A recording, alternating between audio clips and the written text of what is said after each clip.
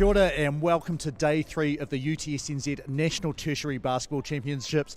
This is the calm before the storm. We've just wrapped up Day 2, but you'll be seeing this as Day 3 is about to start, and that is Finals Day, the South Island heavily representing in the Grand Finals today. Before that, though, we have a number of other games to get you ready for those final two games. First up, we have the men's 7th and 8th place game. That'll be Waikato taking on Massey University.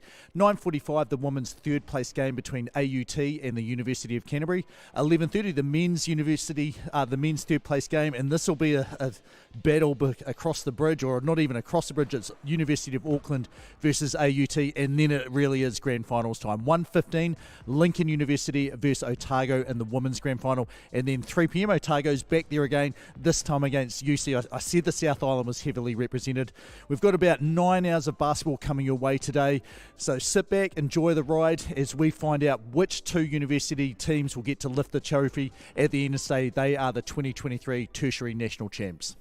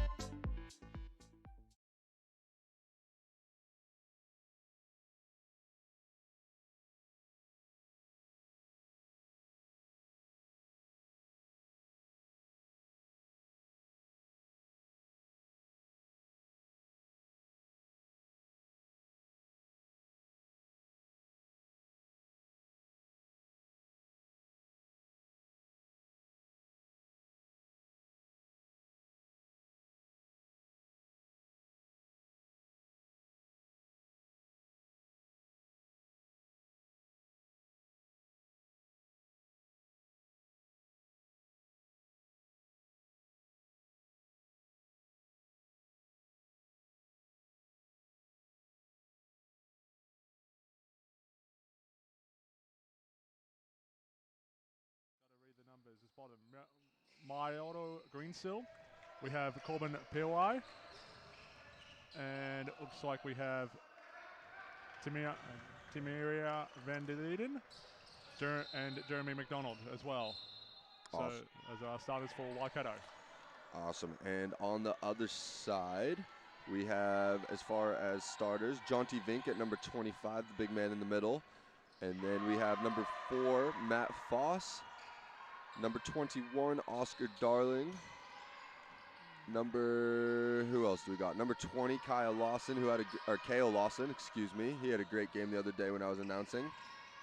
And I'm missing one other one. That will be, I just got to see this number here. He has the kick out. Number 10, Fletcher Jennings, another guy who played great. So we're here 0-0, Waikato versus Massey. And Oscar Darling on the drive, deflected, coming back the other way. So, Richard, good to have you here on the mic this morning. What are some things, so obviously your expertise is in the reffing field. What's something you've kind of just noticed watching these games, or something that stood out you've learned this weekend watching these teams play? Well, thanks for the question, Adam. I think it's a great shot there by McDonald for 3 to open the account. Well, with refereeing for the tertiaries, it's good to see the mix in between the 19s and 23s, like in a national level, and it's good to see a lot of trying to close the gap and see who is closing the gap. And I think, there's some good wings. Great passing there again. McDonald through to Tuioti.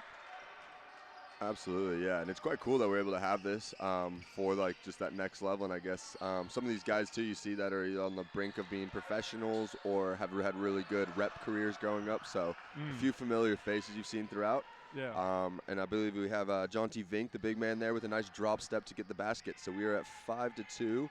Waikato is up. And to the corner, and we have Van der Leiden with the missed 3 there in the corner. And here comes Matt Foss the other way, kicking out to Oscar Darling, who is good for 3. Now both teams here playing off for that 7th, 8th, I guess you could say the wooden spoon trophy. So probably not the easiest one to get up for at 8 a.m. on a Sunday, but you definitely don't want to be the one who goes home with that 8th place as well. Sometimes in other tournaments, like the last place game can be also quite a thrilling game, like, for secondary schools. Like sometimes it's covered if you don't get the finals. I know for referees want the last place game because they know that they don't want to have that last place finish. That's actually a good way to look at it. I've never thought about that, and you probably get some good basketball games. Both teams almost fighting for their life to not come away at dead last, right? Yeah. And you get to a secondary school, that could be 2 teams who haven't won a game yet. As Foss for 3 there.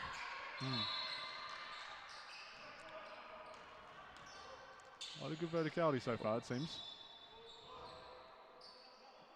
And the big man, Jonty Vink, puts it away. So we are 7 apiece here. And, day 3 of the tertiary tournament. Great basketball being played last night for those who missed out.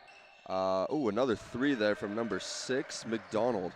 The Lincoln girls came away with only 6 girls last night, and Rosie Samia hit a game-winning layup with 1 second to go. So it's quite thrilling so far, and I'm sure the boys have had some really good games as well.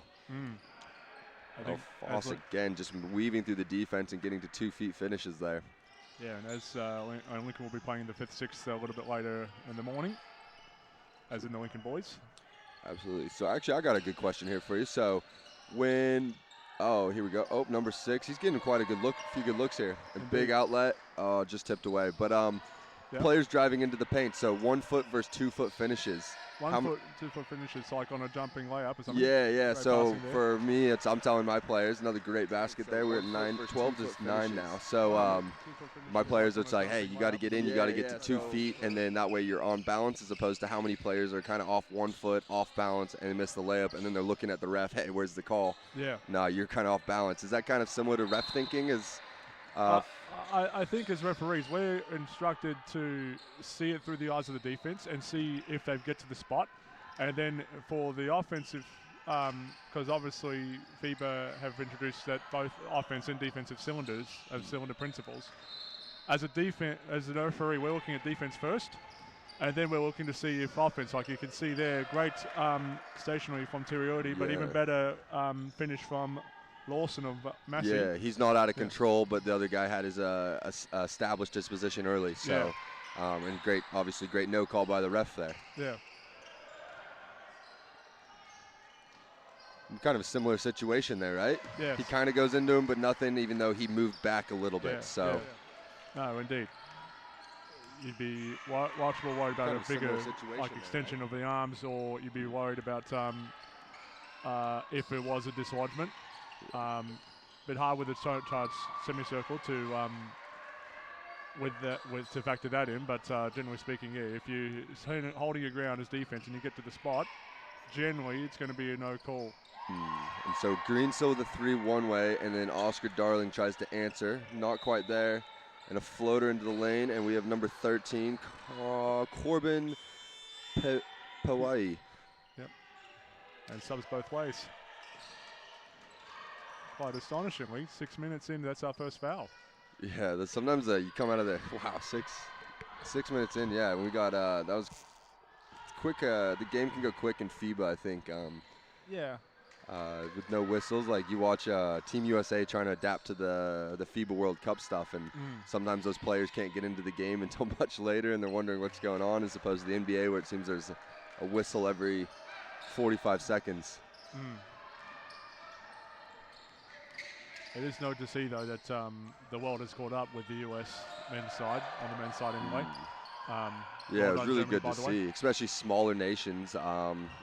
People, similar population to like New Zealand and such, which gives, coaches and refs and players alike hope that our nation can again be a top 4 in the world, such as that 2002 team that we had back in the day with Pero and the boys. So, yeah, all right. Deflected out of bounds, coming the other way. Oh, forget to give the ref the ball there to check it back in.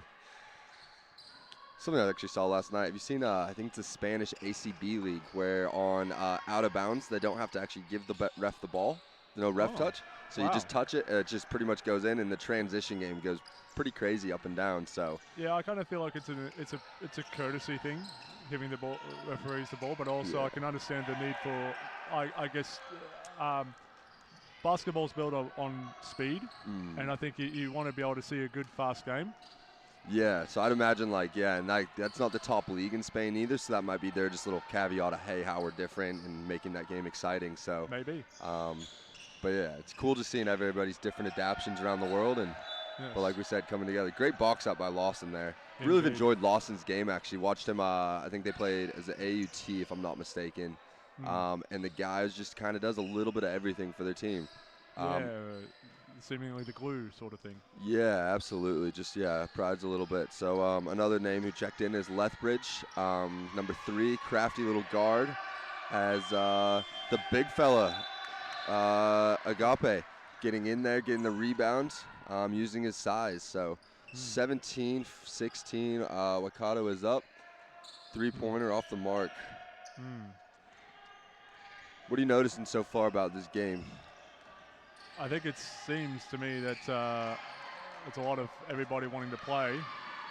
Great steal, great finish by Greensill. Yeah, he's been quite active in the lanes. It's a lot of everybody wanting to play. And sometimes I guess that happens too with the lower posting game. Sometimes you just want to get out and play. It's more just pride and a good finish on the line. And I think it seems that's both teams' intention. They just want to get to the spot. Not really trying to have the extra slap. They just seem like Another great take there by Waikato getting in. So I guess there's another good question. Getting a full Q&A with you here as we get through this. But teams that are stylistically the same, is that easier to ref when both teams play the exact same? Or if you have one team that's fast and maybe pace and space, another team that's slow and wants to grind it into the middle of the floor or into the middle of the paint? I think you got to know your research a little bit. And I think, yes, it does pay as referees where you can, especially in tournaments, to research different styles. I think... is there any difference to look out for whether we have two teams on a similar style or versus a fast pace or a slow pace? I don't know. I don't think so.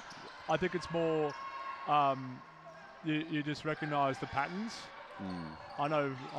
Me and myself. I'm a patterns person. Great block there by Tilafari. On Lawson there, yeah. So Lawson trying to get in, not able to quite get there. Coming back the other way with the air ball 3. So yeah, good defense. Maybe thought he had permission to get a quick trans 3, but I'm sure he'd like that one back. Maybe.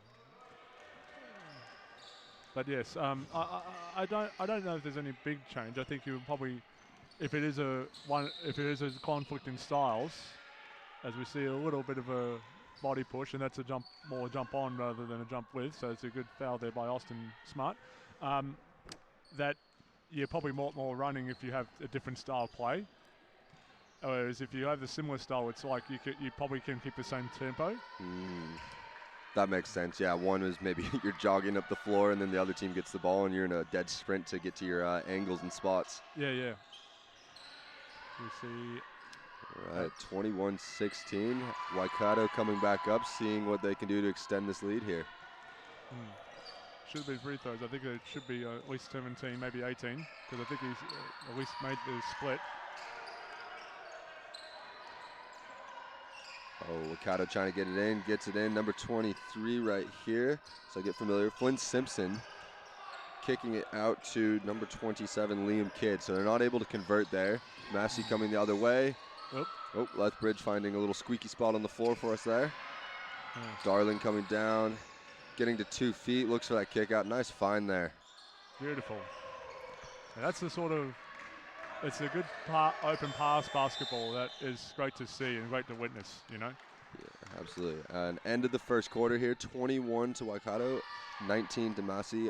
We will take a quick break and we'll be right back with you.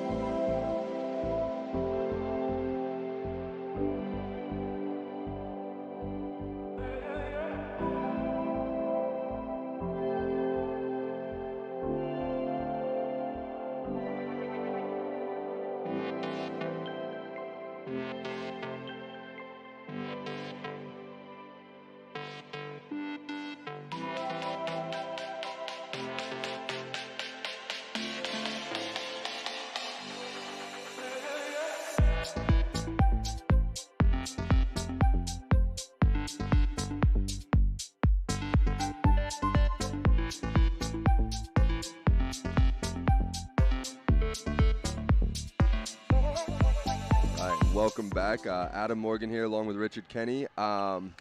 First quarter was underway. Richard, any thoughts kind of just what you saw from either side there? Actually, I might start with the Massey boys. What did you like out of them? They're down by 2 now, but anything you saw out of their game you liked? They finished that quarter strong, I thought, just to kind of small the gap. I think they built in patience, I think that's what stood out. They built in patience. You can see in the last play at the end of the first quarter how they got the open look. And that's what I think that their patience built. Yeah. Absolutely. And then on the other side with the Waikato boys? What did I see? I think it's a keenness to get to the basket. But it's more, and they've been executing, I think, more or less inside the arc. So. Yeah, they seem to try to begin a little bit more paint penetration maybe than the other one. But that being said, they get it to Nagape. Yeah, unfortunately loses it though. Back the other way comes Waikato. And look out. Boom. Ooh, beautiful. Big 3. Yes. Bench enjoying that. And again, anything you can kind of do to get some good energy in the gym at 8 a.m. on a Sunday for the 7th, 8th place. Ooh, tries to dump off again. Those passes in these tight windows on the inside. I'm sure the big fella maybe just wants that ball put upstairs for him. Yeah. And that turnover turns into points again the other way. So quite a few points off turnovers, I believe, to start this game for the Massey boys. If they can kind of close that down. Goodman looking to use that pick and roll, getting to the basket. And got rewarded. A little bit of on the arms, as Melanie O'Connor calls. We have a sub, number 26, Mana Crown coming in for number 27, Liam Kidd. First one good for Darling.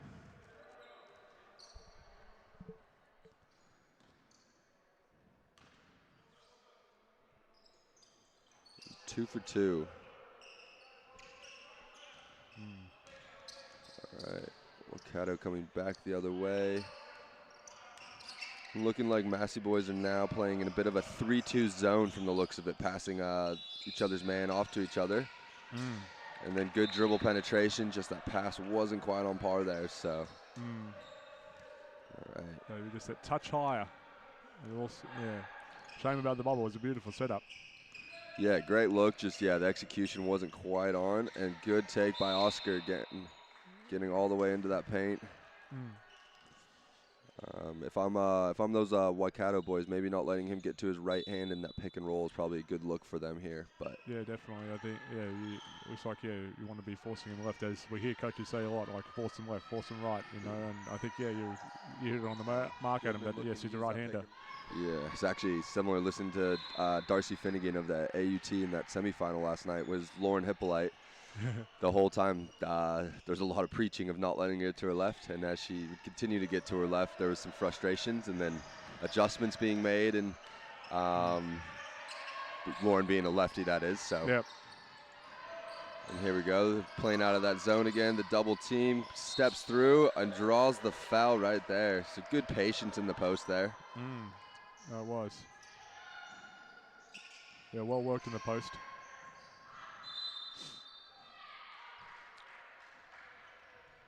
And Vic will come in give. Agape getting a quick breather here as Jonty Vink steps back into the game. So one big fella for another. Agape Neal, yep. Be interesting to see if they kind of still stick with that pick and roll here. Is Agape a little bit faster, but Jonty Vink has that size advantage. So as he shows there with that rebound, but unfortunately gets it stripped, and a funky jump ball there. And I like the shot clock here being at 21, because I think he had, I was going to say it looked like it was for a moment a Massey rebound, but then it was tied up. I think it's a fair call from Melanie in the end. Oh, nice little jump hook. Oh, the wedgie. And jump ball again. Yep. As if the play never happened. All right, and back we go. Here we go. The other one that's a lot of these athletes, the benches I'm sure wear a little bit thinner as the tournament goes on, this will be their 5th game in 3 days. So, great take there. We have, getting my bearings again, number 5, Josh Payne, being able to get down to that left-hand layup there. So, all right, moving the ball in the zone, making the big fella have to close out. And that's a good read right there by those Waikato boys. Oh, yeah, it's a great set, and nothing better than a splash in basketball. Yeah, McDonald with a great cross-court pass there. So, all right, they're playing out that high post. Darling in the corner for 3. Getting a good look, just can't get it to go. McDonald coming back the other way with the rebound.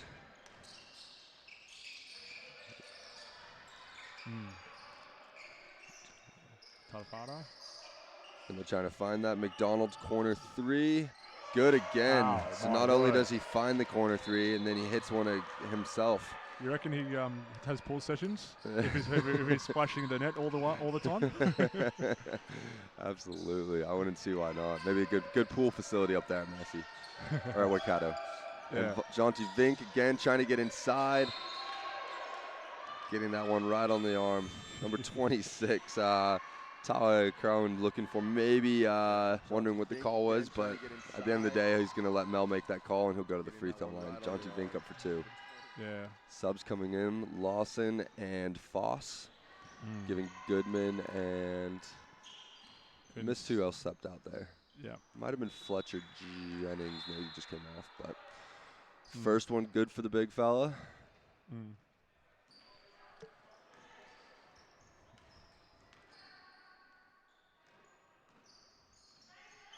So 33-25. Make it 26 with the extra free throw. 26, yep. All right, here we go, coming the other way. It looks like Waikato's really interested in spreading the ball from corner to corner as they play out of this. I think like what they'd like to do is trying to get to that left corner there and making the big fella either have to decide if he's going to close out to that corner three or stay in. That time the Massey boys did a good job defensively though, staying home. Into the ball screen, Foss rejects it, gets to the lane. Oh, just can't quite get it. And looked like from the rebound there it looks like it is Tatafara Crown with the little push on the rebound. And I have a feeling too, it might be that penalty for Waikato. Yeah, our foul count here, 4-1, so I think you might be right. So as far as a ball goes up on a rebound, how hard is it? I guess maybe more when you're a junior referee. Would you maybe say just human nature says, oh, like I need to watch the ball, or like you tend to your eyes track, or is it something pretty easy to be able to just kind of stay engaged in what's going on underneath? I might use an example from a different sport because I'm originally from Australia. I love Aussie rules football, and one thing you hear about in Aussie rules football is, do you play the man or do you play the ball? And this is just from my experience that if you're up, at least from the basketball context, if you're going for the rebound and it seems like your eyes are for the ball and you have a pretty good verticality, I like the no call. It's more just backwards and lost his footing. Great take there by number 26. Yep. Yeah. It's more a case that I guess you train yourself to, are the eyes on the ball or are the eyes on the man, like that little Foss head for down. three. Yeah, nice shot by the way. Head down, pushing the back to clear out, or is the eyes all the way up and reaching for the rebound? So what's the intent almost of the athlete? Yeah, well that's at least my philosophy anyway. I like that. No, I think that's a really good way to look at it. So. Yeah, and because I think because you see it in Aussie rules football that are you playing the man or are you playing the ball, and you tend to get pinged if you're playing the man a bit too much on marking contests. That makes a lot of sense. No, that's a great way to look at it. Jagger Robinson with I believe his first foul of the game there, and we have number 13 Corbin going fine. As he splits the pair. He splits them 36-30. 5 minutes left in the second quarter. Plenty of basketball to play, but some good stuff from both teams so far as they get into that reverse pick and roll. Jonty Vink trying to get inside and that kick out. Good look there from Josh Payne, but not able to get it to go. Waikato the other way. And missed there from Greensill. And Massey come back again. All good tap there. Great tap. Yeah, way to staying back into it. And then Josh Payne picking up full court. So does a good job after the turnover of playing next play. Corner three, though. That's good. Waikato shooting very well right now. No, indeed. Especially picking when they got their pocket three. They are shooting very well from deep.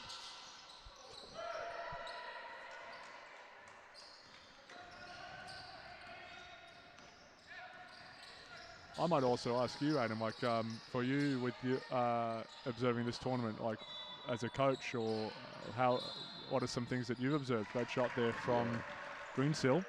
Yeah, good question. Obviously, I've never coached at the tertiary level before, a little maybe above it with Rams and then below it with high school stuff. So kind of seeing that middle ground has been good, but I think it just kind of comes down to like who's controlling Jagger Robinson with the three. But a lot of things controllables, like how what's your team's culture like. I think that's going to have a big way on what happens when things aren't going well, just like the body language between guys. And then on top of it, it's just, again, offense. Everybody at this level can kind of score roughly the same.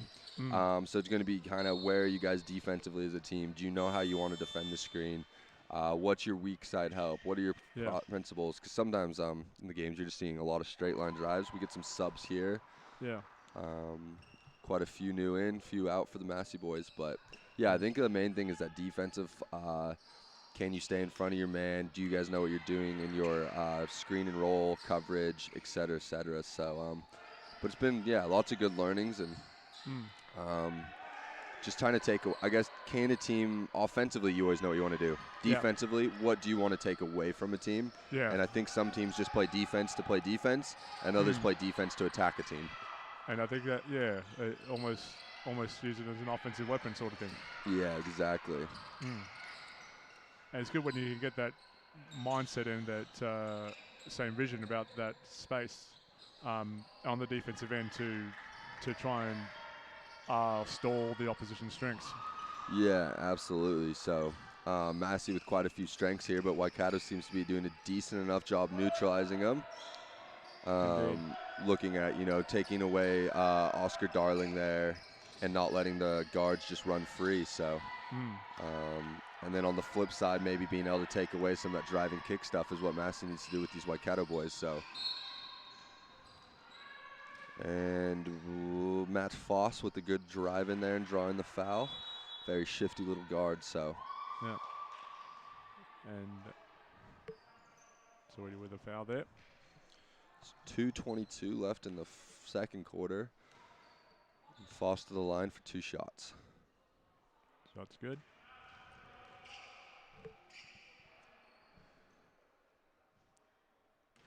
Be a little bit hard. I just noticed the Massey coach just having a quick run around. It's be a bit hard for him because I think he's been sort of trying to coach both the men's and the women's Massey team. So, and Massey happened to be playing over on court 2 against Auckland in the bottom 3-round robin for the women. And bit on the cookie jar. Pawe with the and one there, getting into the paint. Again, just nice 2-foot finish on balance. Comes that jump stop. Beautiful stuff. Yeah. So he's running back and forth between the two. So, yeah, that's not easy. Looks like maybe he grabbed ice from one bench, brought it to the other. Yeah. It's a good coach right there. Jack of all trades. No, indeed. Yeah. Lawson with a great battle to try to get that ball back in bounds. Some and fans saving him.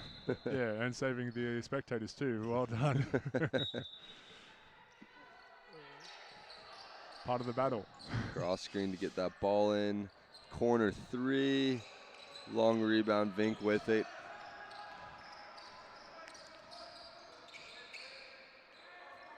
And Darling not quite able to get it. O-board though tipped out, and it will be blue ball here.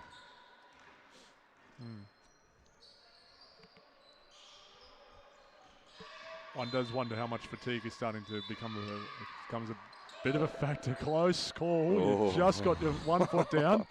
And they convert it to 3. I tell you what, make sure you get that first foot down. Oh, a replay was a close one. Yeah.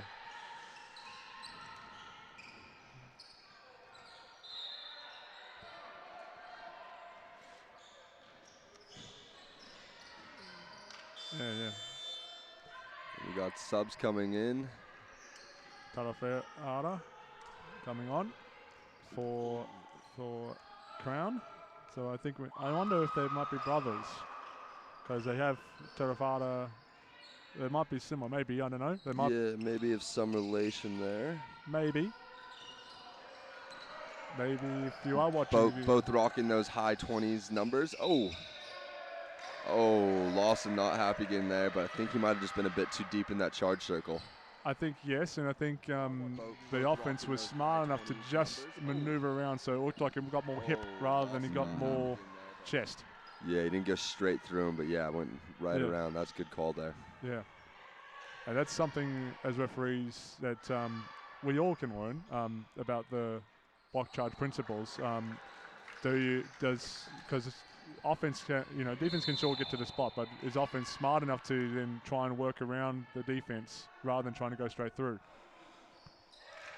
Yeah, and I guess it speaks to the control that offensive player would then have, right? If they're in control or out of control, so. Yes. All right, 2-3 zone here from Waikato boys. Looking for that corner 3. Lawson again with the O-board. And workhorse. Traffic, yeah. Indeed, you said it. Great. I like that term, workhorse, yeah. Just he gets himself just a little bit everywhere. He's a bit of a glue guy. Yeah, he's a jack of all trades for this team out there. So I've been really impressed with Lawson, what he's been able to kind of do for this team. Tournament team, or a bit too of a stretch? Yeah, I mean, when you're in the seventh, eighth place game too, the tournament team's a tough one. But if you're good enough, then might be up there. But I know there has been some really good players in this tournament so far. Tonight's games will be really telling as well of some of those top athletes and what they're able to do to help get their teams through those top games. So quick pull-up 3 here, just a little bit short. Number 16, Greensill again. So he smiles at the benches. I'm sure his friends gave him a little grief on that one. Bit of spurts on this one. It's Waikato's had their moments of hitting the corner 3, and Massey, meanwhile, have also been plugging away, like in, getting their hooks. They're hanging tough, I think. Yeah, they're hanging in there. 44-41. Oh, great contest there. And that whistle was from the other side of the court, as I even paused thinking it was there. O-board though, Waikato coming back out. Greensill kicking it around to Vanderleiden. So slowly getting these names. Oh, great take there. Final shot. 9 seconds. 5, 3, 2, 1. Lawson, very fitting to end the quarter with the 3. Great stuff there. All right. We are we are 46-44. Waikato is up, and we are at halftime now, so we will return shortly. Thanks for staying with us. Cheers.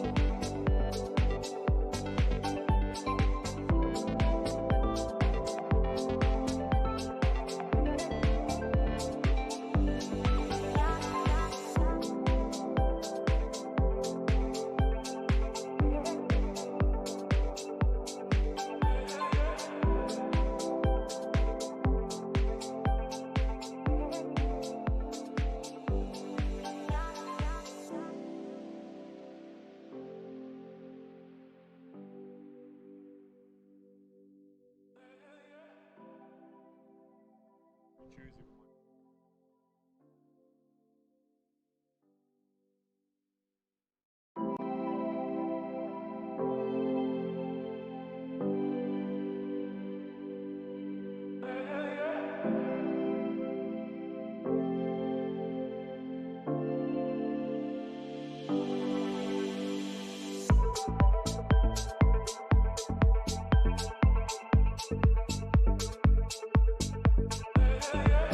Welcome back to the 2023 Tertiary National Tournament. Adam Morgan here, along with Richard Kenny. Richard, interesting first half we kind of had. Both teams fighting pretty well, I think, 46-44. What are your kind of thoughts coming out of that first half? Again, it's a bit similar to quarter time. It's patches. Both have had their moments, like Waikato with the corner three and Massey working enough of their inside-outside game that it's been coming in patches so far. Yeah. And anything can happen. Yeah, so I kind of peeked my head into the Massey bench during halftime, and they just talked about not having lapses, and they want to be a little more aggressive on the offensive boards as well. They think that there's some room to attack there. So it'll be interesting to see what happens here. But I think, yeah, like for them, it's just kind of controlling some of those controllables as I believe we got Lethbridge here with the ball. Going to Goodman. Or sorry, not Goodman. Darling. And I'm hoping Goodman is a good man. Yeah. I'm sure he is.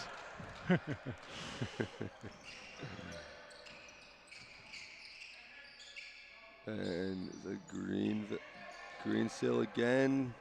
Jaunty with the rebound, and then they try to trap in the corner a little bit early here, so maybe trying to apply a little bit of pressure. Oh, deflected pass again, right in that strike zone. When you're kind of driving, you want either that bounce pass or up top, but not where the arms can kind of get it. Oh, Darling will not be pleased with that one, as he might have thought he had all ball, but we will, we will see a foul here. First one of the second half. That's a very tight window, it's a tight window to spot who's closed the gap, if anybody has closed the gap, or if it's a good verticality. Yeah, so not doubting the foul. I think it's a very quick close of the gap either way. Yeah, the player will probably only know that he put his hand on the ball without getting armed, but not worrying about what the rest of his body may have been doing to prevent the movement there for the basket. So. All right, looking for a little high-low action and spinning the ball around is that Massey boys. Darling with another driving kick. Just a little bit short there on the three, and back comes Greensill. He's trying to get on the rim. Driving kicks. McDonald with the ball. He'll bring that back out at the top. 280. Getting the ball. Good pressure being applied here by the Massey boys. See if they can kind of finish this possession. Step back, a little bit off balance. I'm not even sure if he saw the rim before he went into his shooting motion there, but maybe he just thought he needed to get a shot up before the shot clock went off. Yeah, it was down to 5. So he probably rushed it a bit and probably needed to, though. And here comes the do-it-all himself. Oh, almost on cue. Can't quite finish. Oh, Lawson will wish he had that one back, but there he does. He gets it back, and he gets the foul. If only Tadafara could get an assist for that.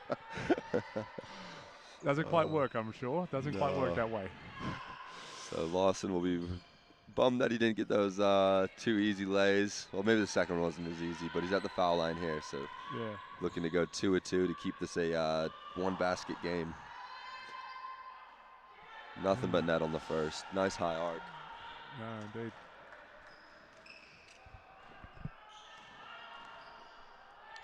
For those interested on the other side, we have Massey up 36-29.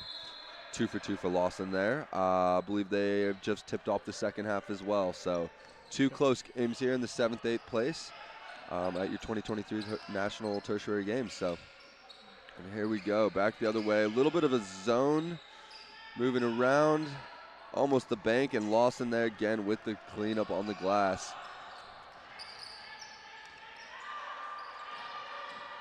All right, here we go. Darling with the drive. Kick to Lawson. Lawson makes the extra, just deflected. Good pump fake. Corner 3. And you got him. Got him. Oh, we got 3 shots in the corner. McDonald not happy, but Lawson will definitely, he'll happily go to the line for those. Yeah, a little bit too much arm there on that one. Just on that come down. So Mel O'Connor with a great call there, making sure to watch all the way through the shot to see where that defender landed. First one good.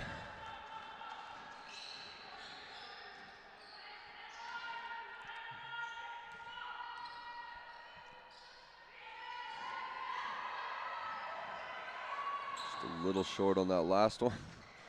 Can tie it up though. Tweedy forgot that it was 3 shots, but he was ready for that one. So. Well, I guess it's a good active mindset as a player to make sure you are ready for anything, even if you are surprised in it. Better to be ready than not. I agree.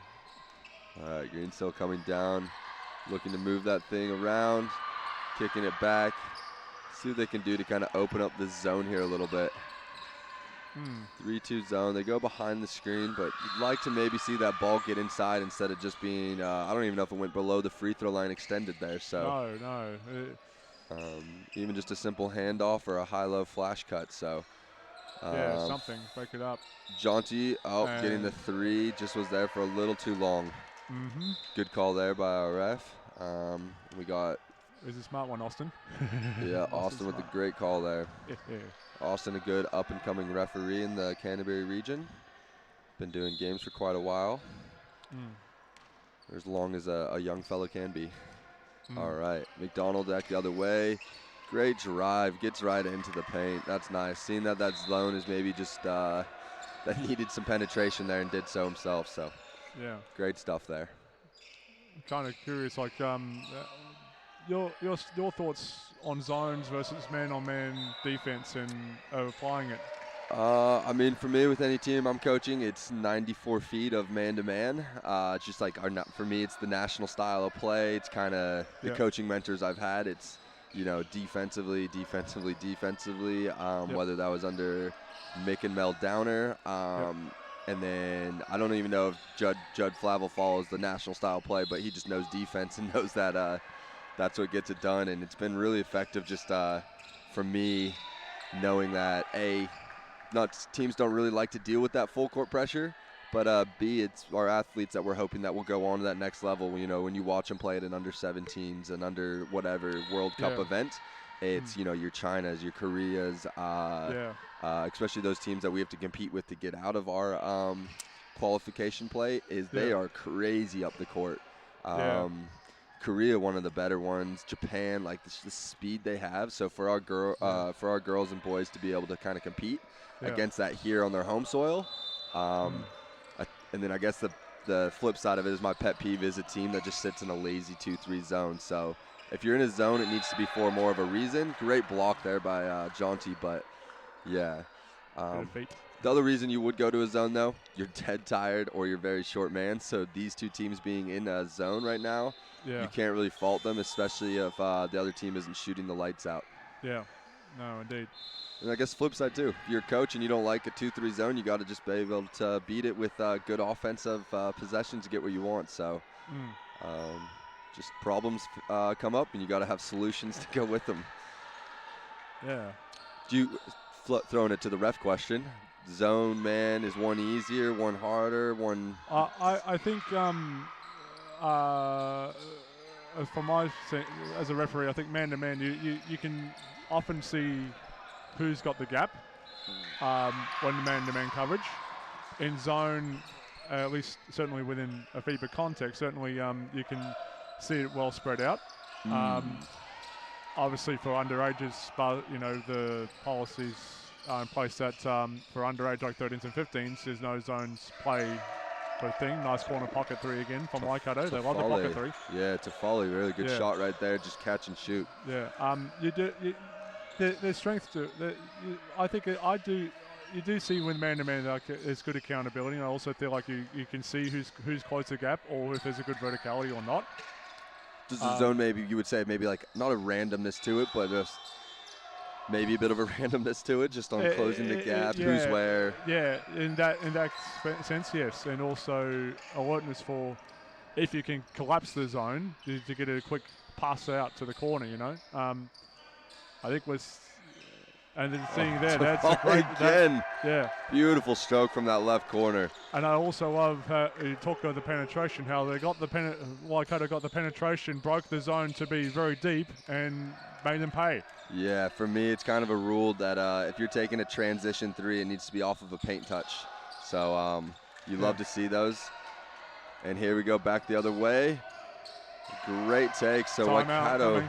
Yeah, you think timeout coming here. Waikato going up 60-49. Yeah, quite a bit of a burst right there. So these Massey boys seeing if they can get something a little bit productive here. As a foul. And not quite able to get it to go, but I think, like you said, we will see a timeout coming here. So these Massey boys seeing if they can get something a little bit productive here. But yeah, it's time. I think if you're Massey, it's time to adjust that 2-3 zone because yes, it's worked for a while, but Waikato have figured it out. They're penetrating and getting low. Yeah, they're getting and that's part of the other one is the best way to beat a zone defense is just to beat them in transition before they can even set it up, as I think you just pointed out. Yeah. So we have timeout. I'm not quite sure who called it. I do know yesterday James Listerman pointed out that on our board there, the clock would be ticking down underneath the score, almost like a shot clock. Yeah. I guess if it's an awareness, it is on the, the scoreboards here are set up to do that to time down the clock, and I know other places do that too, like Edgar Stadium in Dunedin, and I imagine likes of the big cities like Auckland or Wellington and other places. No disrespect to the likes of Palmerston North, etc., but but you also do time it roughly about a minute, even in any case. Yeah. All right, both teams in and out of that timeout quick. I think the message was clear what they needed to do and didn't need to talk about it too long, so here we go. And we'll shoot the pair. All right, so we got Waikato up 11. They went on a little bit of a run here, so like you alluded to, that zone, do you stay in that zone if you're the Massey boys, Richard, or are you looking to maybe switch it up? Yeah, I don't know if I'd be sticking the 2-3 zone. I actually like the 3-2 zone they were bringing out earlier. I kind of would maybe try that, like even if you alternate, like on makes or misses on the defense, you have one where you're doing a 3-2 and the other one where you're doing man.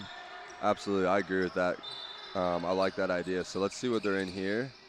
It looks like a bit of man, but weren't quite sure what they were trying to do with those screens. So and you'll see Darling asking, I think, number 3, Lethbridge, what he was up to on that one. Is I just don't think there's any team communication. So, and this is like that part of the day too, or tournament where, tempers are gonna maybe go a little bit short and see how guys kind of respond to each other in these moments of adversity.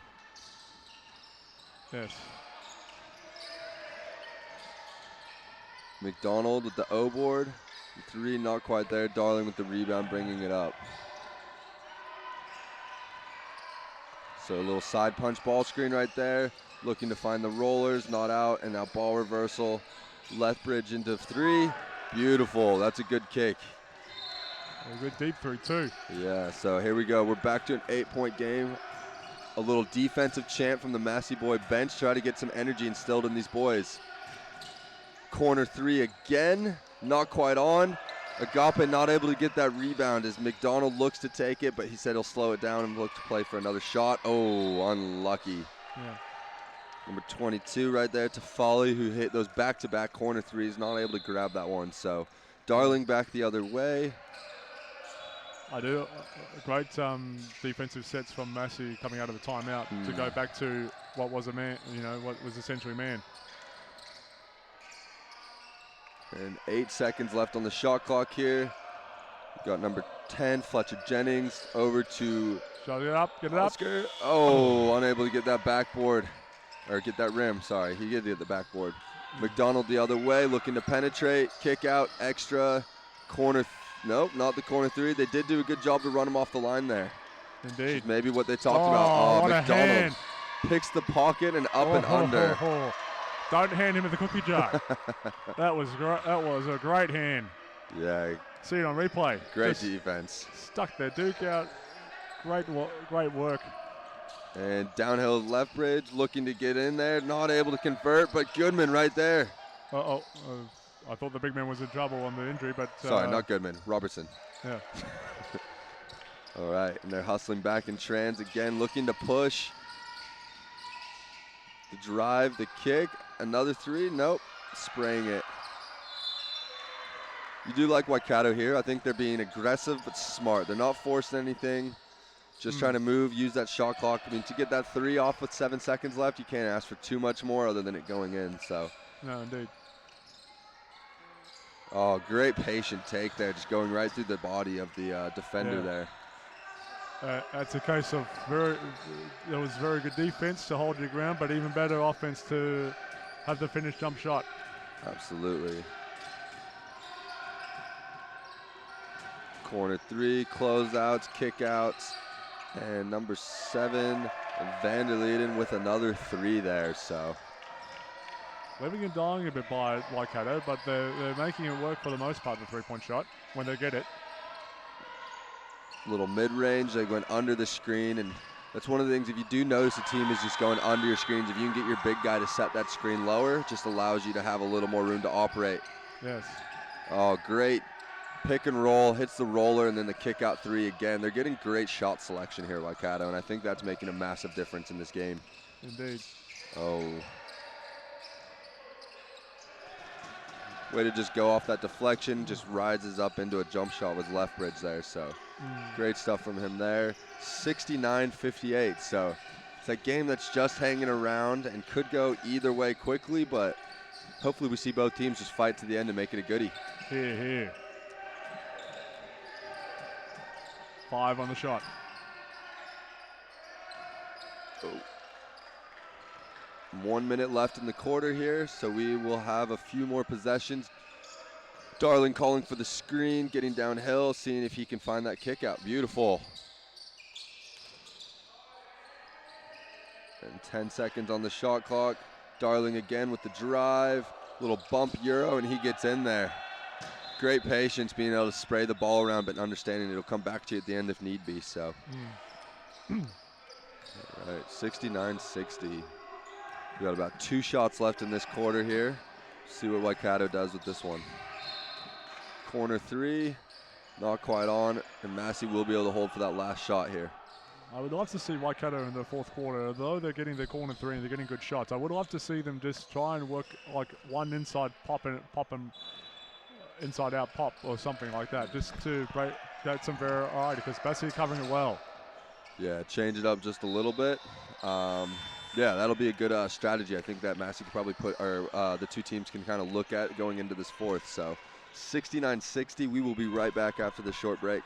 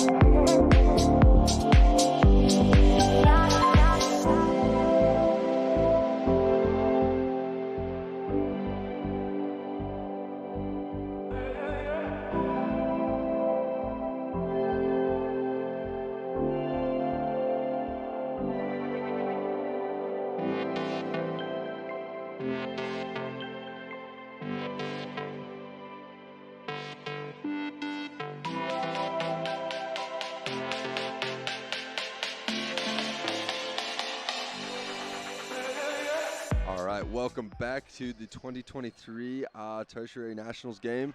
Adam Morgan alongside here with Richard Kenny. All right, fourth quarter, the wooden spoon game. What are we thinking here, Richard? Right before we went to break there, we kind of talked about some adjustments. Yeah, I think, as I said, like I like to see like a little bit more like in and out action from Waikato just once, because we're sort of relying a bit too much on the 3 ball at the moment. Great shot there. Lawson right there. Yeah, great shot from Lawson. Yeah. Yeah, I think I kind of tried to peep my head in both huddles there. The first one is that Massey huddle. They just, want to keep just chipping away, talking about defensively, trying to figure out how to get stops. And then the coach did address Darling right there, just noticing he's drawing a lot of attention, so telling him that he needs to just spray that ball around a little more. And the flip side with the Waikato boys, they just kind of talked about being able to wall up, being solid, particularly on those good Darling drives, and then just understanding that on those driving kicks, they do need to make them pay a little bit by just giving a little more inside presence. Yeah. So. And for those of you who are watching and who are wondering why the score changed, it was the case that on the score bench it was 67-62. I think they put a basket up in the third quarter wrongly on they put it on Waikato's side when it should have gone to Massey. So that's good catch by everybody there involved then. Keeps our game a little closer. We love that. Yep. All right, Foss for three. Not quite on. Jaunty getting the rebound, giving it to Lawson, who he said has just been everywhere. And Lethbridge here for three. Again, not able to be on, but again, another O-board bouncing out. Mid-range jumper, and that time is good. All right. Yeah. And I think they're just making sure they get the free throws, and they've got to make sure we've got time clicking. Times are ticking here. And then did those points just go on the wrong No, I think I'll get the free throws. I'll be right back. All right, Richard's going to go check that out for us, perhaps. They got it. Oh, nope, they got it. So we've sorted ourselves. I think so. I hope so. It's knowing from Canterbury, it is a bit of a younger bench, but yes, I'll get that three-point shot. And I think hopefully, Oh, gets him in the air. No call there, though, and stays with it. Drive, Greensill for three. Oh, just in and out. Lawson again with that rebound, kicking ahead. Yeah, more verticality, I think, there than anything else. So, yes. Beautiful drive kick. Maybe you'd like to see a little rim pressure there, but. Yeah. All right, and. This is the way to address it. A coach just ask the question and have the added. So, yeah, it should be that we'll get that mid-range jumper on there. Yeah. I think Lawson even making a case that it should be a three rather than a two, but that's just that competitive advantage you're trying to get there because we saw that was an elbow jumper. All righty. Yeah, I think it was, yeah. Brilliant. So we're all sorted, 69-67. The big fella, Jaunty Vink, trying to battle inside. Oh, beautiful touch and patience there. Yeah. It's good to see after a lot of outside presence to get a little inside presence there. So. Indeed, yes. All right. These Massey boys back in maybe that 2-3 zone again, and again, just that weak side kick, drive, and it opens up those gaps. So, if you're Massey, I think your zone option ought to be a 3-2, not a 2-3, because I think that I think Waikato were being a bit better contained on the 3-2 zone and in man. Yeah, I think, they got to figure it out. I guess the 3-2, they're leaving those corners open on the threes. And then the 2-3, they're just leaving too many driving lanes open right now at the top. So. It almost, it's a shame you might not have had a practice of it, but it almost might call for something a little creative, like a box and one maybe. But you'd have to have practiced it, I suppose. Yeah, practice it, and then I guess the other one that there's always out there. Oh, Etheridge with another three. And I think that gives Massey their first lead since early in that first half. So, if not their first lead of the game. Yeah, perhaps their first lead of the game. Floater from Greensill, not quite on, and here comes the other way. Lawson getting out on the break, spacing the floor. All right, and here we go. They're going to try to set up. Driving, attacking. The big fella again, not able to be on. Floss trying to get in there on the rebounds, not there. A little bit of fight here from Massey, though. You really like to see McDonald driving, kicking, and another corner three. Not quite on. So, quite exciting action we do have going, but no baskets in that sequence there. Yeah, and I love the Waikato penetrating well. That's a good drive there. Great take. And I like that setup there. Just Lawson calling, hey, use this empty side ball screen right here, and we'll get downhill. So it was a darling of a drive. It was a wonderful drive. I like my puns. No, you've been hitting the puns well today, Richard. I'll give you that. All right, here we go. Waikato back the other way. Rejects that screen, gets downhill as Greensill, and again, just not able to find that. Maybe you like to see that ball move around just a few more players' hands, especially as you're just not able to quite find anything right off with no momentum happening. So. Yeah. On the other side, we got, again, maybe a bit of a 2-3 zone. 7 seconds left. Ball is back to Darling. 3 at the top. Not able to be there. Lost it amongst it, but not able to come up with it. So coming back the other way, here's McDonald. A little too much candy there. And they find the corner 3 shooter. Oh, not able to convert. And Lawson again, another great rebound. So as I say, I do think Waikato's got to try and find some other avenue. They're kind of still dying a bit by it. Like, the 3-point shot was working, but now you got to find something else. Yeah, like is it like maybe a post up, or like you need to get something that's just like that. Shame you couldn't finish though, but let's get something different. Yeah, do it. I mean it was a shot right on the rim, so I think that was the difference, and that we're kind of looking for at the very least. So yeah. All right, here's Darling again, loses the ball. Greensill with the steal, and we got a one-on-one Greensill versus Lawson here, and he gets up again. Greensill's intent is there. He's just not able to quite convert right now. And we got a ball that just drifted in from the other side of the court, which will also trigger a timeout from Waikato, I believe. So, Coach missed the pass back to the girls' game. But that's all right. We got there in the end. Yeah. Meanwhile, on court 2, we see Massey still up on the women's game, 53-43, 8 minutes to go.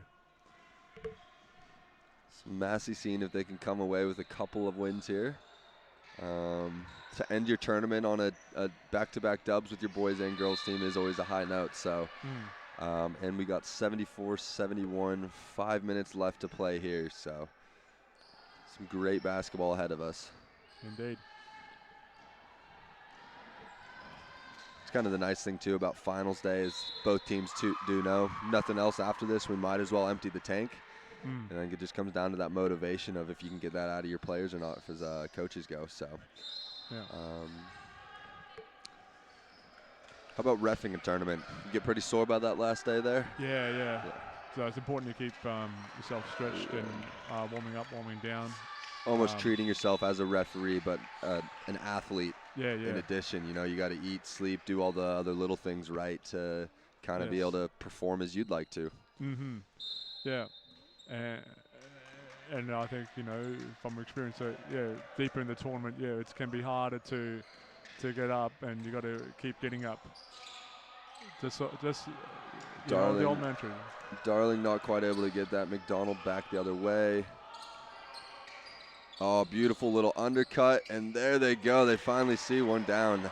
Yeah. So after a bit of a scoring drought there, Greensill able to get the back cut for the little lay. So back the other way, little pin down action to the corner, kick out, and here's Darling on the drive again, just getting right into the guts of the defense there. So I think the team that can put the most heat on the rim here down the stretch might also be the one who comes away with it. I think so. It'd be a fair thing. Up and under. Greensill again. He's got the intent. He just needs maybe a bit more length or just a bit more touch, one of the two, to get those down. There's that empty side ball screen again. Darling kick out. Oh, a little high as the pass. He's not avoiding himself too there. Is it Foss? Foss, yeah. Foss wishing he probably would have been able to come down with that, but was a bit of a tough pass. Here we go, the other way. Greensill back in, crosses over, and again, his intent to getting on the rim is there, just not able to. Yeah, Greensill complaining as much as he wants. I don't know if you can tell me what the defense did wrong there. They kind of held their ground pretty well. I thought so. I think he went in, he drew multiple bodies, and at that point maybe drive and kick, especially if your touch and game isn't exactly following through. Great pass and move by Foss to Vink there. The big fella just finding himself in the right spots a lot of the game there. He has, Jonty Vink, Yeah, played the post person very well, it must be said. We got Monocrown coming back. Little mid-range not there, and who else but Lawson. Now he's out on the break, kicks ahead, and Foss says, hey, let's slow this thing down. We don't have the numbers advantage. Lawson looking for that post up on that other side. Space is back out. Wow. Great take there by Oscar Darling. I think if I'm Waikato, maybe talking about getting him off his right hand might be a good thing. He's kind of doing a little bit of damage just from that wing getting downhill, so. Maybe it's something to keep, maybe it's something to encourage coaches in general. Like, oh, you spot if you know get that build that player when it's like, oh, I'm right, this person's right-handed, this person's left-handed. Oh, yeah, maybe, yeah. Because it's one thing to spot it. It's another thing to combat it, I suppose, as we see the M1 being made. And Massey, big lead all of a sudden. Yeah, and yeah, just sometimes, yeah, what a player's tendencies are. And even though you never really see this, oh, good, there's that mid-range that wanted to finally drop. So, yeah. 81-75. But I think if you can, yeah, figure out what players' tendencies are. No play is ever the same, but the tendencies will be similar. Lawson getting in, trying to find that kick out, not there. And again, who else but Darling to Lawson. So making lemonade out of lemons there with that possession. And we got 83-75, a defensive champ from the Massey boys. Here we go. McDonald working it, side ball screen, getting downhill. Lethbridge on him. Oh, and falls short. And getting into the fight there was number 2. Oh, well done. That's a heck of a fight on the rebounds to get the tap from Vink there.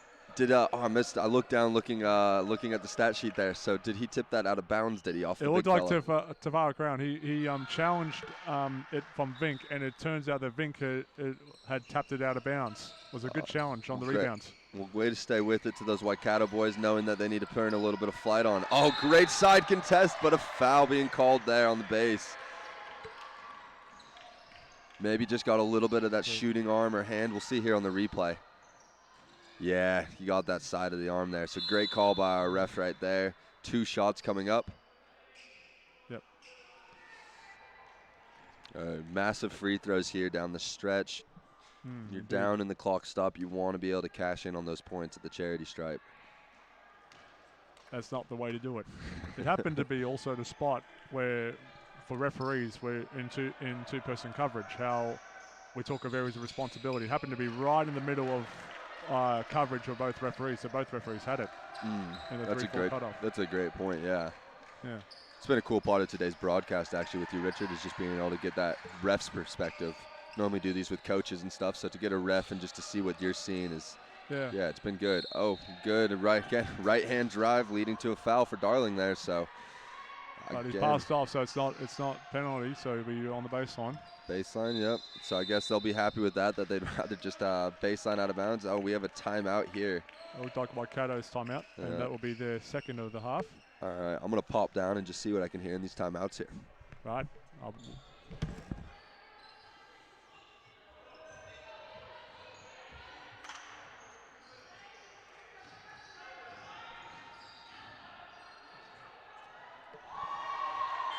While Adam has to listen in, we just an update on Court 2. We have Massey sprinting away in the bottom 3 round robin, 60-44 over Auckland. Massey up 60-44 with 5.5 to play.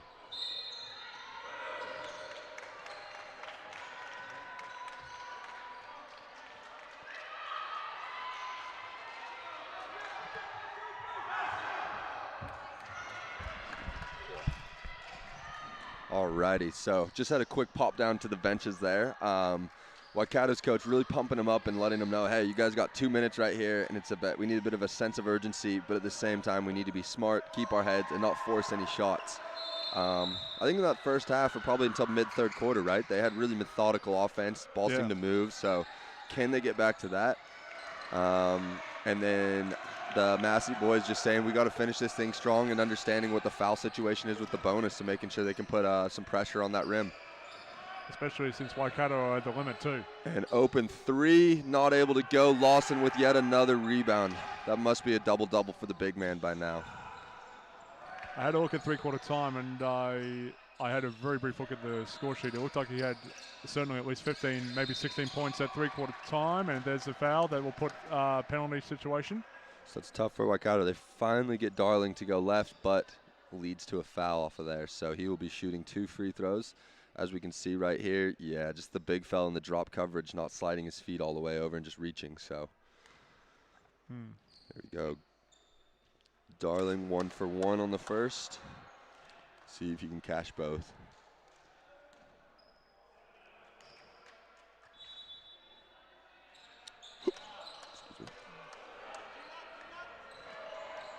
All right, 76-85, 9-point game with just over 90 seconds to go. Greensill, quick pull up 3 in trans, not able to go, and yet again a loss in rebounds. It's about sometimes it's about, not always about how you start, it's about how you finish. And it seems to me that while Waikato were methodical in the first half, that's a brilliant drive and line. Lethbridge just got up and under. Yeah. Doesn't have a basketball frame per se, does he? But he's crafty. He knows how to be in the right spots. Indeed. Kind of looking at him, it reminds me of CJ McCollum. There's a high school photo of him, very undersized young kid, but just crafty and stuff. So not sure how old Lethbridge is, but if he hits a growth spurt. And there's that corner 3 they've been needing desperately. Puts it right back to a 10-point game with 1 minute. So here comes a bit of a trap of a 1-3-1.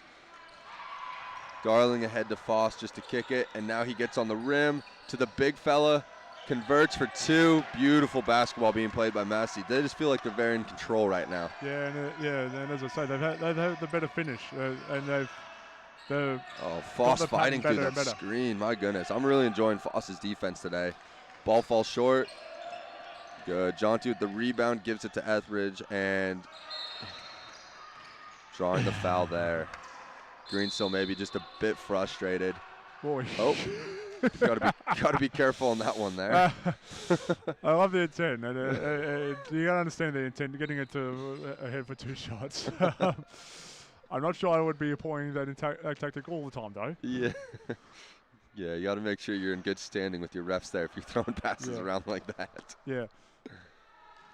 I think we can understand what he's trying to do, though. As it looks like Massey will get up for the win and finish 7th. Yeah. Oh, Goodman I keep calling him Oscar Goodman, who's playing for the under-16s. I mean, it's Oscar Darling here. So apologies to Oscar Darling today for the Goodman slips. All right, but he's played a great game despite the miscommunications on my commentary. Oh, Lawson saving it. Oh my goodness, just right there again. He might not have had the most points today, but I think if we had to pick an MVP, mine would be Lawson. I just like the fact that he was everywhere. It just seemed very solid for his team today.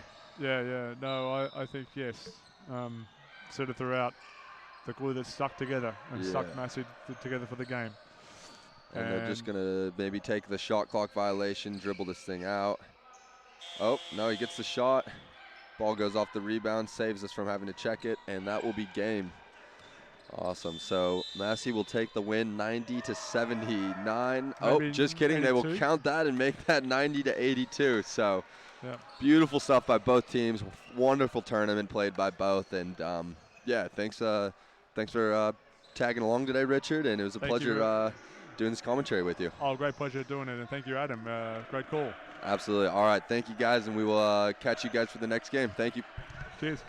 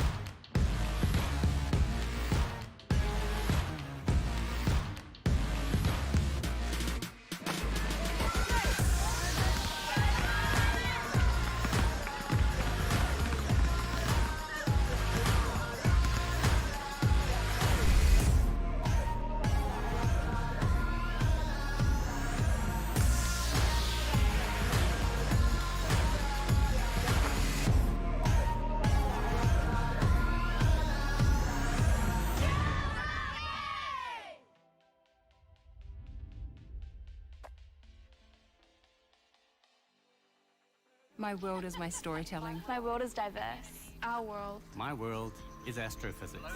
It's always been a dream of mine. I don't know what my career pathway will be. I approach architecture from the point of view of my culture. I want to contribute to my people. It's a way I can give back. I want to change the perception of engineers. I want to take my tohu home when I graduate. Right now, it's about me. And this is my chapter.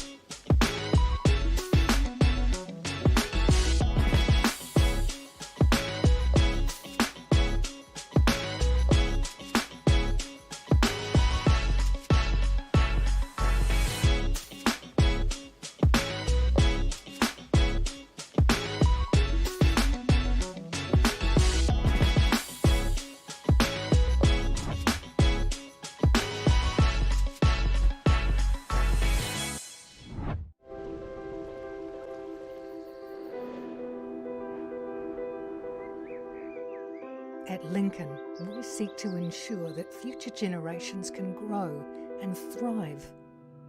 That means providing a world-class learning environment to grow fresh solutions to real-world problems, including using the world's resources wisely and sustainably. Come to Lincoln University, a place to grow.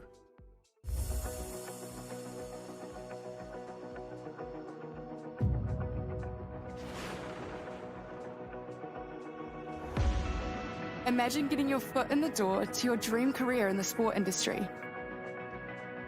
As you represent your uni, building lasting friendships, connecting at national and global events, connecting with peers and mentors who help connect you to your future. Make this happen with UTS NZ. I've definitely made some really personal relationships and friendships through volunteering. It makes you always feel like you're part of the team. In the sporting industry, it's so hard to gain connections, but volunteering through university and Tertiary Sport New Zealand, you're sitting at a table with people with over 20 years experience. I learned through hands-on experience in my marketing internship, skills that I could apply into the internship that I got at Foodstuffs. If you're ready to connect your skills, goals, and experiences, join our team! Join our team! Join our team. Because you can build your confidence. It can take you from an application form to the other side of the world. Click the link in the description to connect with UTS NZ.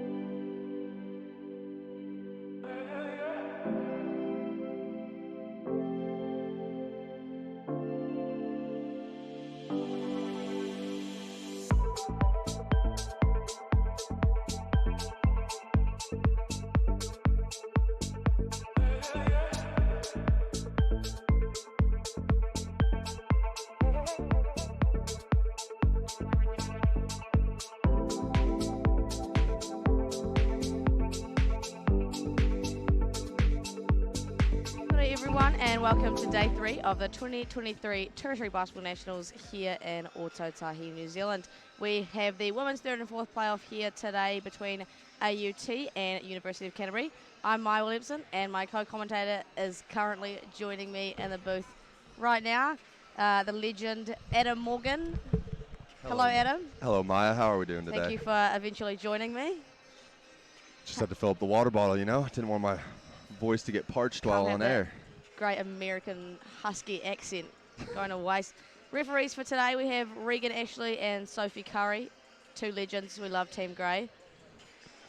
I think we'll head over to the team list soon to read them out. Yep, so for AUT, we have Anna Rachel Anadi, Sia Talafo, Asia Anderson, Summer Jean Motufua, Ramona Fuiva'a, Summer Faliafa, Carolyn Anadi, Alicia Schuster, and Trinity Powell, and coached by the legend Darcy Finnegan. If you would like to do the honours of the UC. Absolutely. So on the other side, we got River Walker Pittman, Laura Jackson, Courtney Godnett, Isabella Gibson, Phoebe Duncan, Zita Schuler, Ania Ballantyne, Brooke Palmer, Tia Rafferty, Millie Knight, and Lena Palais. So should be a good game here between the 2 teams. I'm not sure if you've discussed it with them already, but the AUT team coming off a bit of a heartbreaker last night. So you commentated that game, Adam? Commentated that one.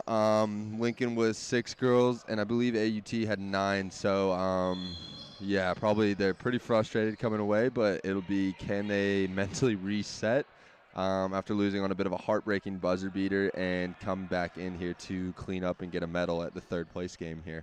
Did you see the UC result? I didn't see that game. Did you see? I believe it was about I could be wrong, somewhere between the 10 and 20 point range of a loss. So not as close as the AUT Lincoln game then. No, not as close. So yeah, we'll have to see what that means for these Canterbury girls and how they go against what I thought was quite a strong team. Number 21, Trinity Peu. Excuse me if I'm not quite getting that pronunciation right. I'll get that as the break goes. But she played phenomenal last night. I believe it was 25 and 23 was her final stat line, with 3 or 4 assists and a couple blocks as well. So she played her absolute heart out and made for one heck of a game. Another one to keep an eye on would be Asia Anderson. I thought she was really good, just being in different spots across the floor. Kind of a really quiet but solid game she played. So. What about on the UC side? Is there any players you think that we should be kind of keeping an eye out here on that? Well, the receiver of the ball there, River Walker Pittman, one of the best players here in the Canterbury Women's Prems League. Super talented girl as she takes the ball to the rim. On cue. To the line, yep. Very shifty guard, great at getting downhill, isn't she? Yep, absolutely. And Millie Knight has been playing really well this tournament. She's kind of expanded her skill set over the last year, become more of a shooter and a facilitator as well. So those would be my top 2. Yeah, I've been very impressed with Millie Knight's game in this one. Is balancing playing the big man spot as well as being able to kind of take the ball on the break, and she's been multi-tooled athlete out here for this UC team. So great analysis there, Adam. Oh, thank you, really thank you. Stuff. Interesting enough, actually, these 2 teams met earlier in pool play, and AUT had a pretty comfortable win. So it'd be interesting to see how things go like a second time around. All right, and here we go. Godnett coming back the other way to Walker Pittman, and downhill again she goes. Little scoop lay, just not able to get that. Ramona Fuiva'a, someone else I was really impressed with. First game I commentated of her, she had 5 threes, but 5 from 7, so really hot hand. It's not bad, and that's going to be something I think we see a lot tonight, is them just going inside to number 21 there. She just kind of gets what she wants. Yeah, that's exactly the game. They like to go inside to her, especially if she's isolated in a one-on-one situation. She's going to work. Yeah, and I think we found, like last night, Lincoln had 0 success defending her until they finally started to play in front. Yeah. So if you're not 3/4 or even a fully getting in front of her, then she's going to get whatever she wants. And especially the guards are really good at feeding her. Yeah. And she's got a really good hand. Like, she can receive any pass she's given. Yeah, right there. Even just like you watch her kind of wheel, even though she didn't get the ball off the Asian Anderson drive, she wheels. She's in the right spot. So if the shot goes up, she's going to probably get that O board. Totally agree. You can just kind of see her come over the top there. Millie Knight does do a good job to stay engaged though with her there. So another one is off the ball. The cuts, they get a lot of face cuts, and if UC is going to allow them to get those face cuts. It's not going to end up pretty for them, but if they can be physical from the off the mark, I think it'll be really good. But I really like the team that Darcy Finnegan has kind of put together and the way she runs to their team's strengths. So last night just obviously wasn't fully their night. Yeah. Asia Anderson, good from the free throw line for 2. Courtney Godinay, a great point guard here. Great on-ball defense, and that's a nice cut. It was. Just probably couldn't quite get her hands fully on the ball there, but otherwise was, yeah, great cut.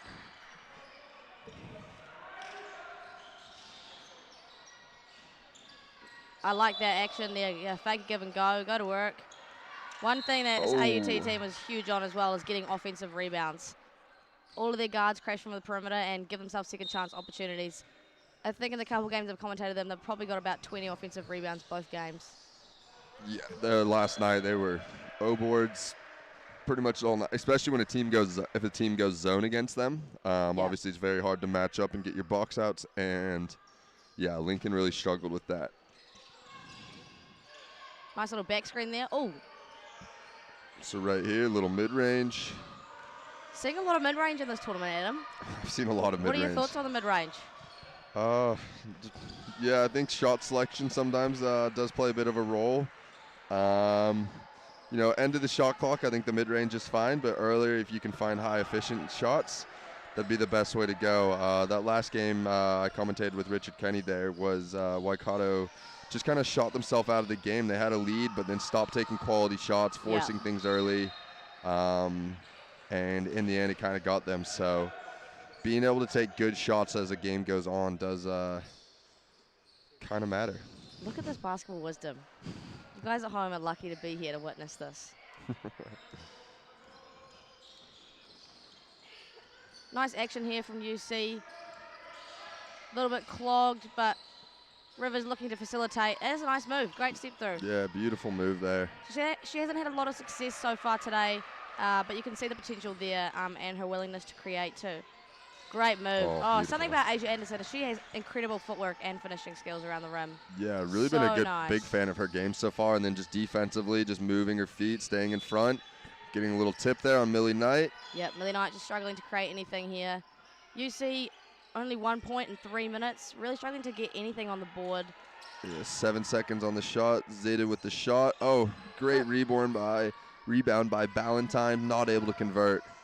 AUT looking to push a trans here. They'll slow it down. No rush. Doing their favorite thing, getting in the paint, and it's a lovely finish. On cue again. Maya Williamson talks about a player's strength, and boom, next thing you know, they're doing it. It's like I can predict the future or something. Fakes the handoff, and one. Godinay, beautiful take there. Courtney Godinay just fed up with the lack of scoring. Godinay, thank you for that. Godinay. Oh gosh, you're one of those, yeah. Adam. Like we said, blame the American in me. Even though you've been in New Zealand for a very long time now. So Summer Faliafa will come in to the ball game. Also been a really monumental part of AUT. She has a very nice skill set. Not quite there, but she said, thank you very much. I'll take a rebound. Thank you. And we go inside. Looks a little bit lost down there. Ball back to River Walker-Pittman. And shot clock winding down, gets it off. Beautiful. Courtney Godinay has taken the scoring load on her back. So she said she'll turn that one free throw into 2 points and does just that. So here we go. 2-3 zone coming back the other way, kind of clogging it and finding the corner open three, not there. Zeta Schuler with the rebound. UC not too keen to go in trans at the moment, kind of looking to set up in their half court. Possibly could look to push the ball a little bit more considering they haven't had a lot of success in their half court sets. Yeah, I mean, despite Lincoln being with only 6 girls last night, I think they're quite an in-shape team, if you will, and they were able to really push the ball and get out in trans. I think there was only 2 trans points from the AUT team last night. So, oh, really? Wow.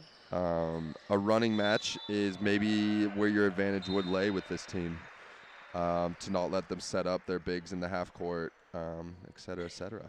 Et cetera, et cetera.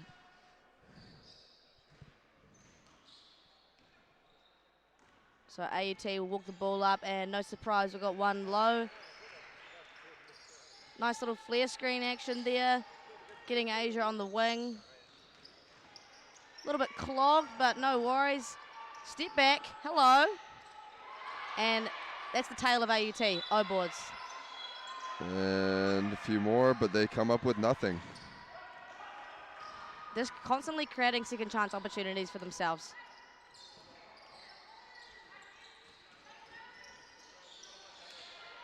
River Walker Pittman will have a go. And it comes right to Knight. She goes to a spin move, plays off 2, kicks it out to Schuler.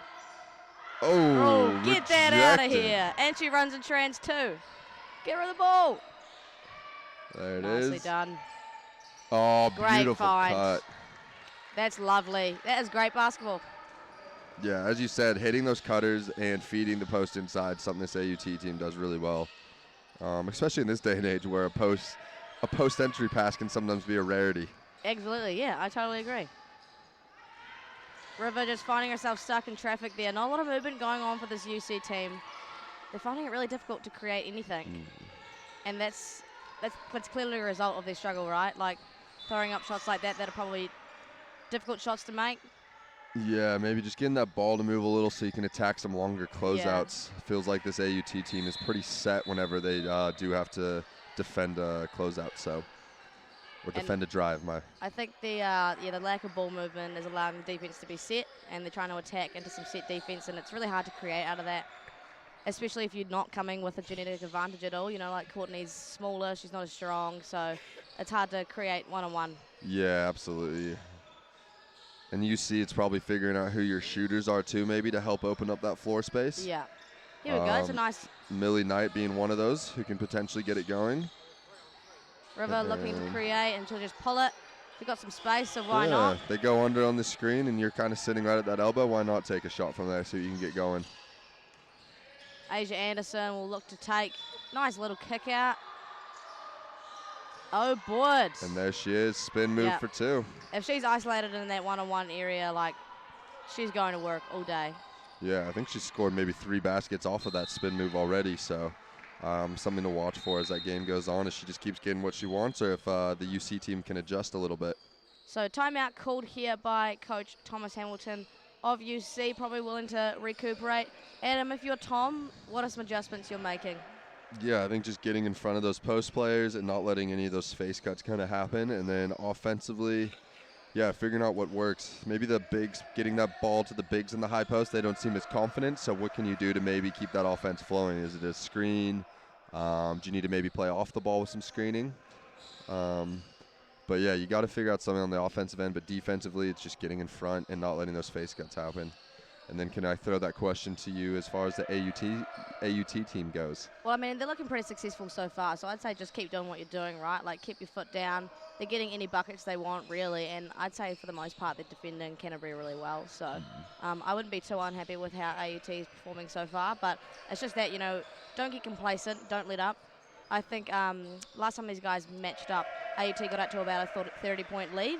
And then kind of like let it back a little bit, and UC kind of came back to about 10 just because they kind of let up and became a little bit complacent. So just about keeping your foot down. Absolutely, yeah. I mean, so far their defense can't think of too many paint touches even in this game for the UC girls.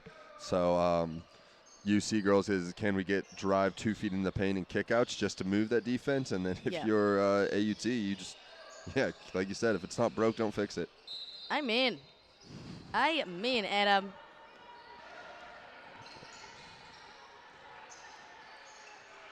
So nice movement from the guards on the perimeter here for AUT. And Asia's just going to go one-on-one because she can. Oh. That's a rare miss, though. Yeah. A rare miss from under the rim from Asia Anderson. She'll want that one back. Millie, point guard-esque here. Multi-tooled Millie. That's a nice wee nickname you've got there, Adam.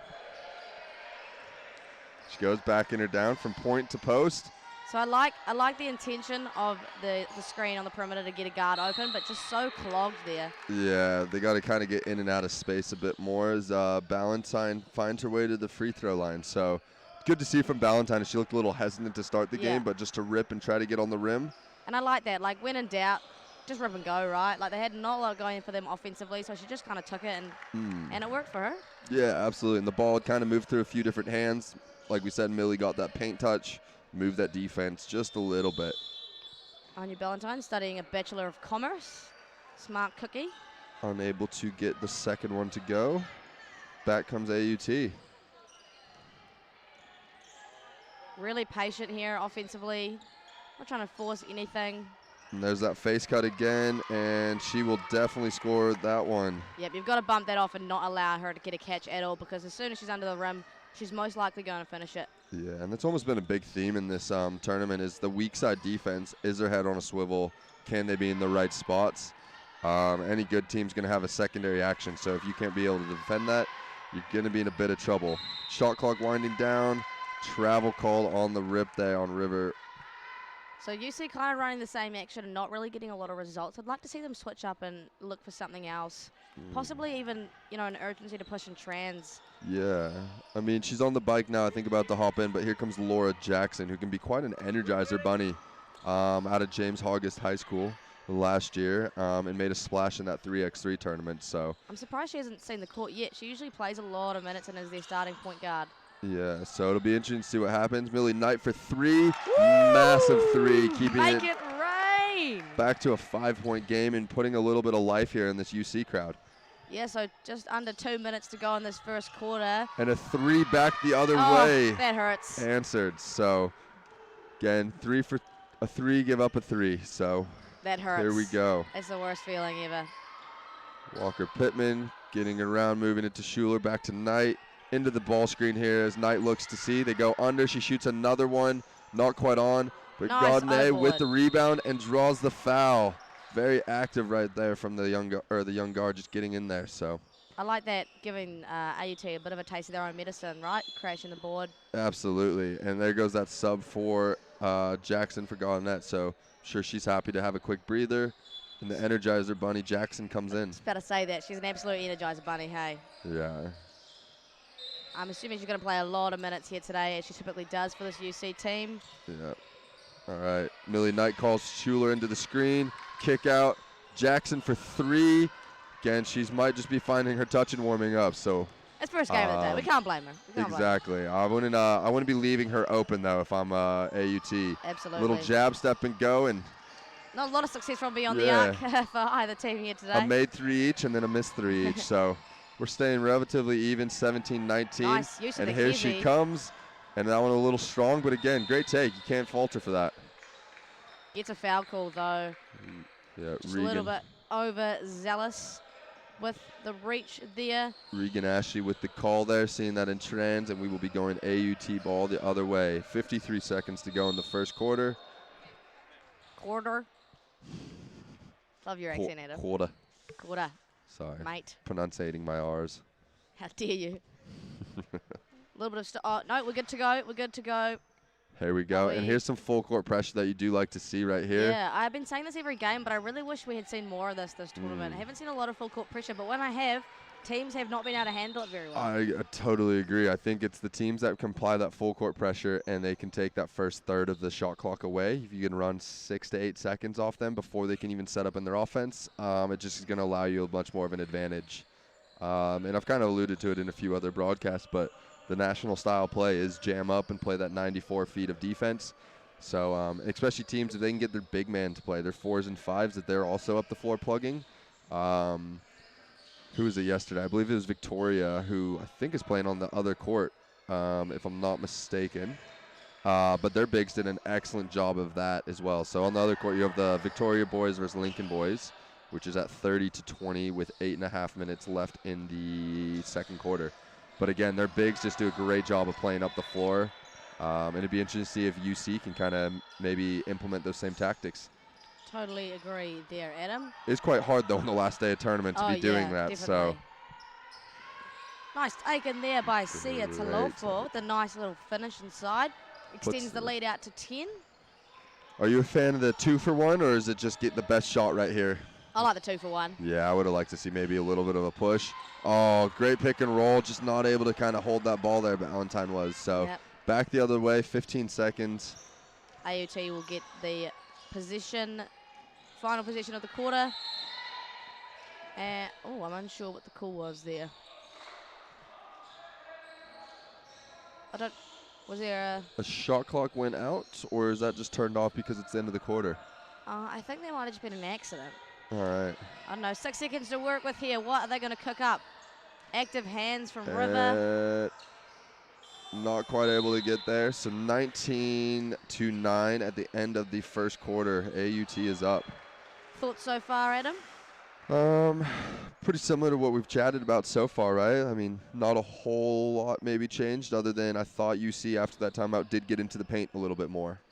On the other side, I think you got to neutralize Anderson, but I'm also guessing number 21 will be coming back in, and she's obviously a handful to deal with. Absolutely. Yeah, so I think, you can see the willingness for them to create.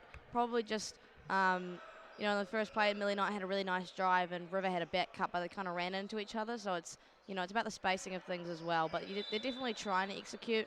Probably just maybe like a little bit of a skill issue as well. Like AUT is really deep across the board. Maybe UC not so much in terms of their scoring firepower. Yeah, they don't seem as confident with the ball on the inside. Maybe just not even looking at the basket, or just the fumbling of passes and stuff.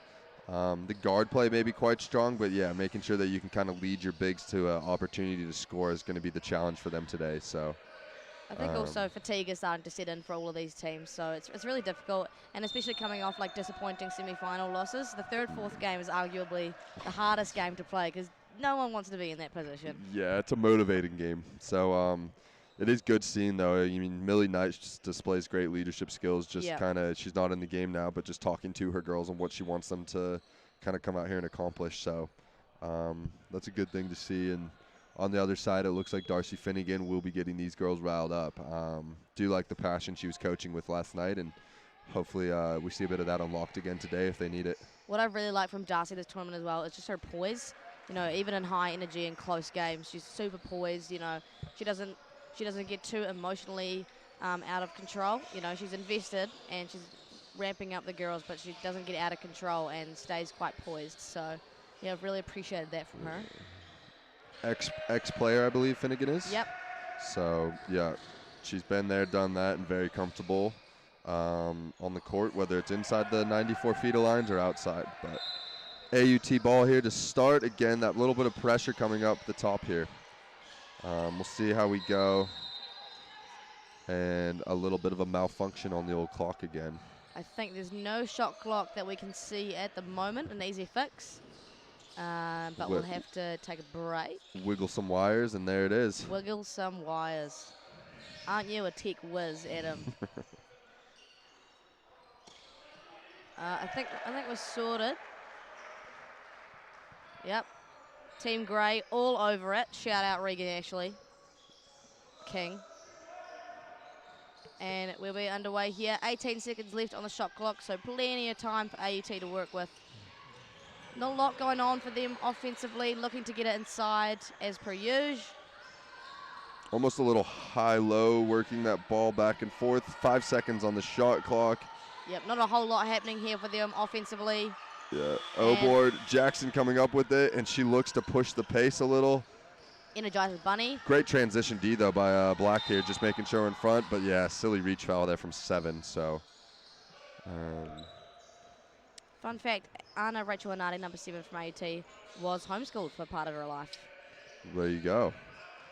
And what is she studying? She's studying a Bachelor of Business. Lovely. Business woman. Oh. That's a big screen. That's a big screen there from Jackson. Good kick to Rafferty. Rafferty quite not able to pull it in. The low help there really coming across well. So probably a little bit of a shorter pass, could have executed that nicely, but I like that they're using that on-ball screen and stuff and trying to get to the roller. I think they could do a little bit more of that. And they go back inside. There's that duck in. And again, you just don't want to quite let that offense catch it that low. But they do get out of that scramble. 4 seconds on the shot clock. Nice hard switch to not allow anything to be created out of that. And a one-handed shot, not going to quite go right now. If you're UC, you could be really happy with that defensive position, I thought. You know, they did catch the ball low on the post, but well defended it, and then they defended the screen action really well. Like, you can be happy with that. Yeah, I mean, you're minute in the quarter and no score change, but UC does seem to have a little something going on, a little purpose, a little movement. Definitely. Here we go. Yeah, that's been good. In and out, setting that screen. Reject from Jackson. She gets it up.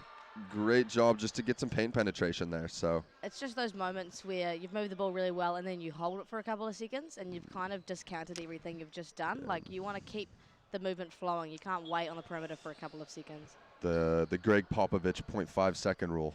Either rip it, pass it, or shoot it. Well, I'm basically Greg Popovich then. I just said that. I wouldn't disagree with the statement. Thanks, Adam. Really appreciate that. Laura will go to the line for 2. Ooh. So I have this infamous commentator's curse every time someone shoots free throws and I say something, I swear they miss. So I'm just going to shut up. Oh, I'm not sure if it's the biggest. There's been quite a few missed free throws this tournament. The charity stripe isn't as charitable this weekend as some teams would like, I think. So here we go, back the other way. Gardner check back into the game now. Trinity Powell and Asia Anderson for AUT. Powell back in the game as well, so that'll be an interesting one. Jackson back the other way, looking to get on the rim, and does so. So, yeah, Canterbury having a little bit more success to start the second quarter. 2 minutes have passed, and they're kind of chipping away at the lead a little bit and look a little bit more composed and defensively playing really well. Yeah, trip to the free throw line, a couple looks on the rim, and haven't allowed a score. That being said, Anderson with the shot, rebound, tipped back out to Anderson, and she'll hit the little midi. So that's a difficult thing about the 2-3 zone that UC just came out in, is the O-boards. And seeing as that is a strength of AUT's game, they're really going to be careful, especially with people like Asia Anderson, who's got the ability to score off of their O-board too. Yeah, and Asia Anderson, like quite an athlete, like has both size but the mobility to kind of move around and just defending, almost like a 2-3-4-5 even. Maybe the Millie Knight version on the other side of the ball for AUT as the multi-tooled athlete. So here she goes, looking to get it in. Nothing happening, moving it around the arc. Nice movement here. The offense just looks a lot better when we have Asia Anderson and Trinity Power on the court. Yeah, just a little bit more spacing. But again, great defense. Ball comes right to Gardner, and we're off to the races again. That's probably not a super desired shot for AUT, so that's a great job of UC to kind of force Asia Anderson into a shot like that. And Energizer Bunny Laura tumbles her away to the free throw line. Loving her intent, though, coming into the game and just realizing that, yeah, there's an opportunity to put some heat on the rim here. So Millie Knight stepping in for Ballantyne here. And Laura Jackson what is she studying? Laura would be studying engineering. Ooh, smart cookie. Let's see if we can get some other fun facts for you. When did she start playing? She was 7, started just playing mini ball primary because a friend told her, and she would be good at it. Turns out she is. Turns out it worked pretty well for her. Tia looking to go to work. Another strength of hers is her off-court chat, which again I think would be an Energizer Bunny trait. Tia Rafferty trying to get that ball just underneath the arms of Power there, but not able to convert. Back the other way we go. Bit of speed here from the AUT team, which you don't see. O-board again. Yep, they're climbing up with the O-boards. Mid-range, no good. And we'll see UC come up with it here. AUT usually shoot at a pretty high clip. However, it is day 3, and they've played a lot of basketball in a short amount of time. So not surprised by the lack of success today. I believe Phoebe Duncan will be checking into the game here for UC. Ball through the high post to Millie, reversed. And let's see what they try to work here. Again, you maybe like to see that spacing just a little bit more there, but yeah. And, I like the movement, however, it's really slow, and that's easy for AUT to defend. They're setting off balls, but they're walking into them. And that effectively has not much effect for this AUT team. As Asia Anderson, of course. Footwork and finish, yep. Yep. Something I've really liked of this AUT team is their ability to finish off 2 feet. Like they have a really high success rate getting in the paint and scoring because they all play off 2 feet, and it's really nice. Yeah, the very patient game they play here. The flip side being probably quite a few 1-foot finishes thus far from the girls in maroon. Girls in maroon. Nice kick out there. Little step back moment. Mid-range queen is what I have deemed her. And even though that wasn't at the 3-point line, it's attacking a long closeout, which you'd like to see UC somehow put these girls from AUT in a bit more of a rotation and attack those. So 5 and some change left to go in the second quarter. AUT now have a 14-point lead. UC started great, but just haven't found any success since then. Tia with an O board. And foul right there. Great job by Rofi just being able to get in there and get that O board. Gets herself to the free throw line. Couple of subs coming in here for both teams. Trinity Power with that foul call actually was the MVP of D-League this year with the Auckland Dream. No good on the first free throw there. Tia, I believe she's studying law. Yes. So in her second year studying law at UC, I believe. Out of Christchurch girls, so probably playing in front of a few friends and family today as well, and they'll be happy to see her knock that shot down. 25-12 here. Game still just in the bounce. 10-11 points, or what is that? 13. Bad math by me, but nothing UC can't undo. You just did that on national broadcast. I hope you feel embarrassed. I don't think the math's ever been my strong suit. So, three-pointer falls short. Millie Knight with the rebound, pushing the floor. Point guard Millie Knight. She can do it all. She sees a gap. She attacks it. It's a really nice little dish pass to Tia there. I really like that. That's really nice. Getting in the paint and just little dump offs. So, and the other way though, rebound falls short, but again those O boards. Yeah, so they got lucky on that one with the lack of execution, but yep, it's those O boards, right? Giving themselves second chance opportunities. As we see, Darcy Finnegan will call it a timeout for her team. There we go. I might pop down and just see what I can see in the huddles and report back. All right, Adam's going to go and have a gaze at these teams. So Canterbury just had a 14-point deficit and they've climbed it back to 11 now with just under 5 minutes left to go. And this first half, as you see Adam venture off and try to listen.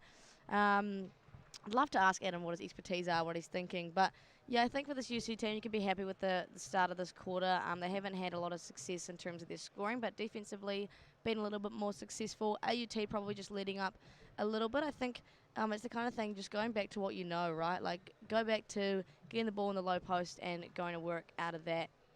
I've had a lot of success doing that so far through the likes of Asia Anderson and Trinity Powell. So I wouldn't be too unhappy with straying away from that. I think going back to that, going back to what you know, is always successful. It's a lot harder to do this when you don't have someone else with you. Let's see some fun facts from the UC side. AUT don't have a lot. Zeta Schuler holds the handstand record for the UC S&C group. That's pretty exciting. River Walker Pittman's fun fact is that she's not very interesting. That's a really sad fun fact. Adam is back here joining me. Adam, what did you pick up from your little geese that you had? So from Coach Tom over on the maroon and yellow side, it looked like, I couldn't quite hear what he was saying, but looks like lots of drawing of some cross and down screens. A lot of quite high actions, but we'll see kind of what happens into here. As it looks like they try to get maybe something in the post. Yep, so a lot of drawing on the whiteboard. Here we go. And then they go up top. Oh, the screen's stolen. And then on the flip side, we'll let Anderson finish that. Oh. Or not. Or not quite. AUT again, oh boy. But Finnegan again fired up, but like you said, composed but fired, and the message was there. So it was you have hands for a reason. Let's use those on a closeout. And then nailing closeouts. So again, I think she's just going back to simple controllables that maybe she saw their team didn't execute as well as she would have liked last night. So, and again, what do we have there? Just an Anderson dump off for 2. Yep, no surprises there. Yeah. Extending the lead out to 13 for AUT.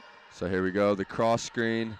Just again, a lot of the spacing issues. And one of the things I did see just on the whiteboard from Coach Tom there was that no point where the corner's filled. Ironically, Tia Rafferty for a corner 3 there, but you'd like to maybe see the corners get filled. As coach, you just want to have that floor space both vertically and horizontally to stretch that defense.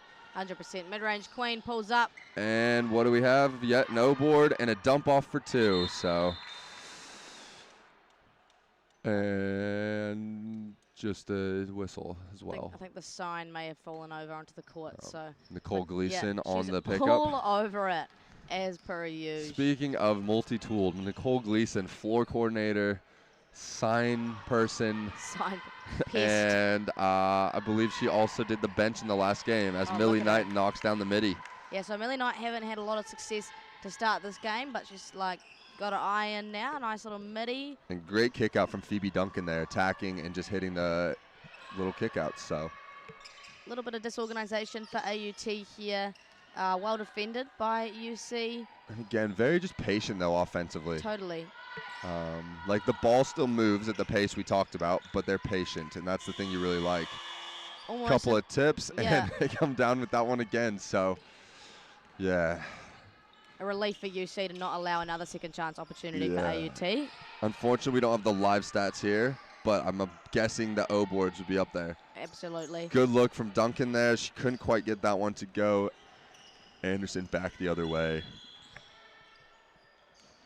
I really like the patience that AUT play with. They're in no rush as she shoots an early three. That was terrible timing for me to say that. It's just a shame when the athletes can't help us out in our commentating. Come on, guys. Gets in. Tia again, just providing a little bit. The girls are showing a good fight in there.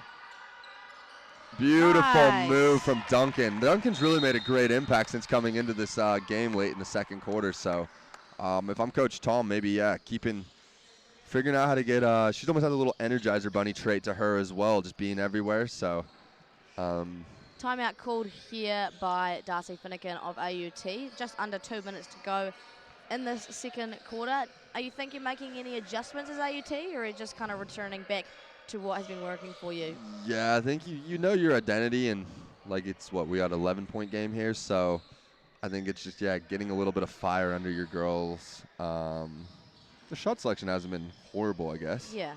I'm not sure. I think I'm rambling here. Maybe I throw this question back to you, Maya. Classic Adam with the ramble. He loves it.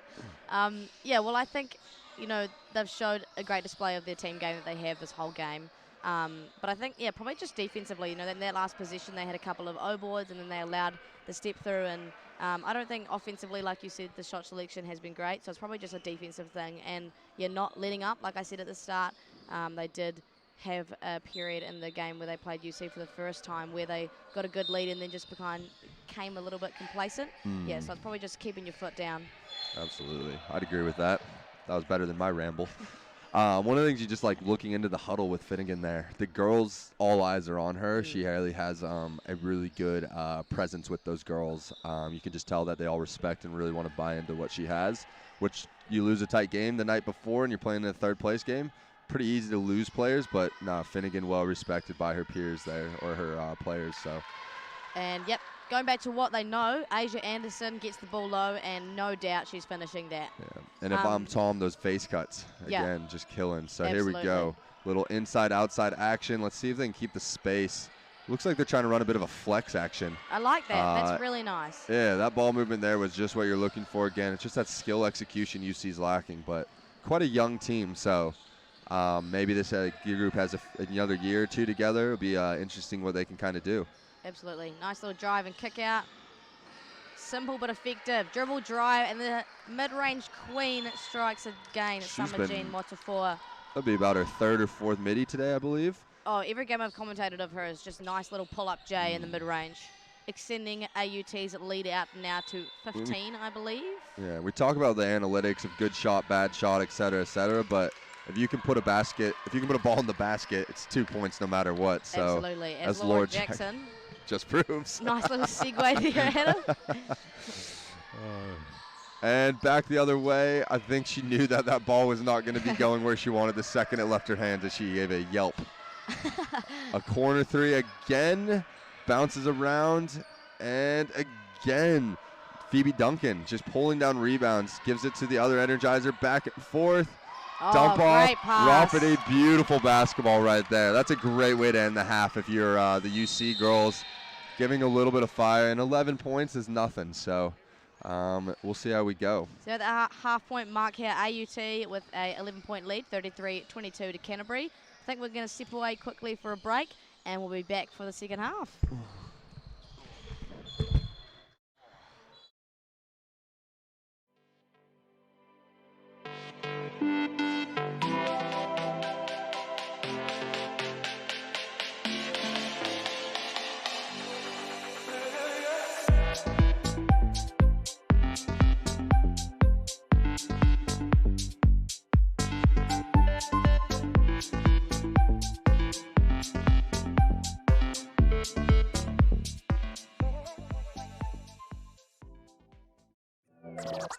Kia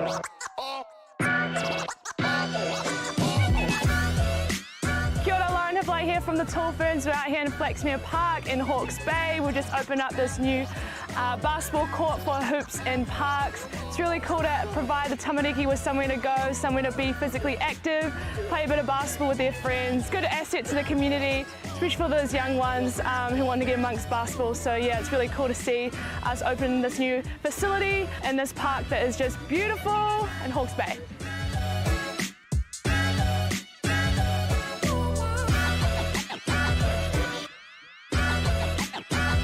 Kia ora, Pierre Cameron here. Just want to talk a little bit about the Hoops in Parks and the Hoops in Schools program. It's been amazing. The return on investment is priceless. The accessibility for all the kids and the tamariki to get in here and enjoy themselves, especially through these trying times, been amazing. And just to get outside, you know, it's pretty awesome walking outside and seeing this kind of ballpark available. It's great, especially in these times. Kia ora whānau, Peliri Oli here, Councillor for Flaxmere Ward, Hastings District Council. I'm here to support the initiative today, Hoops and Parks. Very, very amazing result, and it's encouraging our people to come and spend time here, and especially together with the youth. I encourage other councils to jump on board. Yeah. Kia ora, wāre Tiatu. Really enjoyed it here at the Flaxmere Courts. And looking forward to play again. We've been waiting for the courts to open for a while now. Now that they're up, I'm glad that they're here for an activity after school. And yeah. I like that the courts are purple. What I like about the court is that it's different to many other courts in Flaxmere. I like these courts because they're in a good position from if you want to go to the park or come here. And I like it because it's easy to bounce the ball and take easy shots. My name's Ricky Lee.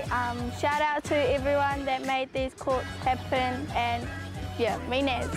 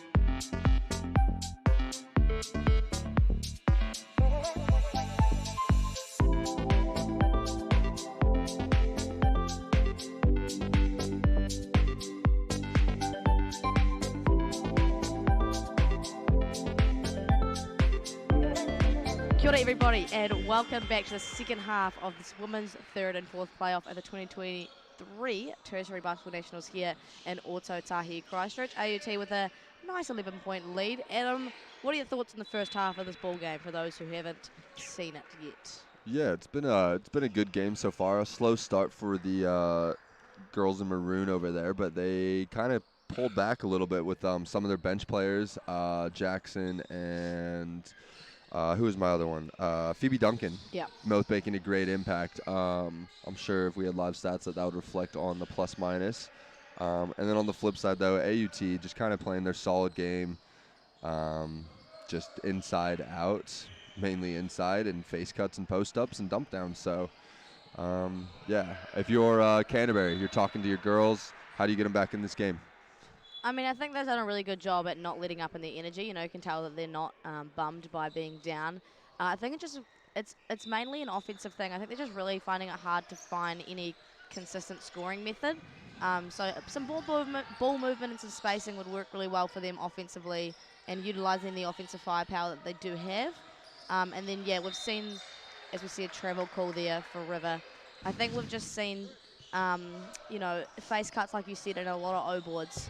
So they're allowing a lot of second chance opportunities for AUT. And, and Energizer. Oh, no. A little bit too much energy on that one. I guess she got the steal, so it was hers to miss. Nice little dump down pass there to Trinity. And no call there, but sticks with it. Back inside to Anderson, and ball pops out. Jackson with the steal, and we are off to the races. Do we have a take foul? Nope, just a reach. Really nice first position there for AUT. You can't get the... I think it was a great block from Millie Knight, was that, on Trinity? But, yeah, these guards' ability to feed Trinity is really great from AUT. I really like to see it. Yeah, I'm definitely taking some pointers away from this game on how to feed the post. As we said, it's a rare commodity these days for players to do such things. Bit of a soft spot for you there, is it, Adam? Just love a good post entry. Great Especially move. if you see them change the angle to get a better post entry. Oh, it's just chef's lovely. Chef's kiss is exactly right. And the face cut yeah. just couldn't quite hold on to the ball. Millie Knight tiptoeing, and off she goes. Great athleticism behind the back. Yeah, saucy. And now keeping that ball hot, moving it over to Ballantyne. Ballantyne looking for somebody else. Yeah, so... And Rafferty right there. Dump off. Nice. Beautiful basketball being played. They just couldn't quite capitalize there. Would like to see some of the face cuts that AUT have been using for the UFC side. When someone picks the ball up like that, no one really available for Ballantyne there. And shot again, just nobody getting bodies on the black jerseys when they're crashing those rebounds. So yeah, you want to make contact first, right, and push them out and then secure the ball. I think they kind of just, you know, they're not really being physical enough, especially with Trinity and the strength that she has. You really need to be physical before going for the ball. yeah, absolutely. It's hitting, pushing, and then pursuing the ball as it comes off the rebounds. Nice All little right. on-ball screen there. Really nice two-man action. Oh, that's lovely. Beautiful. That's what you're looking for if you're Yeah. UC. You got to be happy with that look. Maybe even a split kick extra from Millie, but again, she is probably one of their team's best shooters. So Nice. close out corner. Great rebound from Tia there, not allowing a second chance opportunity for AUT, the ones that they love. Yeah, I think that's going to be a big key for the varsity here from UC is to just, again, every O board's a new possession. So if you can limit how many possessions they get, you're going to limit the amount of opportunities they have to score. Totally As agree. Anderson gets in. Great wall up by the girls in the maroon and yellow. And it'll be UC's ball here. And we have a sub, Gaudinay coming in for Jackson. Jackson, who definitely earned a good break there. Yeah, I think she's been on since she came in early in the first quarter, so she'll need a little bit of a rest to re-energize. I like the use of the on-ball screen with Courtney and Millie. Millie just popping there as opposed to the roll. Gets in, can't quite finish, and again, solid rebounding efforts.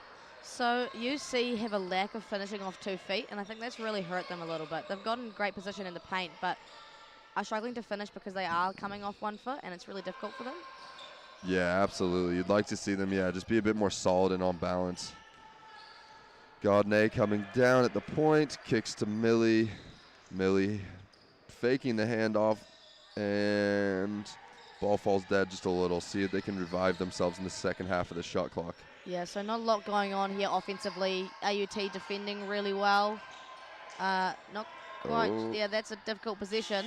Tia That actually gets a is. pretty good look at the rim off of that one. Oh, Oh, great hustle Yeah. from Anderson there, man. She's had herself quite a tournament. We're really enjoying that. But you can't see Finnegan telling her bench, we need to gang rebound. So Absolutely. rebounding being preached on one side, maybe not so much the other, and the face cut gets Rafferty into foul trouble there.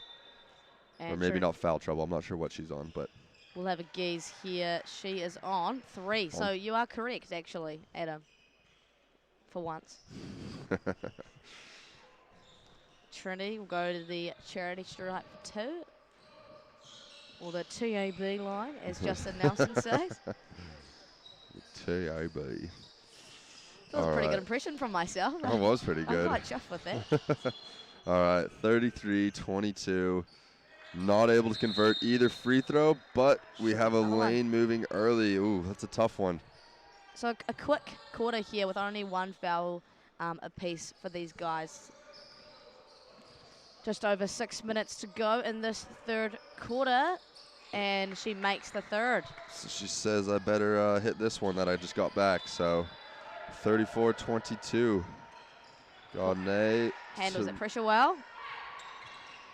Trying to find the screen. Great on-ball defense from AUT, not allowing River to get anything. And yeah, a little bit of disorganization here from Canterbury. They're going to have to work with only 4 seconds. Nice, nicely done. There we go, that works. Yeah, you just notice it's not until about 10 seconds left in the shot clock before that ball even goes to the other side of the split line. That time they just got it there and it opened it up. That's lovely though. That's really nice basketball. 10-point lead here for AUT. Oh man, these just letting these face cups keep happening. Wanting a foul call on that one. And the drop step. And, oh, not an O-board there again. That could have been close. I like the way we're running. Oh, that's a tough one right there. Ramona Fuiva are really unhappy with that foul call there. Not sure if Regan had the right angle to be, maybe, but I don't know. That looked like a lot of ball. And we don't know over here. We're just commentators, so we love Team Grey. But, yeah, who knows, right?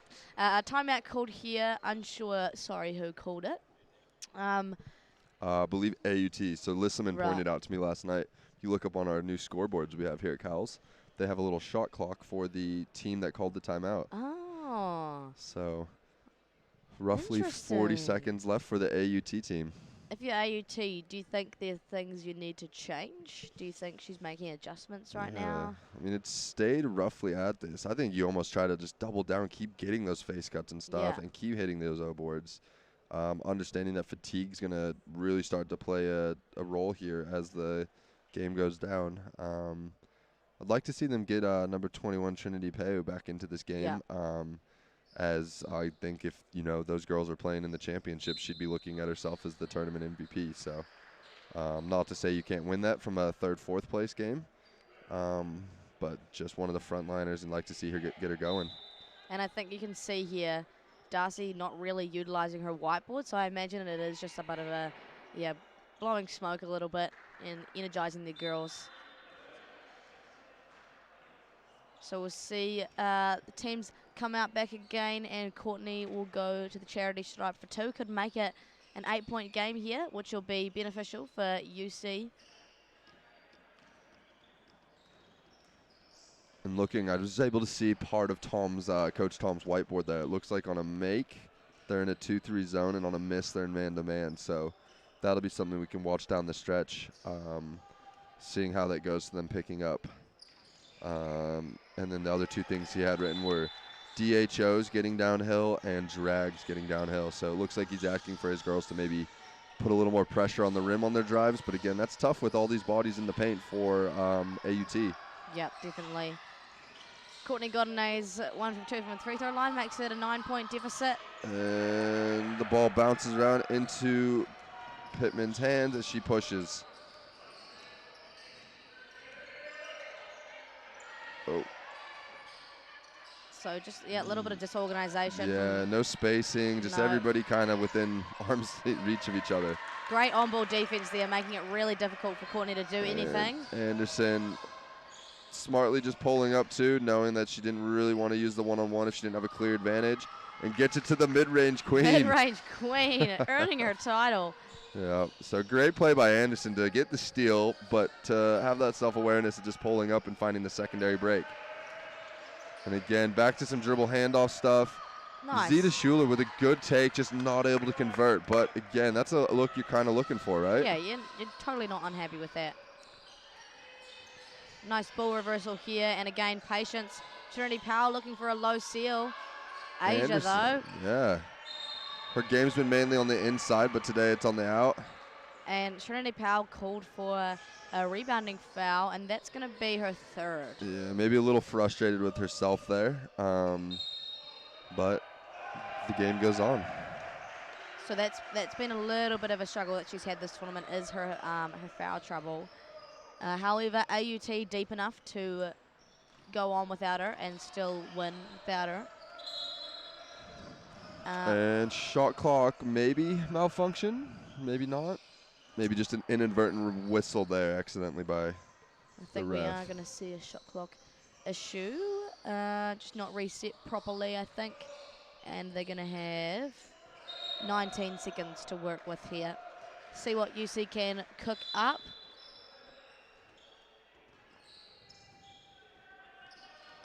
Quite stagnant again. Just have the rest of the guards just standing there watching. There we go. That's a good kick out. There we Zeta go. Schuler from the corner. And again, I think when they can get those corner threes, like there's some spacing to actually work out of. So I'd like to see them see if they can keep going back to that well. Even if the shots don't fall, you're at least spacing them. Oh, and that hurts, man. Story of the day for UC. They get a three, and it just comes back as a three. Miss Calms leaves the corner three wide open. So 10-point game here. Back the other way. Gaudinay trying to find something. Again, under 10 seconds on the shot clock, but they do get a drive and a foul called. And that's a fair call. Ballantyne getting downhill. You like to see that. Yep. Another signage falling on the court there. And referee has just decided I've had enough. Yeah. He's ejected that sign from the game. Who needs the Basketball New Zealand sign anyway, right? Ballantyne goes to the line for two. Could make it an 8-point game here. Nicely done. Cash money. Canterbury doing just what they need to stay in this game.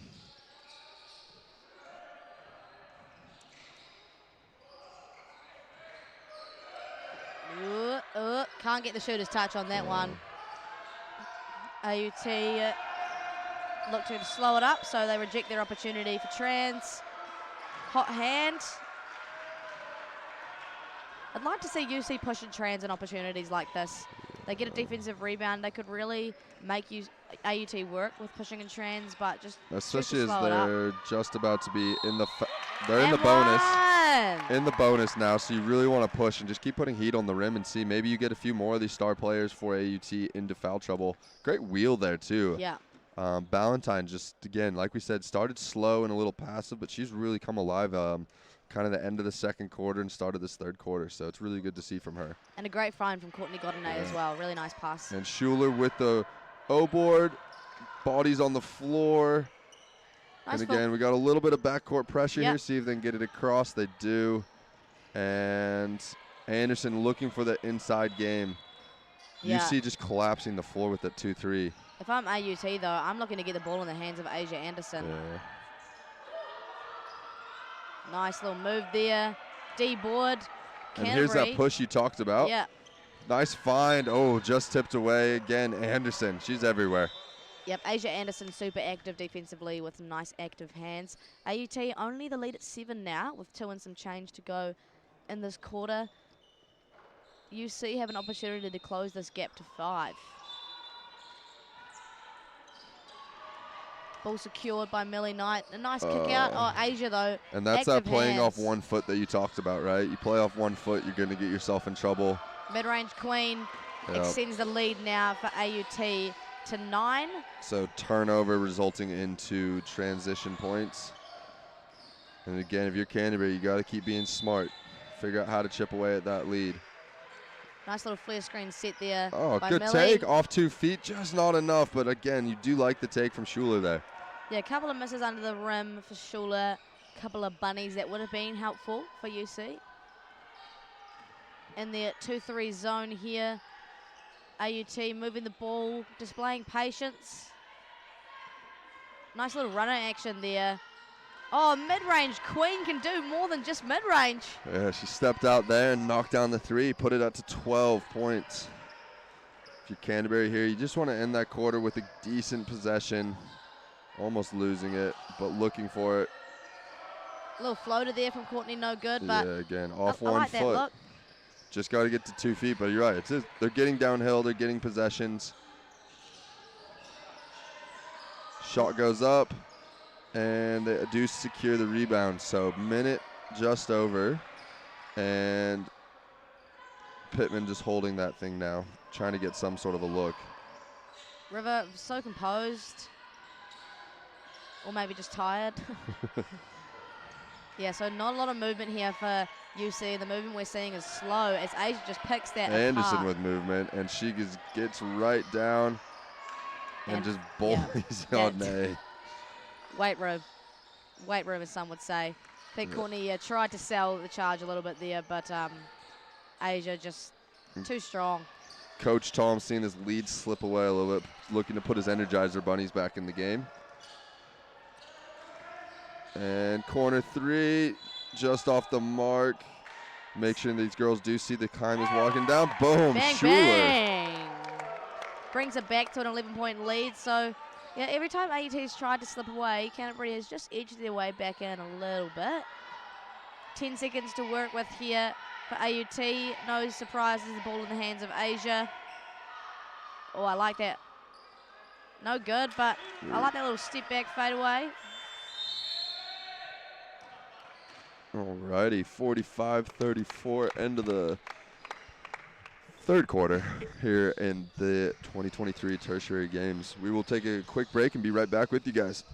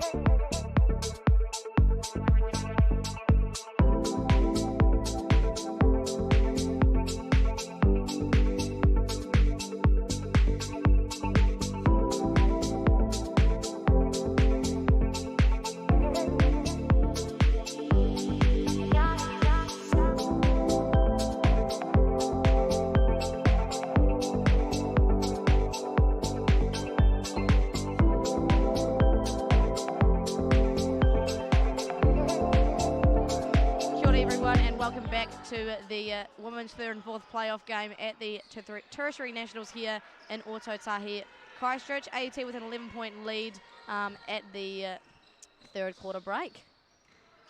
Yeah, we got a good game here. It's sitting at an 11-point difference, but that can change in a hurry. So we look forward to this fourth quarter. Oh, Jackson just trying to force the issue down low. Potentially turns back into some transition points, but AUT pulls it out. And the mid-range queen again. Give her the crown. Give her the crown, indeed. AUT coming out in a 2-3 zone, but aggressive on the perimeter. Oh, great dump off, and just can't quite convert, but Schuler playing really good today. I'm really liking her shooting, distributing, and just making plays around the place.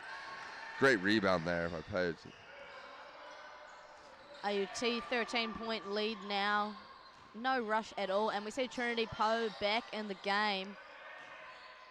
A little step back. Oh, beautiful. Yep. Right in the face of the two girls, too. Ouch. Ouch. She hit a few of those yesterday as well and was really impressed with her there. So great touch around the rim. Has a great tool bag to play out of. Oh, unlucky. Girls on the floor. Yeah, and just a little bit overzealous there from the mid-range queen. Falling on top of Valentine there.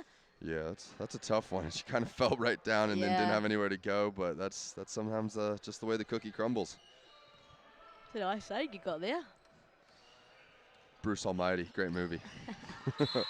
Oh, yeah, unlucky. So karma comes back around and the cookie crumbles AUT's way this time. Okay, leave the cookie alone, Adam. It's time to move on. It's not cookie time, is it? Just over 8 minutes left to go in this quarter. AUT kind of getting comfortable Oh, beautiful now. post up. That Wow. positioning of the ducking right there, I love that. That was awesome. And a really well executed pass too. Yeah. They really have a lot of trust in Trinity and her ability to catch And just a passes. clinic from this AUT team of just old school, just get the ball inside, but great post play and then great rebound. Yep, Trinity so having a great game. And here comes Absolutely. Anderson, the other one we keep seeming to mention. And there she And goes. one. So AUT have come firing on all cylinders to begin this quarter and have almost a 20-point lead now. Anderson can put it right to 20 points. Millie checking back in for Ballantyne. See what we can do. Millie Knight must have had one heck of a tournament. She's taped up and holding herself together the best she can. A little tape on one shoulder, the other on the elbow. She's got 8 minutes left. She can do it. Here we go. Shot. Good rebound by Schuler again. Schuler having a quiet little game herself here. Seemed to be finding her name mentioned more and more. All right. Here we go. Nice. Ball moving Yep. around. Just that spacing, right? Like they're moving the ball, but Just no corner spacing, right? Like Yep. the ball just stays in the top. Unless it's Schuler getting into that corner, it hasn't really been an issue. A problem that UC has solved. Good hustle back. nice little Trinity jump off. can't quite hold on, but of course she finds a way to just pick it up and put it in. Finishes over 3 bodies. Yeah, unfazed. Yep, she's epic. Trinity has been absolutely epic, and like you said, she is a D-League MVP for a reason, and she is showing that on full display here this weekend. Laura Jackson picking apart the top of that 2-3 zone with a There nice it little is. runner. Yeah, that was great, and that's probably nice for UC to see some points finally, get that lid off the basket this quarter. Summer Jean with no rush here. No surprising. Ball goes into the Oh. nice. Picked off well by Laura Jackson there. And Phoebe Duncan looking to the kick ahead. Schuler again feeds. Oh, beautiful stuff from the girls.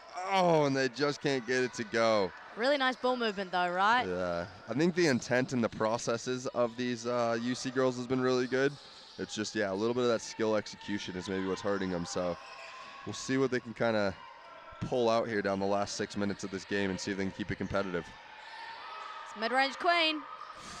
Feels like her first miss of the day, if I'm not mistaken. I think it might be, Adam. And shot clock resets. Oh, 2 And rear O misses. boards and just, Wow. yeah. And- Coach Tom ready yeah. for a timeout. I mean, that's not surprising, right? Yeah, he's ready to talk some things over. Maybe just see what he can get out of these girls just to finish strong. So an 11-point lead at the quarter has extended itself to a 21-point lead for AUT in only 4 minutes. So if you're Canterbury, I mean, if I'm Tom, it's, hey, girls, let's maybe put in some sort of a pressure or some sort of a trap up at the top. See if maybe by the 3-minute mark you can make it a 10-point game. Yeah, I believe so, yeah. And AUT have come firing on all cylinders, so UC need to match that intensity. They kind of haven't, they've been on the back foot a little bit, and they haven't come out firing as AUT have. But great job for AUT not becoming complacent and just putting their foot down, like, you know, extending the lead out to 20 as it was just 11, really just showing their dominance. Yeah, and Finnegan, I think, actually did a good job of, as we said, we didn't see maybe all their star players, including Trinity, down the stretch, but now able to run her in the 4th just to really put this thing away. So great game management by Finnegan there. And we're not surprised. Finnegan is an absolute legend. As we see here, so much poise and control. And like you noted before, Adam, all girls engaged. Yeah, all looking at Finnegan, making eye contact. You can just tell the amount of respect they all have for her. And the culture's solid, yeah, just the way they even just like huddle up and stuff, it seems like there's just a rhyme and a rhythm to everything they're doing. AUT in a 2-3 zone remaining in that. And again, there we go, almost Almost thought we were going to get a corner kick out, but not quite. Oh, not quite. All right. Little dribble there from And Shula. the Asia Anderson, again, just look at her. I love how she waits for a secondary break. Doesn't have what she likes. Let me pull it out and let me see if I can hit my teammates going in that second wave. So, and great job by Trinity just sprinting to rim. It's clear the trust these guys have in each other, right? Like Asia decided not to go for herself, but she knows she's got secondary cutters coming. She knows. And back inside to Trinity, early kick out. And that's the other one. It's like you got to trust your guards can get the ball into you as a big, but you also need to trust that your big will just kick it out when need be. Totally. And a contest for the O board goes the way of AUT. Millie just a little bit late on her box out there. And sure. Anderson makes her pay. I don't know what the issue was there, but maybe an argument around who the ball came off of. But Yeah. regardless, AUT ball with 14 seconds on the shot clock. Almost a turnover there. And who else but the mid-range queen? Mid-range queen. The DeMar DeRozan of the 2023 Nash. What was that, Adam? We're going to get to the next play here after that stumble of words. Great rebound there, not allowing and a second chance opportunity for UC. AUT not keen to push in trans. No doubt looking to get the ball inside or to Asia. Yeah. Good. And I really like that even from Trinity, pointing at the rim, telling her to shoot because she has good box out position. And what does she do but draws the foul? Yeah, so Phoebe doing what she can against a bigger and stronger Trinity, but just a little bit overzealous with that one. I like that she's willing to be physical, though, and not allow Trinity to get positions. Did you see her just walk down and move Phoebe Duncan out of the way? Hey, when that happens. And she's just asserting herself. Good. Laura Jackson, rebound, pushing in trans. Good kick ahead. Up to Gaudnay, looking on the inside. Duncan gets her in the air. Oh, no, we have a stoppage. She did do a great job of playing off 2 feet there, though. Fundamentals. Love it. All right. UC have 18 seconds to work with here. We're going to see some cross-screen action. Millie Knight available. Nice. That's great. That's great basketball. So Canterbury still down 21. AUT looking pretty comfortable with just over 4 minutes left to go in this ball game. Oh, great move off the perimeter there. Asia just loses the handle, though. And here comes Duncan. Little pump fake, little 2-foot finish. Great job by Duncan there. Duncan definitely the best in this UC team at finishing off 2 feet. Absolutely. Yeah, she's someone that, yeah, you probably maybe wished you would have had out there just a little bit more today with what she's kind of brought to the team. Kind of the 3 young guns, Schuler, Jackson, and Duncan, have all brought some really good things. I think if you're Coach Tom, you really do enjoy what you've seen out of your younger group, knowing there's some good stuff to build towards in this future here. So, but those pesky O boards just mounting up and back to the mid-range queen, and nothing new there. It's automatic. It's automatic. I think she has 1-3 today, which she's 1-1 on, and everything else has just been money on the 2s. Millie trying to match it back and forth, but someone might have left a door open in this gym, and a bit of breeze took that away from the rim. Love you, Millie, but you're not the mid-range queen, sorry. Timeout called here by UC again with just over 3 minutes left to go in this ball game. So looking pretty comfortable for AUT here, Adam. Okay, yeah, I think so. 21 point. Yeah, 21 point lead, 3 minutes from a team that doesn't really shoot the ball, right? So, I mean, UC not shooting the ball great, so it makes it hard for the comeback. And I think all credit goes to AUT. They've put on an absolute stellar display of basketball here today, as they have throughout this whole tournament. Yeah, lose a heartbreaker, come back, be locked in, and as we've been giving her flowers all day, Finnegan just does a great job of keeping these girls engaged, locked in, and getting the most out of them. Tom Hamilton, though, has also done a really good job with his UC team. They really struggled in the women's prelim competition at the beginning of the year, but they've developed a lot as a team and have gotten a lot better, and I think that development is something that Tom can be definitely happy with. Yeah, I agree. Yeah, especially I believe first year UC didn't really have a full-blown team that was able to play prems and whatnot the last year. So kind of rebuilt, and a bit of a rebuild, if you will, for the UC girls. And good to see that they're putting some support around them. As we know, the UC boys won the local prems championship here and are playing in the championship game as well tonight. So good things from the UC team here to come. But right now it looks like it is AUT's day. Absolutely. Still 3 minutes to go in this ball game, though. And UC not letting up, but yep, to no surprise, get the ball back into the GOAT, Trinity, and she'll get another 2 points. Brooke Palmer seeing her first appearance here today, number 16 for UC. Yeah, good to see Brooke out there, a local out of Rangiora High School, playing some minutes here, getting her feet wet and seeing what she can do to prove to Coach Tom she wants a little more playing time for next year.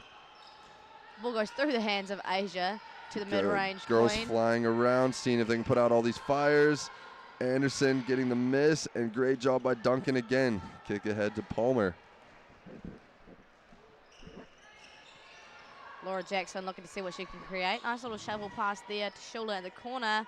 Good. Schuler, even though she misses and would maybe like to have hit some rim there, I do just like the fact that we got that ball into the corner there. Final minutes of this women's third and fourth game. No rush here from AUT in complete control. Nice move there. Such a great touch around the rim, man. Unreal. Can't do much to stop her. Nice little on-ball screen here. So trying some different things against this 2-3 zone. No good on that one, but I like that look. Another time out here from the AUT team. So let's see what they want to do to finish this game out. Now, do we know what game we have next? I'm just going to have a guess. So up next, we have the men's third and fourth playoff between Auckland and AUT. So stick around because you definitely don't want to miss that. I don't think either of us are on the mic for that one, so it's not going to be the absolute stellar display on the mic that it has been today, but and I'm sure they'll do all right. Yeah, we have had some great commentary duos, and you'll be doing a final tonight. Is that right, Maya? Yep, Mia and Laurie McDaniel, the dynamic duo on the mic, I must say. And you guys on the boys or girls final? Girls final, of course. So we have, is that a Lincoln versus Otago? Oh, and I believe that ended in it. Was it a 3-point loss, I think, the first time they played yes, this I weekend? believe that Lincoln had a comfortable lead that kind of got away on them. Yep, and Lincoln down to, I believe, 6 players, yep. Unless somebody's come back today to help them. But so it could be quite an interesting one. Is both teams are made up of quite a few of their local Tohi talent, meaning Pauakai and the Hoiho. Yeah, absolutely. So I'm excited for that one. So definitely come back later today to see that great basketball. But for now, let's return to this great basketball. Just under 2 minutes left to go in this women's third and fourth playoff, looking like AUT is going to take the bronze here today. And Jackson tied up on the jump ball there with Schuster. 14 seconds to work with for UC. Kidding. Yep, Reagan is going to say 11. So 11 seconds here for UC. Some up-screen action to get players open. Laura is going to pull. Hey! Bang! She'll be happy to see that one go through. Ramona Fuiva'a. Maybe if you're UC, you just make a little goal to yourselves. Hey, let's get this thing under 20. Yeah, it's the small ones, right, in a game like this. Great move, draws the foul. Draws the foul. Jackson not happy with it. Walks it off. Nice little dump there, pass. Yep, no, that's fair. She's all over it. Yeah. Schuster here at the charity stripe. So, yeah, speaking to that kind of youth we talked about with the UC team, I believe all these girls that are on the floor, maybe other than Ballantyne, I think are just 1 year out of school, and I could be even wrong about Ballantyne. I don't think it says on our little No, sheet. I'm just yeah, looking. She is out of Hauraki Plains College. And other than that, I'm not too sure, but she's also played a great game as the game's gone on. And we have another 3 there. Who was that by? That was Tia. Tia. Big man Tia. Love that. Extending her range from outside. Boom. That was lovely. Just awesome. And Laura Jackson with the steal. And we got number 6, Isabel Gibson, back to her. Good ball movement here. Good sense of urgency. Brooke Palmer for 2. Nice. Little fight and flair showing from these UC girls to end this game. Ending this game with dignity. I really like that. You know, it could have extended out to 30, but they've kept it within 20, and you're finishing the game with some class. Yeah, absolutely. And again, there's those famous face cuts that have gotten AUT to where they are right now from number 20 there, Schuster. I like that finish around the rim as well. Nice Jackson, little touch. good little cross. Is Rafferty got 2 in her? Oh, it's nothing but net, but just the wrong side of the rim where the ball net should be. And I'm shaking his head at that comment. I too am experiencing the fatigue of the weekend.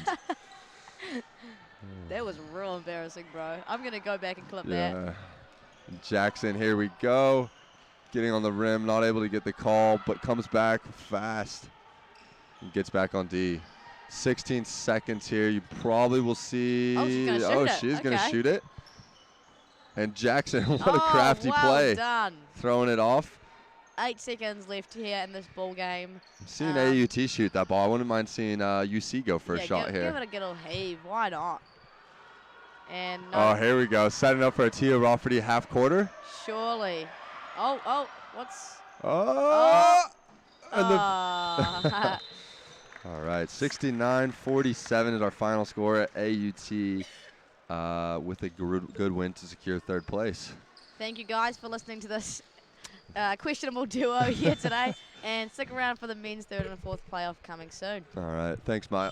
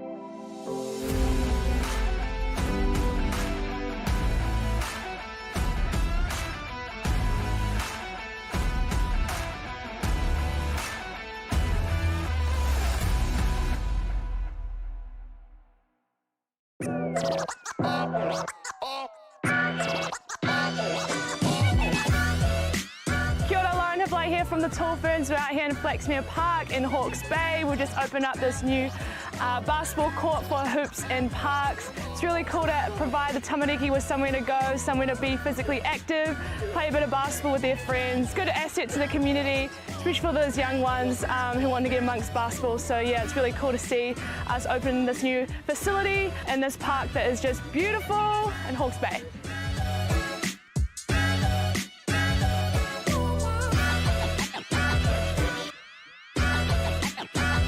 Kia ora, Pierre Cameron here. Just want to talk a little bit about the Hoops in Parks and the Hoops in Schools program. It's been amazing. The return on investment is priceless. The accessibility for all the kids and the tamariki to get in here and enjoy themselves, especially through these trying times, been amazing. And just to get outside, you know, it's pretty awesome walking outside and seeing this kind of ballpark available.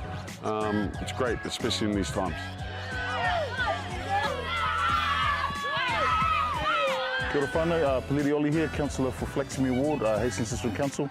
I'm here to support the initiative today, Hoops and Parks. Very, very amazing result, and it's encouraging our people to come and spend time here, and especially together with the youth. I encourage other councils to jump on board. Yeah. Kia ora, wāre, te atu. Really enjoyed it here at the Flaxmere Courts. And looking forward to play again. We've been waiting for the courts to open for a while now. Now that they're up, I'm glad that they're here for an activity after school. And yeah. I like that the courts are purple. What I like about the court is that it's different to many other courts in Flaxmere. I like these courts because they're in a good position from if you want to go to the park or come here. And I like it because it's easy to bounce the ball and take easy shots. My name's Ricky Lee. Shout out to everyone that made these courts happen, and yeah, me Naz.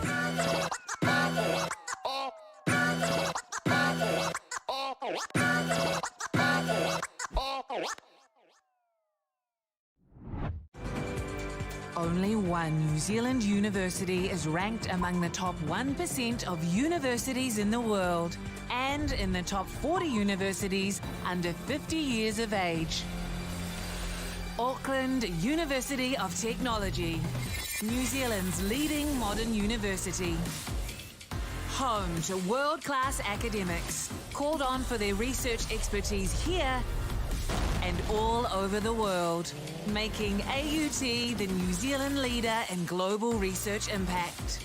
Connected to an extraordinary range of organisations worldwide. Focused on a rapidly changing future where creativity, curiosity and collaboration will only become more vital. We inspire, nurture and find the greatness in every single one of our students. We are AUT, New Zealand's leading modern university.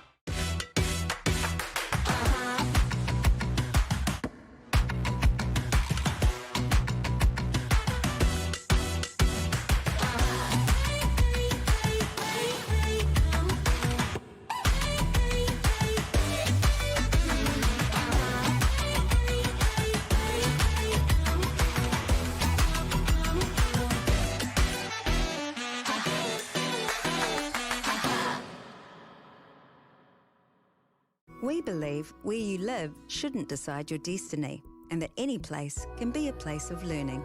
So much of modern life has a handy home delivery option. Why not your education? Maybe you'll start your degree in the same space you share with your whānau, or from that corner of the spare room that catches the most sun. Start your new what at the place where can be anywhere, online or on campus. Massey, New Zealand's leading online university. Apply now at massey.ac.nz.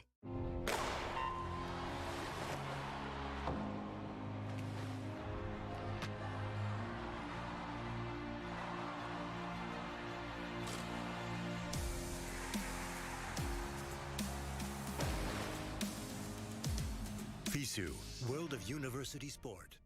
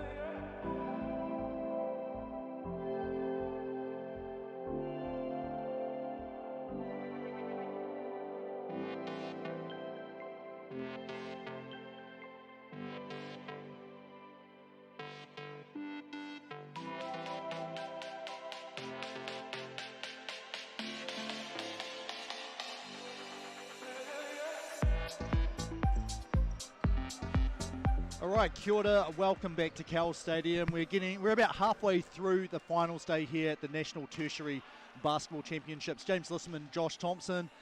We'll say a pretty highly motivated pair of teams here that are getting ready to play for the bronze medal, AUT and the University of Auckland. Yeah, pretty sure, you know, they really want to get one over each other, being from the same city, so it'll be intriguing. I'm going to lean more towards Auckland.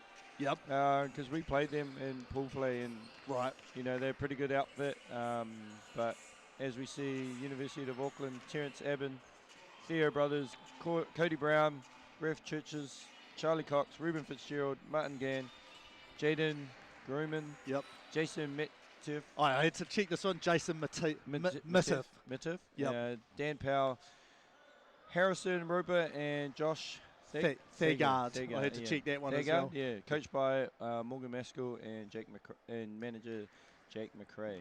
Yeah, the two teams, they did play a pre-season warm-up game. I checked with AUT, and both teams were missing some players. Was roughly, I think he said it was an 8-point game between the two of them, so pretty close between two of them. So AUT's team, Tyler Martin, Riley Bonner, Victor Kyle, Adam Davies, Connor Mills, Ryan Lomatia, Jaden Boucher, who foul trouble last night and that made it tough for them to win, Zach McKenzie, Tony Malossi, Solomona, William Ledger, and the big man Zach Tapuni, and they're coached by Keith Langley. So yeah, as you said, managed by Tom Cooper. Keith said they were really, really keen to grab this win here. Not only is it bragging rights, you want to finish the tournament with a win, and it just makes that trip back home a lot more enjoyable, I think. Yeah, playing for the Rose Gold, as we call it in sport. But it is an intriguing matchup. Some good players in both groups. Yeah, Zach Tapuni for AUT, and obviously Ruben Fitzgerald, both high-level basketball players that played in the NBL and have had success at a high school level. So interesting to see. I'm loving that. Like this tournament, like you look back at to when it started, the spread of talent, like the top level talent, still probably the top teams from 7 years ago would be pretty competitive with the top teams here, but the 7th and 8th place teams from that long ago, like you can just see how much more effort's gone into the teams. And for sure. You guys were in a dogfight for 5th and 6th, and I'm like, honestly, like it wouldn't have surprised anyone if your two teams were playing for 1st and 2nd. That's how tight the men's competition has been. Oh yeah, exactly. You know, Vic pretty much had the same team as last year, and they won last year. You know, and we were unlucky in pool play. We had a 3-point loss to Otago, who were in the final, and a 5-point loss to this Auckland team. So, you know, swing those ways, and we're in the game. And Vic, the same thing with AUT. They lost the tough one with AUT, and then close one against Canterbury. So I think the top 6 teams were pretty well set, and you know, it could have been anyone. Waikato, who came 7th, I think, they were close as well for quite a long time as well. So it's a really good competition. Anyway, referees here, you can see Blake Rosanowski and then Cody. I called him Cody with the mullet, and he does have a mullet. Cody Montgomery, so thank you to Blake's mother, Jaden. Christina Rosanowski. I don't think Cody minds being referred to as that. The mullet man. Was able to do score bench with him. And nice. Yeah, he's got some interesting facts and things that he likes. So anyway, game underway here. Auckland starts off in white, AUT in black. You see an open look there immediately for them. And that is Fitzgerald, isn't it? I need to learn their names pretty quickly. No, Davies. No, it is. Yeah, it was Ruben Fitzgerald. And here's Kyle with the ball for AUT. So they're coming up now. Tyler Martin, who started off hitting those 2 big threes last night. Tapuni, that's a good... He shuffled his feet there, I think. Yep. It was a little bit too eager. It was, and it's such a tiny one. Like, I don't think anyone in Auckland, no one in Auckland even noticed it. So good job by referee Montgomery to notice that. And I believe 7 years ago you were coaching the Lincoln University men that one in AUT, is that right? Yes, we did. No, hang on. We lost to Otago in AUT. We were up by 8 with about 2 minutes to go, and just everything went right for them. Everything went wrong for us. And we did win the year before that. Which was at AUT as well. Yeah, you're right. Anyway, here's Boucher to McKenzie, who has possibly the most impressive hops here. And there's a lot of athletes, so that says something. Tapuni for 3. McKenzie rebound, and he is fouled. And Abbin there just getting stuck down with the trees, you know. It's always tough when you're a guard down there trying to get a rebound over a bigger guy, and then you end up kind of just being a little bit more physical and give away the foul. Not a bad foul. You know, he did miss the layup, but those are things you can avoid, right, by getting rebounds, I think. Yeah, well, I think it depends. How many subs have you got? So on your Lincoln women's team, you'll probably be like, you got to give the layup up. Oh, yeah, you got to give the layup up. In our team, we're giving the layup up. Yeah, but here when you've got, I think they've got 6 players on the bench, you're like, okay, we can actually afford some people to get in foul trouble. Anyway, the big man bringing the ball up for Auckland, number 23 there, that is Roper. There's Dan Powell. Good shooter. Can get to the rim, strong body. There's we can see. Oh, just unlucky on the finish. And a bit unusual seeing him miss that finish. And Mackenzie to Martin over to Kyle in the corner. And that looks good, and it is good there. So just you can see there the speed of Mackenzie, and that's something they did and had success last night against Otago, but not enough obviously to get the win there. Yeah, the Otago outfit pretty good. Here's Kyle. Let's see what we see here. Hammer down. So perfect start for AUT. You see, here's the steal there, jumps the lane, and then, well, we're back to live action. But he was cleared for takeoff there. Yeah, there's been some impressive dunks over the weekend. Almost another one there. Gives up an open 3, just too strong, but Roper with the rebound. Second look from 3, this one does drop. And that's number 6 there. Yeah, Daniel Powell. Yeah, Bachelor of Commerce, Rangitoto College. So, he actually has connected to Christchurch. Yep. Has a baby to the youngest Chapman. Well, what's he doing at Auckland? Yeah, I have no idea. Sarai. Yeah, Sarai. Okay, so I have seen Sarai's baby. I have seen Sarai at the tournament a few times. She's probably here now, and that explains why. So, anyway, out of bounds here. It will be Auckland's ball on the baseline. 20 seconds on the shot clock here. Box set. Cross screen, they do get Powell wide open. The fadeaway just a bit too strong, and Martin picks up the rebound. Here's Boucher, who will definitely be trying not to get fouls, and that's a guy, if you can get him open, it's almost guaranteed 3 points, isn't it? Yeah, I believe Rosmini's school teammates about 3-4 years ago, Tyler Martin and Jaden Boucher, so they would have played a lot of basketball together. Well, Tyler Martin has not filled in his secondary school name. Jaden Boucher also hasn't, so I'm going to say you're probably right as Mackenzie pulls up the 3, just grazes the iron, and Abden's the one that hustles to the ball there. I think there were about 4 people that could have got it if they wanted. Tapuni tries to alter it, but good finish by Powell inside. I believe Adnan was their teammate as well. He was younger when they were all at Rosmini.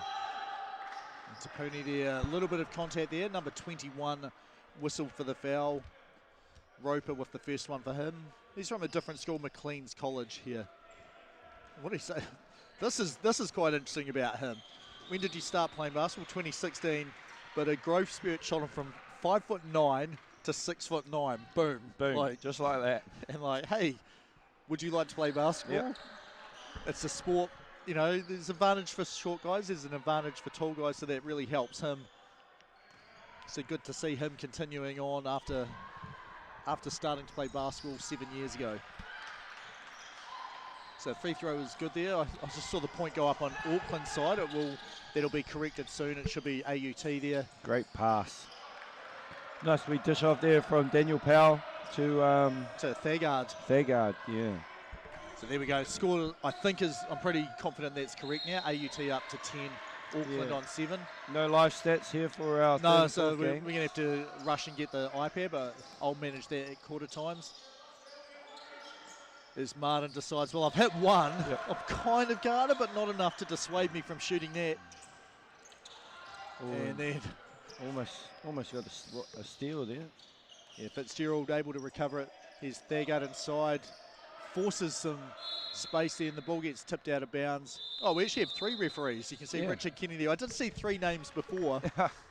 I guess it's the white. And the grey? Well, it's just the white things that we can't see past where normally we could, so I reckon one of them was hiding behind that. Anyway, Auckland with the ball here.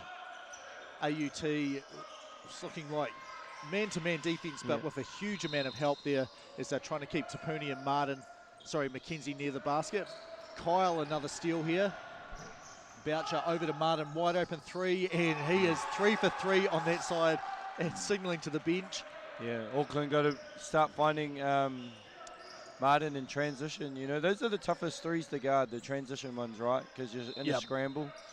Yeah. You have to, I suppose you can leave the hoop open. Yeah. But you want to cover the hoop. Here's Mackenzie breaking out again, and just unlucky. And he's not over halfway, so that's correctly called not a turnover. Boucher saying, what about that one, though? You've got to have possession. Got to have possession of the ball. As Abden, takes the hit, keeps on ticking. 2 points for number 5. You can see here the replay, and the whistle goes against number 20, Zach Tapuni. I think that's foul number 1 for him. We'll see that being held up. He's going to take a bench, and one of Terry's favourite players from last night, Rylan Lomatia, comes into the game. The master of the mid-range. Yeah, he is very, very good, very athletic, strong. It's a bit of a dying breed, the old mid-range jumpers these days. Interesting though, right? Watching the World Cup. Yep. The amount of mid-range jumpers. Well, part of it can be what's the defence taking away. If they're like, look, we are taking every three and forcing you to drive, and then like trying to pull help in, and there we go, mid-range jumper. There we go. Cash money for him. I see why Terry likes it. He likes a good mid-range jump shooter. I think he likes anyone that puts the ball through the hole with a jump shot. Here we go, Auckland. Strong up body fake. Brothers there. Yeah, Loma got in front there. Here's Abden. Swinging the ball. Shot fake. Great D from Mackenzie there. And then... there is a foul called. It goes against 17, I think. Yeah, Mackenzie. I mean, the thing which I saw wrong with him here, have a look here, is on the side there. Like he was trying to stay in his cylinder and not do anything. Yeah. Like you can take that bump in the chest, you can't do it within the side of the shoulder. Yeah. Like, so it's a correct call from referee Richard Kennedy. There we go, AUT switching out, 14 gets the rebound, gets the inbound brothers. there. Brothers? Yeah, it is brothers. Yeah. Theo brothers. Had a big 3 against us when we played them yesterday morning. And there we go, Boucher, Ledger picks it up, and Lomatia kick out. Martin from the other side this time. He is 4 from 4. He is feeling it. Well, I don't need the halftime, the quarter time stats to tell you he is on 12 points and has not missed one from behind the arc now. And has not looked like missing either. Here we go, Abden up the top. 11-point lead here for AUT and Blacks. Keith Langley, the game is going to plan here. Here's Abden, too strong. And Ledger comes and picks up the ball. Boucher just signaling to Lomatia what he wants here, but I would be looking for Martin, who is waving for the ball. He's open. There's the flare screen. Open again. Short. Yeah, it's just off, but you can see Mackenzie there setting the hammer screen. Well, the flare screen part of the hammer action. They didn't have the ball screen on that side. It's a great find there from Ledger as well. See him in the corner. Yeah, it was good, smart. Deep 3 here, brothers. No good. Martin picks it up and finds Mackenzie. And they are still looking for Martin just to give him the ball whenever they can, because he's going to attract defense. Boucher calls for a ball screen. It's going to be Mackenzie giving it to him. He Great slips. find. Great extra. It is, and that's who, I think out of those two players, I think Ledger probably is the better three-point shooter. Lomatia, if he was left open, I think would have gone into that sort of elbow area. Yeah, like you'd love to see the extra pass. A guy wide open in the corner as Morgan Maskell's looking to bring Ruben Fitzgerald back in. Yeah, Abden whistled for his second foul, and then coming in for AUT, Adam Davies. He put on a bit of defensive pressure there as, I guess, Martin, hey, you're no longer on fire, you've missed one shot, so it's time to have a sub. Time to sub. Anyway, Ledger inside, and he is denied at the summit there. That was Thagard guarding the rim there. Thagard is an athlete, you know, he's an athletic guy. He's Ruben Fitzgerald there, using his strong body. Just got that position inside and just forced the ball up and in. 2 points, Boucher running the point. Ledger here. And then looking to turn the corner, Davies. And he has pushed number 7, Charlie Cox. Yeah, shaking his head there a little bit, Charlie. And we have Powell going out, and number 32, Reef Churches into the game. Whangarei Boys High, and studying computer science. I think one of the degrees which are likely to be in demand over the next couple of years. For sure. And Ledger can't quite make it. Lomatia probably, it's about the closest shot you'll ever see from him. There's a great cut, backdoor cut there from Ledger though, right? Right action. There's Jaden Boucher. Yeah. And he's saying, well, I got the ball, and I mean, there was more contact in the initial thing. Like, I think that one there, I think he might have actually even missed the ball because it didn't look like the dribble was effective whatsoever. I think the first one, you know, you could go argue that the first one was a foul, and second one there, interesting. So ball's tipped, it'll stay here. That's one thing I have noticed about this tournament.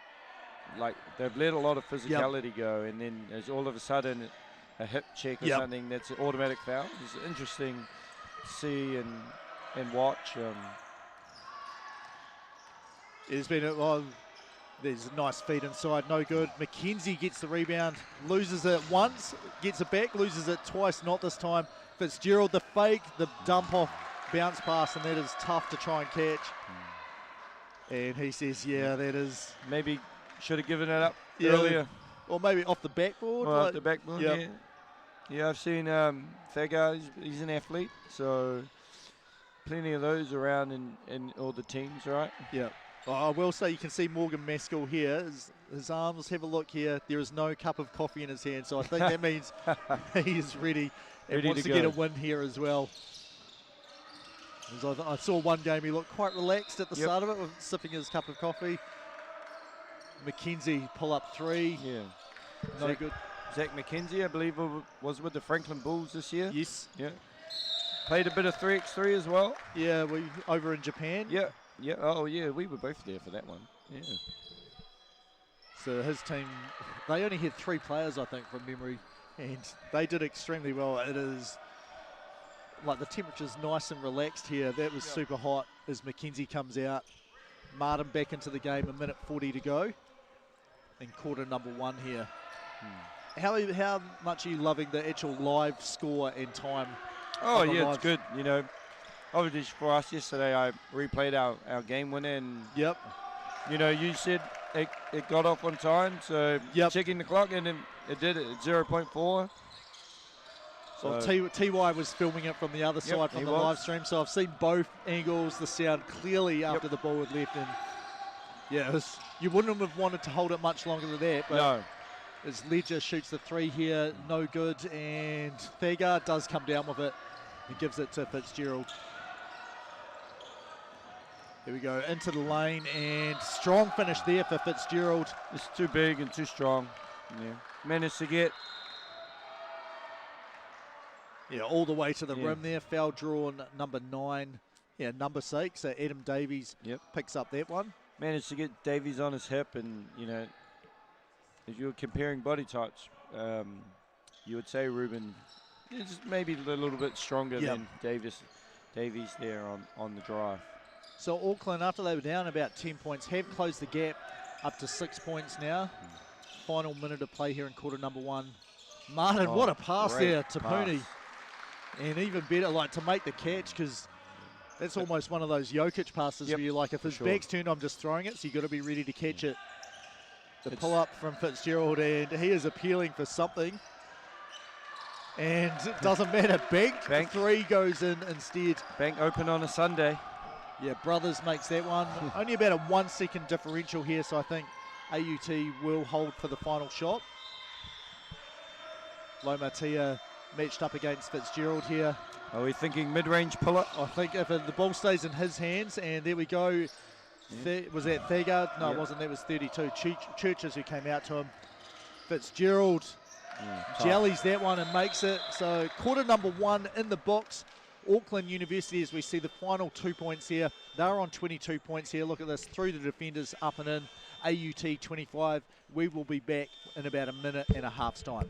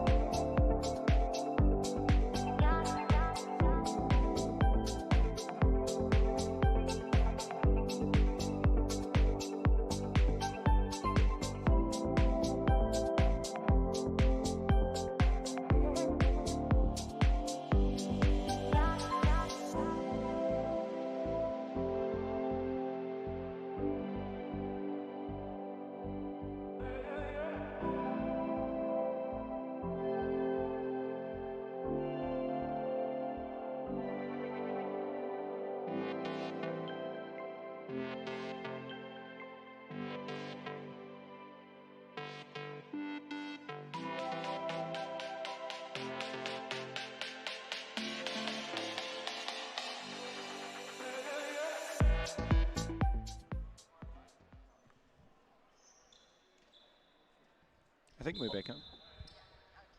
Yep, here we go. All right. So the buzzing just went for a moment for that. Hopefully you can't hear that at home, but it came back on. Leading scorers for the game, unfortunately I got a bit of blur here, so I've got to do some quick maths. Reuben Fitzgerald, he has 7 points for Auckland University, and Daniel Powell has 5. And then I said that Martin was on 12 points, all from behind the 3-point line. He's up to 14. He did hit one inside as well, that layup. Yeah, the backdoor cut. Yep. And then a couple of 4-point scorers. Victor Kyle had that great breakaway dunk. And then Ryan Lomatia, he also has 4 points as well. No one, Adam Davies has 2 fouls for AUT, number 9. It's probably the key one to worry about. Anyway, back to action here. AUT up 3 points. Tapuni in the post. Just, a lot of contact there. Bully his way there through the contact.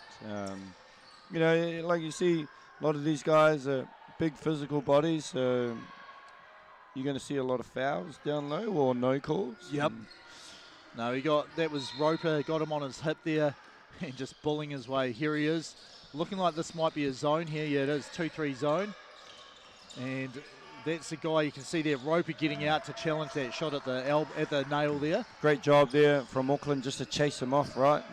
Make him put it on the floor into a mid-range jumper. Into the bigger Roper, you get a good hand in. And AUT, well, the way the offense is set up, it looked like they were in a 2-3 as well, but man-to-man defense for them. Martin gets the rebound here, and into the game, number 1, that is Grammar guarding him. Tapuni again, and he's like, I've got a strength advantage over Roper, so I'm going to go at his chest and just see if I can force him to let me get to the rim. Just a little bit stronger than you, Roper. Grammar for 3, just too strong. Tapuni picks up the rebound, and he was looking to try and lead the break straight away. Boucher does come and get it. There's Martin inside, out to Boucher, just too short, but Lomatia picks up the rebound. Martin, his arms are up. Tapuni's got to get out of the paint. Yeah, I think he switched his I think he actually travelled immediately, and then took a second or two for Cody with the mullet, Montgomery, to recognise, actually, no, you have definitely travelled. And anyway, like a 3-second call would have been fine there as well, because you need to get, you can't just lift a foot to reset the clock. You got to get both feet out, right? Yep. Anyway, here we go. Fitzgerald hands the ball off to Powell. And he takes a pull-up jumper against Boucher and drills that one. Yeah, he's hit one, I believe, in the first quarter off a screen, and here we go again. They're just in a drops coverage. Yeah, I mean, that's pretty well covered, but good elevation on his jump shot, and then obviously great form as well. Lomatia, 2-man game with Tapuni, spins on, and Roper is struggling at the moment, hits the ground there. Tapuni does get fouled, I think. Yeah, just overpowered him there, right? Physical, being so much more physical. Roper just leaning on him a little bit too much. Yeah, well, I mean, you kind of understand, like, if you have a 1-foot growth spurt in a limited amount of time, like, where's my centre of gravity now? I'm not used to that. I'm not used to moving like that. Anyway, subs back in for AUT. McKenzie's into the game. Also, number 4, Bonner, and then guy who plays pretty physical defence as well, number 13, Connor Mills. Yeah. So, as we see, Zach Tapuni taking a 6. So Auckland staying in the 2-3 zone. Grammar, good effort by him, gets the steal and great lead pass out to Fitzgerald, and he makes that bucket as well. Finishing at the rim. It's a tie game, 27-27. I have noticed there has been a lot of big leads blown by teams just switching off, you right? sound like you're like sending a message to your team, maybe. Yeah, maybe, yeah. Well, you know, I think it's not just our team. Yep, no, you are correct. AUT starting off hot. Yep. And I think there was one, Otago, might have been against Auckland, scored the last 13 points to win the game. Yeah. As we see Tyler Martin hitting his first 3 of this quarter, so he's up to 5 or 6, I believe. Yep, and that is on fire. Boucher tries to stop there, but Fitzgerald, every shot he's taking is like, come on. Yeah, he wants those calls. Here's Martin turning the corner, kick out Great pass. find. Yeah, McKenzie there looks a little long, and Grammar comes in to get the rebound. So he's come in and played pretty well there. I think it's not a foul. There is a ball from the other court. Yeah. Waikato versus Massey women. It will be Auckland ball here. 20 seconds on the shot clock for them. And we have our first time out of the day. That is taken by Auckland. So Coach Morgan Maskell. Honestly, I feel like I would have let it right out. Yeah, I think so. You're the team in which everything's. I mean, apart from Martin being left open for a 3. You've got the ascendancy right now. You've got the momentum. You just carry it through. Like I said, like this tournament's been a game of runs for a lot of people, and as we see, AUT started off real strong, and then Auckland didn't panic. Came back into the game. Ruben Fitzgerald's did a great job of getting to the rim in transition and in the half court, and then Dan Powell's hit a couple threes. So a lot of things can happen in a 40-minute game. Yeah. So anyway, the question I have. How many players has the Lincoln University women's team got available to play if needed today, and how many are you going to try and roll with? We have 7. 7 available to play. Depending on how Caitlin is. She's got her calves are no good. Right. We'll probably, there's a massage tape. There is. She was pretty, she couldn't walk really well yesterday, and we're just carrying a few other injuries. I think Rosie, obviously, with her hamstring, we have to be really careful with that. And I'd say we'd probably have 7. No chart, Caitlin Grice, not Caitlin Grice. Grace McGurk. Grace McGurk, sorry. She Caitlin Grice definitely not able to play. She's overseas and no longer at Lincoln University. I think Grace would love to play, but for her own health and safety and her ankles. So you're telling me there's a chance? Could be. We will find out. I mean, if I was here, if I'm like, if you really want to maybe consider playing, make sure she's on the score sheet, because we have a foul called there. Yeah, Ruben Fitzgerald just. He finally got one of them, right? He got one, and he made the layup too. So. Tapuni comes back into the game, and Mills coming out here. You see the drive here. Yeah, and it is Mills from behind. Although Zach McKenzie not looking too happy with any foul call. No. So one shot here.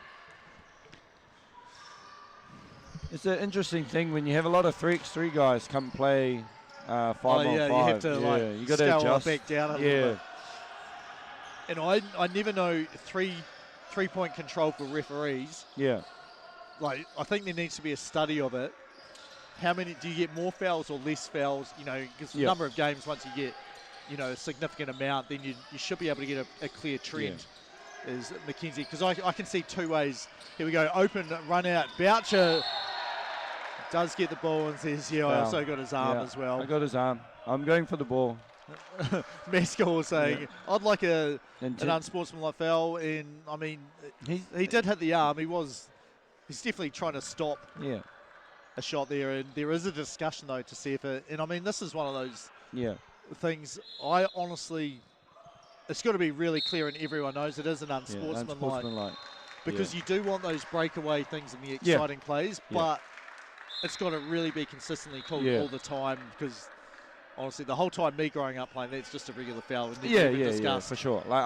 For me, old school, I think it's just a genuine foul, but the rules today, that's a clear path unsportsmanlike, right? Yeah, and I totally get, what do we want? We want dunks and highlights. Like, for us, we don't want, this is, maybe if your team's down 4 and you can be like, we hit 2 and then get the ball back. Yeah. But in terms of people watching and getting interested in basketball, they want to see dunks and, great finishes and things like that, not free throws. Yeah, tough one there on Jaden. Because you're trailing the play. Yep. And the nature of how it is, they have to call that, right? Yep. Yeah. I mean, the thing for him is he foul trouble, and that pretty much he needs to stay in as long as he can. As Tapuni denies that one from Abden, gets the rebound. I think it was Davies came over as well underneath. And mid-range jumper, nothing. And Roper says, I'm going to dribble. No, wait a second. I'm not going to dribble this one out. Where's a guard, please? Tapuni had Tyler Martin on his left, trailing the play. Probably made it. Anyway, moving around his guard. Staying low, the sort of hanging shot, and Tapuni challenged that, gets the rebound as well. Tapuni's got to be careful with he's swiping at the ball like that. Yeah. Did a great job. All he needs to do is wall up. Doesn't need to go for the block. It's hard though. I mean, here's Great McKenzie, and he is blocked by Roper, and he's appealing to referee Richard Kenny, but it's the other side. It's Blake Rosanowski who saw the contact there. And Kyle comes back into the game for AUT. That's what I mean by the going for the block or contesting, right? Yeah. He's there. If he makes it, good on you. No, but it's, I mean, I've generally coached under 13s this year. Yeah. And it's been like, right, you know, you're taller than a guy or you're shorter than a guy. Either way it works. Shorter guys, you're not going to block these guys that don't even go for it. Yeah. The taller guys, I'm like, they're going to have to shoot over you anyway. Yeah. But if you go for the block, if you get it, that's great sometimes, but it might go out of bounds. But even if you make a miss, you sometimes take yourself out of rebounding position as well and risk getting called for a foul. Like, you're much better just to go vertically challenge.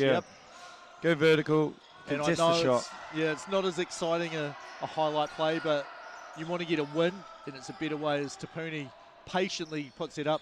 Roper with the rebound, and into the game just before Martin Gann. I think with the Tapuni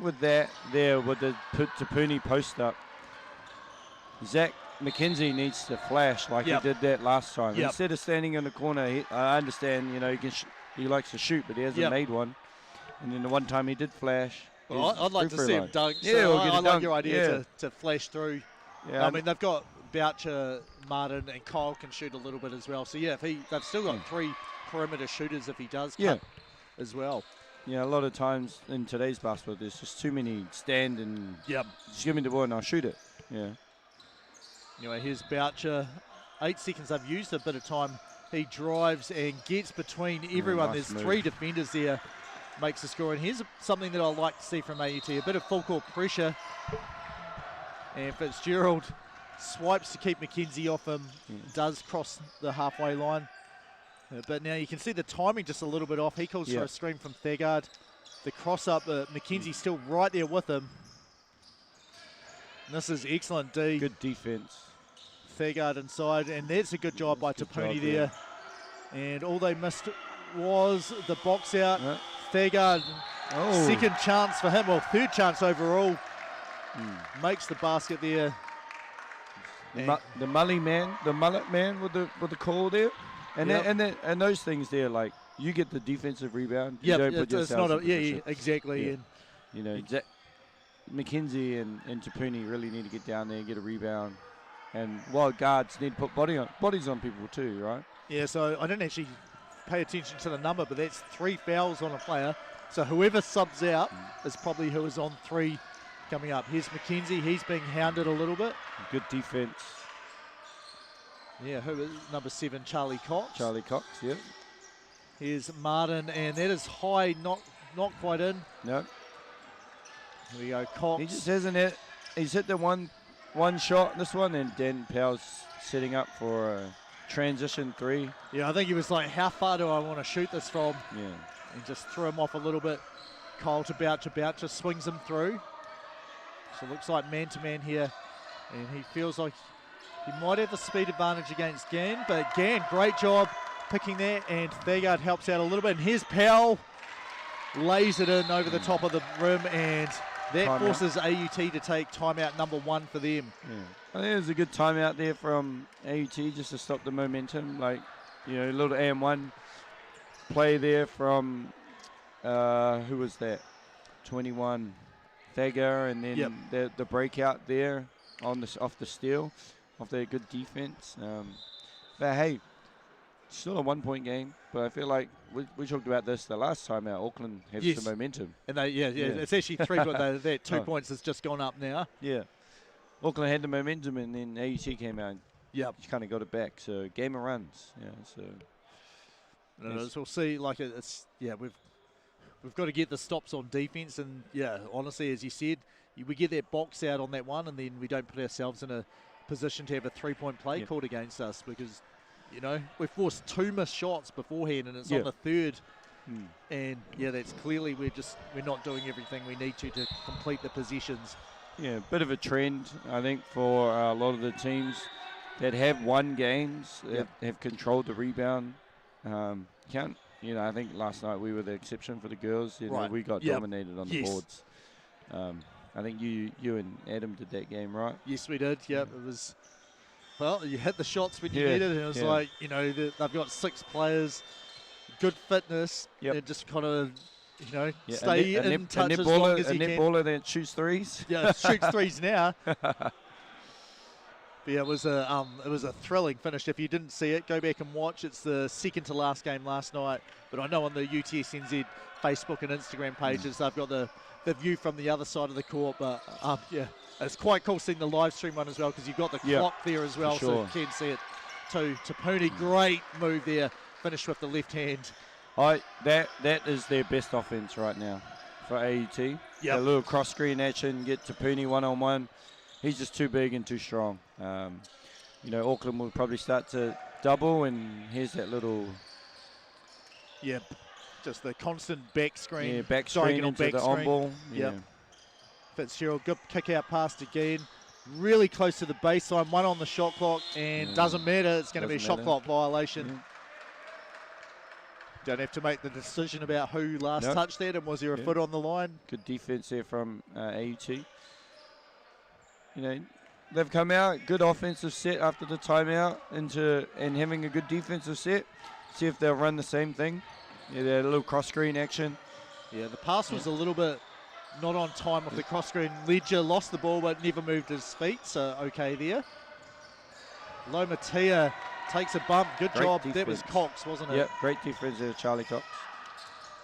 And that's twice where they've got all the way to the rim and tried to throw that bounce pass, and it is not easy. Let's put it on the rim. And we see here, look. He's literally got a layup. Yeah, well, you've got Gam behind you. He probably, if you gave it to him, he might have been able to go the whole way there. Anyway, double away screens, it looks like. Fitzgerald with the ball in the corner. A favourable matchup. He likes this one with the one-on-one. Well, Ledger's pretty good at moving his feet and pretty tall as well. Challenges the shot. Thagard, the rebound, puts it in over the top of McKenzie there. Just not putting a body on anyone. I thought Will Ledger did a good job at contesting and a little bit of ball watching there from AUT and gave up the offensive rebound. No, I quite like the way Will Ledger plays, like a bit of inside-outside action, and, you know, people think they've got an advantage against him. Is good job there from Thagard. He got the initial tip on the steal. Here's the run out. And there we go. So that unsportsmanlike from Boucher. That's why we get that dunk there. Here it is. Have a look at this. Great defense there from Cox. He's done a great job, and Tyler Mutton, these last 2 possessions, forcing turnovers. Yeah, so back to live action here, and that was a nice finish. Got up Thagard to Pooney at the rim, and good job to just go into the chest. He is their best offense right now. If I was AUT, I'm running everything through to Pooney. He's Ledger again, chest in front. Oh, good. That is a good pass. So that is sent back out. McKenzie and Ledger both there. Have a look at this. Love the drive against Ledger. He stays up. The challenge. And there is, I think it's McKenzie. And timeout taken by Auckland. I'd say this is how we want to run against this out of bounds. And I've mentioned a few times, and I know your team has played a couple of zones on baseline out of bounds. Does AUT, all of a sudden we've been man-to-man defense the whole time. Do we switch into a zone here on this baseline out of bounds? I think a lot of the times when you run the baseline out of bounds on defense, you don't want to give a layup. That's why you run the 2-3 zone, right? You just clog the lane and you play inside out. Because a lot of screen action, movement, you can create those advantages. There's still a few plays you can run to get those looks in the zone. I think for years, UC had a good one where Brent Fisher came from. High post, got that little 3-foot runner jumper. But, you know, you haven't played zone, maybe throw a different look at them with 59 seconds to go, you know, and I'm always like that, like it's the final minute. You do something like that now, even if you don't do it the rest of the game, it then like takes up some of the time, the halftime talk from the opposition, like, and like, this is how we're going to attack their 2-3 zone or 1-3-1 or whatever they show you. Because you don't have a lot of time. 1 minute to talk about what you want, and then all of a sudden they're in the zone and you're like, oh no, well, like, what do I do here? Anyway, it will be Auckland ball on the baseline, 15 seconds. And this looks like man-to-man, given how Tapuni's like, who am I guarding? Yep. And there's that little downstream. Upstream, they switch out, and Ledger challenges the shot, and just about an offensive rebound, but it goes, I mean, it was an air ball, so you can't really blame Cox for not handling that. A lot of times when there is an air ball, the offensive team generally gets the rebound, just because they're cutting in or something like that. Yeah, the angle's not where you're expecting, right? There's that cross-screen action here with Tapuni. Oh, just need to go back. Yeah, I think Mackenzie's pretty well covered there. Yeah. He got clipped, I think, afterwards, but on the ground, and it was too wide open there for Brothers. And substitutions coming in. Reef Churches, number 32. And a timeout here from AUT. They'll take their last timeout of the half. I was going to say, I felt like it was going very quick, and both teams might not use their timeouts. Yeah. We've had an awful lot here in the last little bit of... It's interesting, right? Because you watch NBA, they have, you know, seven timeouts a half, is it? Is it, believe? Or they have TV timeouts and stuff like that. I need to check that on NBA 2K. And then they can have those timeouts. Yep. But at international basketball, you have to be real strategic, right? Yes, well, like the two in the first half, I tend to be really...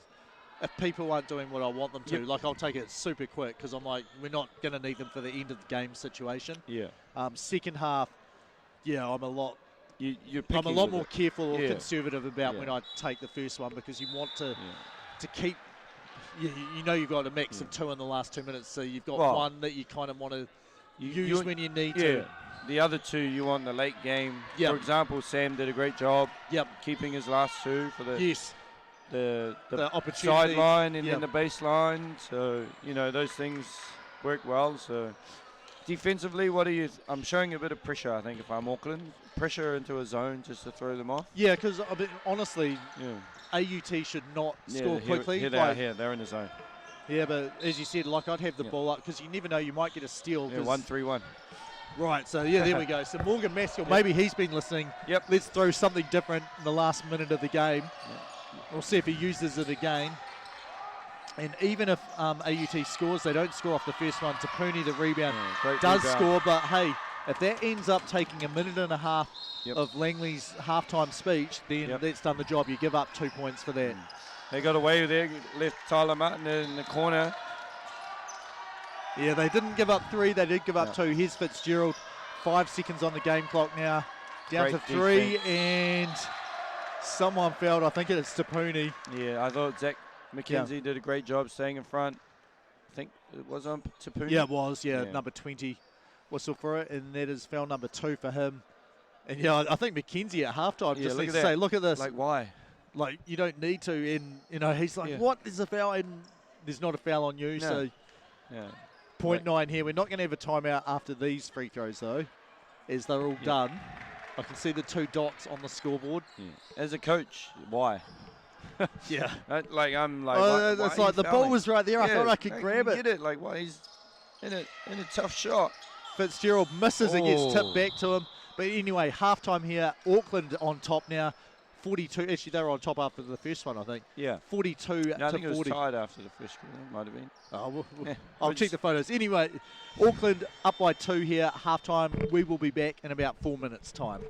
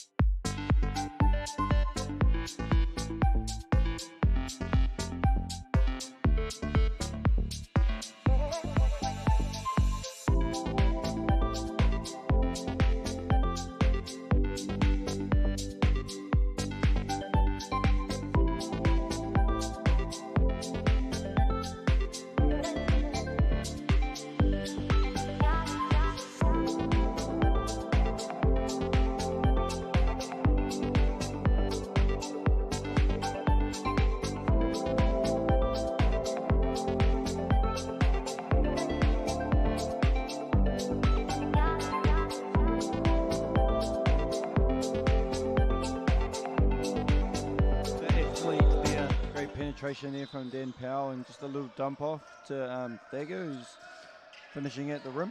Yeah, and then leading the way for AUT, Tyler Martin, 17 points now, and as he said, he's hit 5 from behind the three-point line and had that nice little layup before. In terms of fouls, Jaden Boucher has 3 actually, so yeah, 1 more than I thought. Adam Davies has 2 and Zach Tapuni has 2. So that's probably the key thing for AUT. Like, Boucher cannot get into foul trouble and then sit the whole, basically last night he got his 4th at the start of the 3rd quarter, and So he he was just out, and by the time he came back, just couldn't close the gap enough.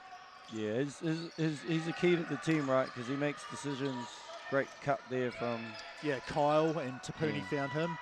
And Tapuni, his first 3-point shot of the game that I can remember anyway.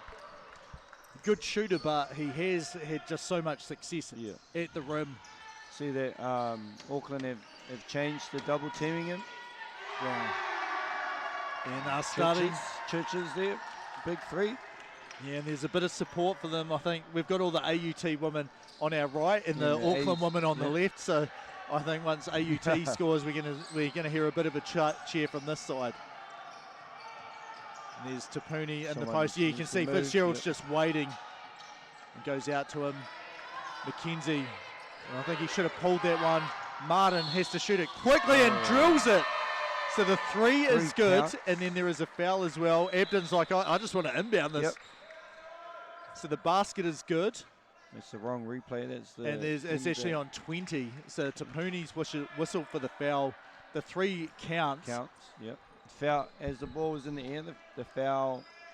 Yeah, it's just an off-ball foul. Off-ball foul, but as soon as the ball's shot, right. Yeah, neither team has possession. So if they were in the bonus, we'd be shooting, well, whichever team fouled. But yeah, going back to the conversation I started about number of fouls called with 2 or 3 referees. With 3 referees, you've got a smaller area that you're looking at, so therefore you don't have to guess as much, and you can really pay attention to what's happening. But there's also 3 people with whistles. Yeah, for sure. And if you're like, man, I haven't called anything because nothing's been happening, do you start searching for stuff that isn't really there? And I don't really know what the answer is. Mackenzie, nice little mid-range jumper there. I like the mid-range there from Mackenzie, but I'd just like to see him just challenge the rim a little bit more, right? No, I mean, in that one there, like he pulled 3 defenders to him, and if he missed, they probably would have got the offensive rebound as well. Ball's getting swung around. Here's the drive in. Powell slid his feet a little bit, and the follow-up no good. And Kyle just about tackled there. Mackenzie's saying, can we please have well, he's saying just a holding foul. I'm pretty sure he means an unsportsmanlike foul. I mean, there's no malice in it, but it was. He stuck his arm out. It's lazy, right? Yeah, a lazy foul.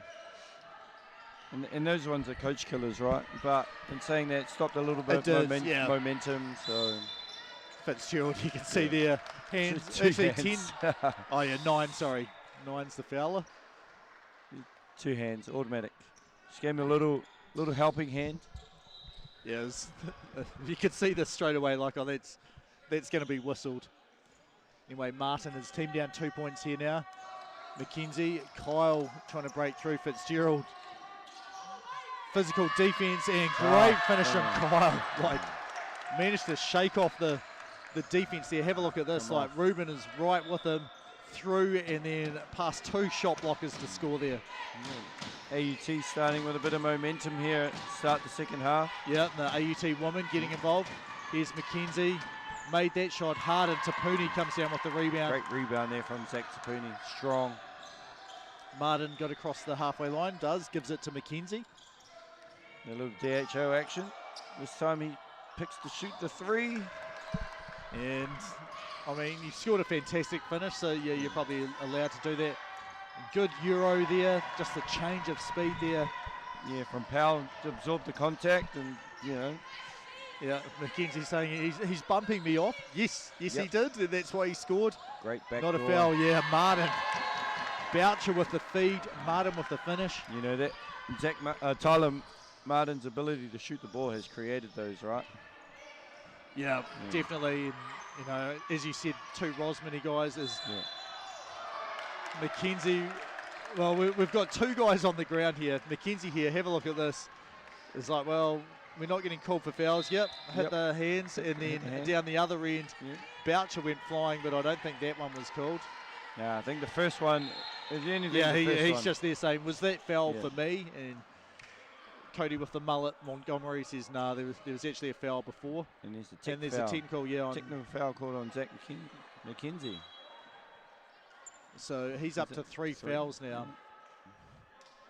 I mean, we don't know exactly what's been said. He has, he's had a bit of conversations with the referees, and just in terms of body language, like, just needs to nothing overly, but if it's every single time, you understand referees saying, like, we've been here, well, some of them from 7:30 in the morning yesterday until 9:30 at night. Yeah, it's been a long grueling and a lot of a lot of games.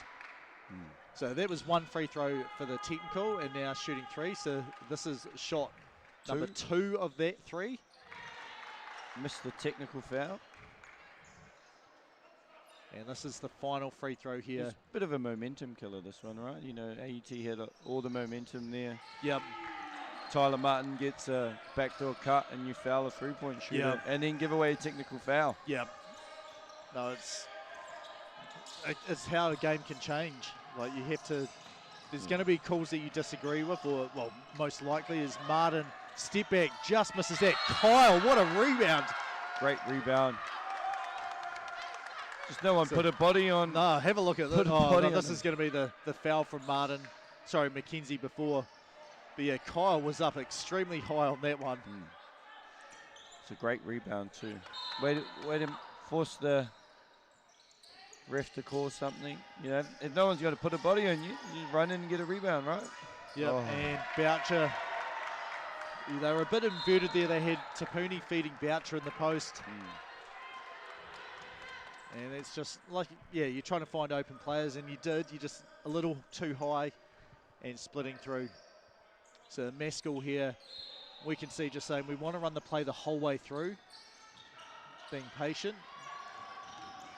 And I think it's the inbounds play is Grammar quickly and Ledger, he sort of, well, he got the ball, but I think if we see a replay, he also got a bit of head, I think. Have a look at this. I think he taps him. Yeah, body. Actually, it's more body, isn't it? Yeah, body. Yeah, came across. Yeah, and it's one of those ones he's not trying to move into the path. He's just trying to challenge it. Anyway, Grammar misses the first one. I mean, honestly, like I'm looking at them, you can see the Ledger, like the camera makes him look taller. Yeah. He is still probably about a foot taller than Grammar, so. You know, you got to be, being that small, you got to be, you know, you've got to be a great shooter or have an amazing amount of timing and finishing ability around the rim. Here we go, going back to this, and I think that is their best offense. Yeah, I mean, that was 3 defenders. It doesn't matter. Tapuni. Yeah. The spin to the baseline, so you can see the doubles coming from up high. Yeah, got away from, good quick early move, got away from the double team. The handoff not quite where expected, and that's down to Martin's defense. Fights over the screen here, and Fitzgerald, the lean back, hits the jump shot there. Yeah, nice wee little, just slow played him right, and then rise up, shoot a mid-range jumper, and we can hear force a switch. Yeah, and that's smart, then cut away. Great. Kyle for 3. Great find. And Ledger just snuck inside. Great find there. Past the deep end. Fitzgerald, I thought he might have pulled that one. Looking to dance against Boucher, gives it up. And that is deep from Powell, too strong. Tapuni up to get the rebound. A chance for AUT to run here. Here's Kyle. Oh, athlete. Yep. Great finish with the left. No, there were 2 guys on Tapuni, so if you get the ball up the court quick, here's Fitzgerald, the cross. He's challenged, but that is a nice bank shot there. Pull up there from Ruben Fitzgerald. Like, good defense, challenged it, but that's just too good. Kyle swinging over to Martin. Ledger. And we're looking for that move. There's Boucher the cut, but you can see all the defenders were there. It didn't even get to him. Powell.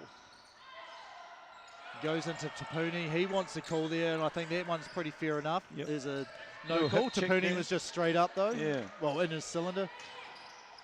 Martin, what a finish inside there. Tyler Martin is having a whale of a game. I think he must be up to, what, 25? Yeah, I think something around there. He's hit 4 points this quarter, hasn't he? Yeah. And beforehand, 30. I don't know if he'd be that much. He was on 17, so he's at least on 21. Yeah. Now, here's Fitzgerald, another leaner and another with the same result. He didn't bank this one in though. No, he's just getting to a spot, right? Being overly physical, powerful, and then he's just rising. And you can see why he's in the NBL and gets minutes with the Tuatara. Huskies. Tuatara, yeah, the former Huskies. Yep, there we go. Here comes the double. And Martin, he goes for the leader. Boucher, and just rushed that one a little bit. And Grammer is pretty happy with that. Yeah, exciting. Boucher just misses a sitter there. You need to make those ones right. There's Tapini, takes a break. And that's just unlucky for Kyle. Like he's just the ball's not quite where he's going. He's immediately turning, and Grammer happens to be right there in the foul. And because of that 10 call, it's actually the 15 foul. So two shots for Grammer, and then he's already down there. Walks straight down to the free throw line. Those are always tough, right? 90 feet away from the basket, and you give away that, and you're in the bonus. And the opposition just get to walk the ball down the floor. So Lomatia back into the game. McKenzie back as well. Grammer misses the first free throw. Haven't seen much of Lomatia in this. No. In this game. Yeah. I think he'll come out and guard Ruben Fitzgerald. Yeah, with I think size. he's like, okay, that mid-range jumper, and Grammer 0 for 2 there. So let's have a look. A bit of pressure showing up the floor. McKenzie, he's over halfway. And just no movement happening. No. Here's the ball screen. Kyle gets Fitzgerald to lift, step back 3, and hits that. That was good defense there, just better offense, creates a little bit of space. Well, it's Martin on Fitzgerald, so not Lomatia. Yeah, he's just trying to get into the mid-range. Yeah, he's staying right with him. Right, the dribble's dead. Too much. And you can see no help from Martin at all. Is good finish, and that is not the too little. That is my leg is cramping up. Yeah, and I cannot run properly. I'm trying to stretch. Yes, I was like, I've never seen that. And then see that celebration. Display, and then, there's a reason it's not a celebration. So going out, Charlie Cox after a great play there. Theo Brothers, number 14, into the game. I've seen a lot of that over the last few games. Players going out with cramp and. Yep, no, most of these teams, well, all the men's teams, this is their 5th game over 3 days. Majority of the women's teams also, and that is Lomatia. And he's whistled for a travel. Let's have a look at this. There? I think he lost the ball. Look, he had Will Ledger right there for it. Yeah, I think it was going out of bounds anyway, so it's Auckland's ball. But that just missed. Great cut there from Will Ledger, just missed him there, right? Oh, great pump fake. Yeah, Ledger blocks the ball out of bounds. It's a 3-point lead. Auckland sort of been about this margin most of the game. So you got McKenzie to lift here in, and Ledger puts his hand in just to knock that away. And Kyle, this is going to be Grammer called for the foul here. Yeah, just checking it is. Yeah. So Kyle, you can see here, like he's jumping the lane, and just give him a little shove with the right arm. The first foul, the first contact, I think you're totally fine to say that's just a regular foul. Just push them. The landing on the head, that would be something where I'm like, actually, that's worth discussing. Opening yourself up to 2 fouls there, that would have probably been too much. A bit of extended pressure here by Auckland. McKenzie, the mid-range jumper, no good. And rebound picked up there by Brothers. It's not. There he is. Oh, he got McKenzie to lift again, so he's gone for that pump fake twice in a row here. And here's that matchup that we were talking about. Yep. Lomatia, he's called for another screen. Great job by Lomatia to stay in front of him. Fitzgerald to the rim, no good. And We've got Grammar at the rim and Lomatia, I think. Oh, it's a tie ball. So we'll AUT ball.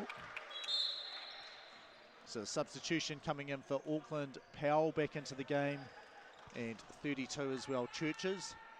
Yeah, Abden going out and quick tie ball there, called by it was referee Richard. I think it's probably I'm going to call a foul. Actually, no, that wasn't a foul. Tie. I'm going to call it a jump ball. Yeah.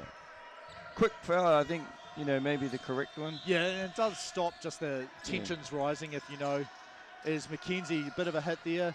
Lomatia, mid-range pull-up, giving Fitzgerald a taste of his own medicine there. It's like, I'm the master of the mid-range. See that Zach McKenzie penetration, right? Getting on the rim, kicking it out, hitting Ledger, and then Lomatia on a long closeout, getting into his rhythm jumper. Now it's Kyle against Fitzgerald. The defense chant, pull-up three, drills it. So 1 second to go. Lomatia launches it a bit too late. So there we go here. Fourth quarter. Right to left cross. Just gave him a little that was shake perfectly and bake. timed. Yeah. All right, we'll step away for a moment. 4-point lead. University of Auckland up over AUT. 1 quarter to go.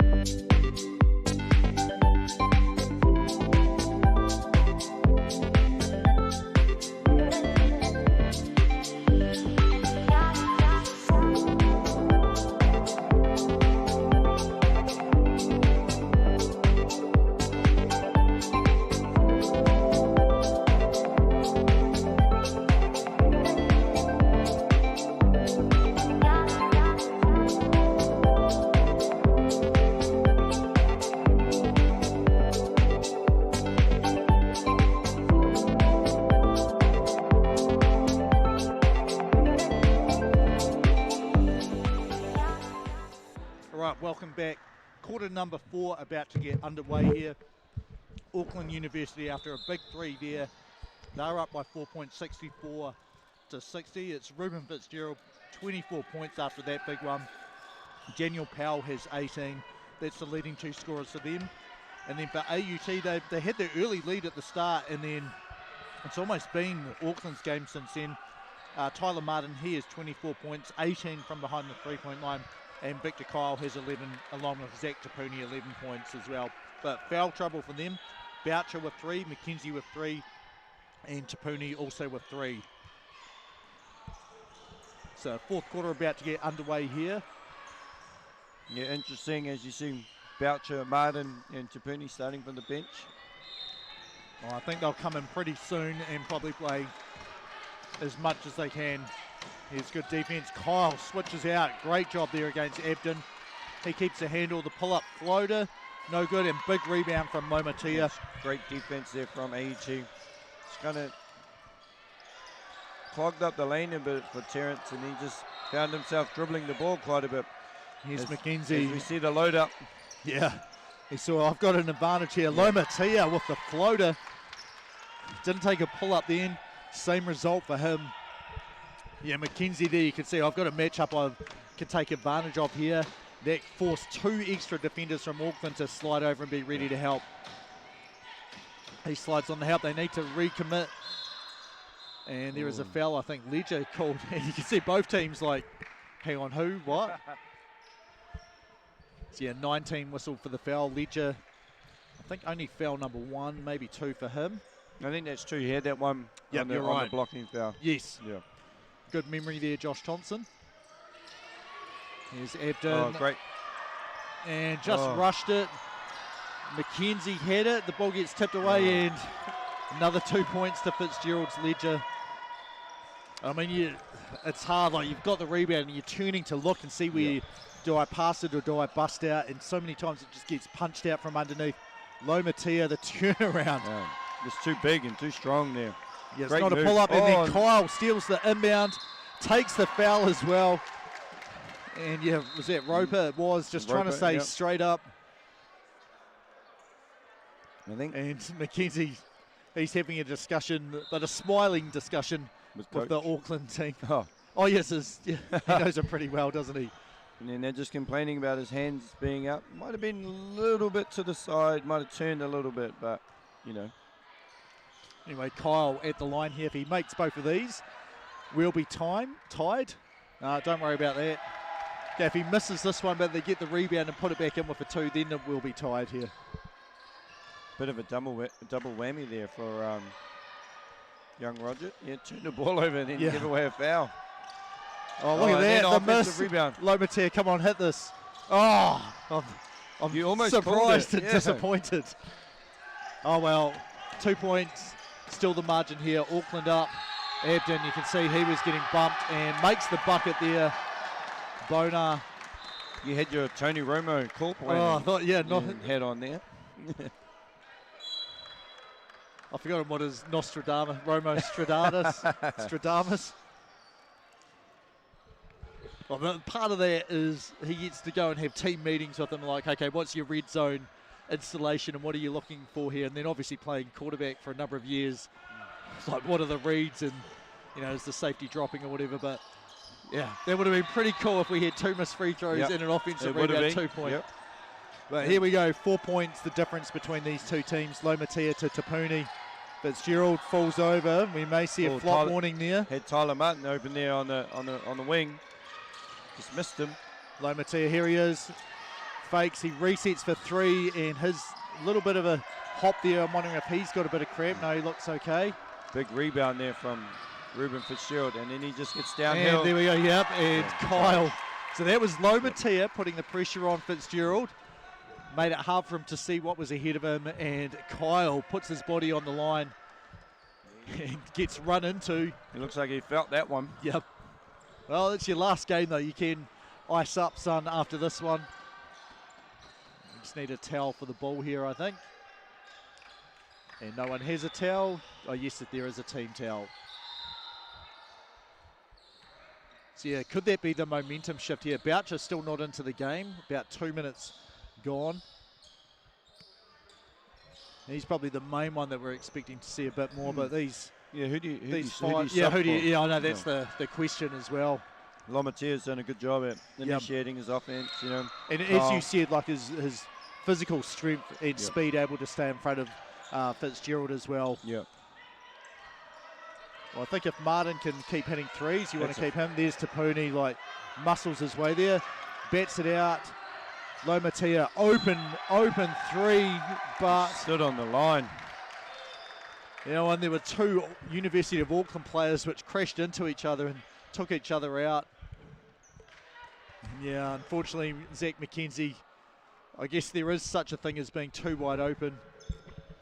Oh no, it wasn't 2 University of Auckland players, it was just feet tripped up. But and we've got sub Powell coming into the game, Ebden going out for Auckland.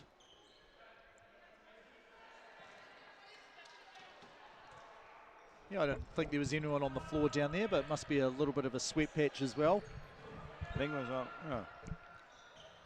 not where we thought the ball was. Yeah. Yeah. There's, Zach McKenzie and Morgan Maskell having a... I don't think I was over the line yet. It's these lines. Yeah. Yeah, there are a few lines down the sideline there. Obviously, we don't see the lines in the league because they're taped, right? Yeah, what a finish by Fitzgerald. Over fantastic challenge by Tapuni. He's had a great second half, I think, scoring his ability to score the ball, right? In the second half he was pretty quiet.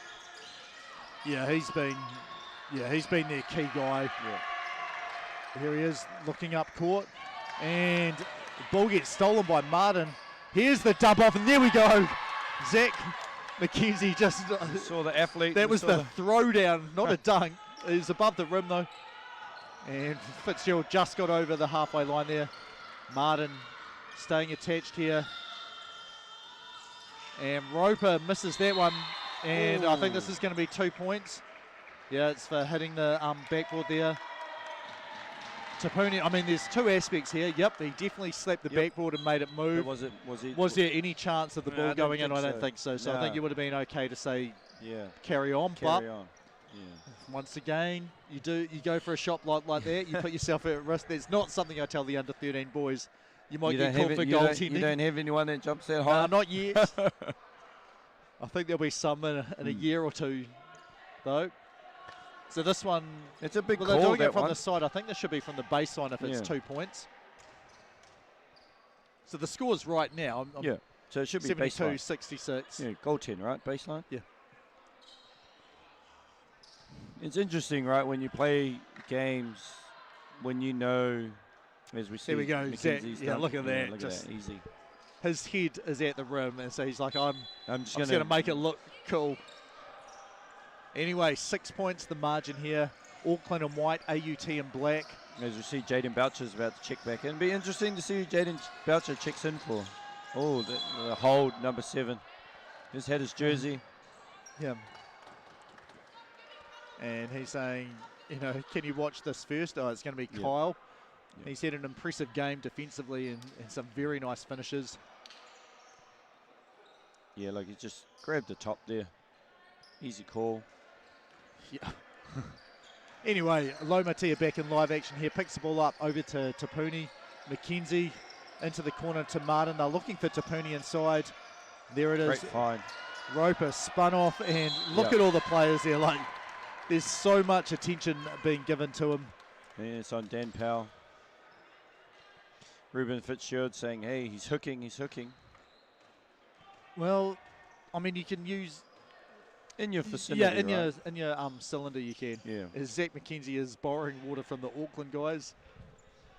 He's like, hey, you can fill up your water bottle closer than we can. I just missed that one. Did he make that? No, he missed the first free throw. Yeah, free throw has been massive here for AUT. They've missed a few big ones down the stretch. Second one, no good. Great rebound there from McKenzie. Here is Lomatia, mid-range. Just a bit of a hold there. And Zach McKenzie makes that one. No basket. Yeah, it is a holding foul. Bonus Auckland, 5 team fouls. AUT only on 2. And I think it's, Roper's, not only is it 5 team fouls, it's 5 personal fouls. So Roper, you can take your shoes off now if you want, because you are not going back in. You're not going back in.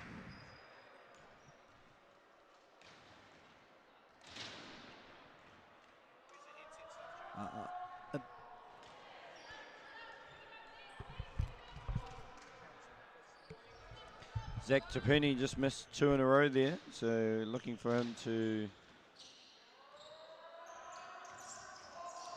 Well, no good. Boucher does knock it out and manages to knock it out off Brother's hand. So Brother's saying, he knocked it out of my hands.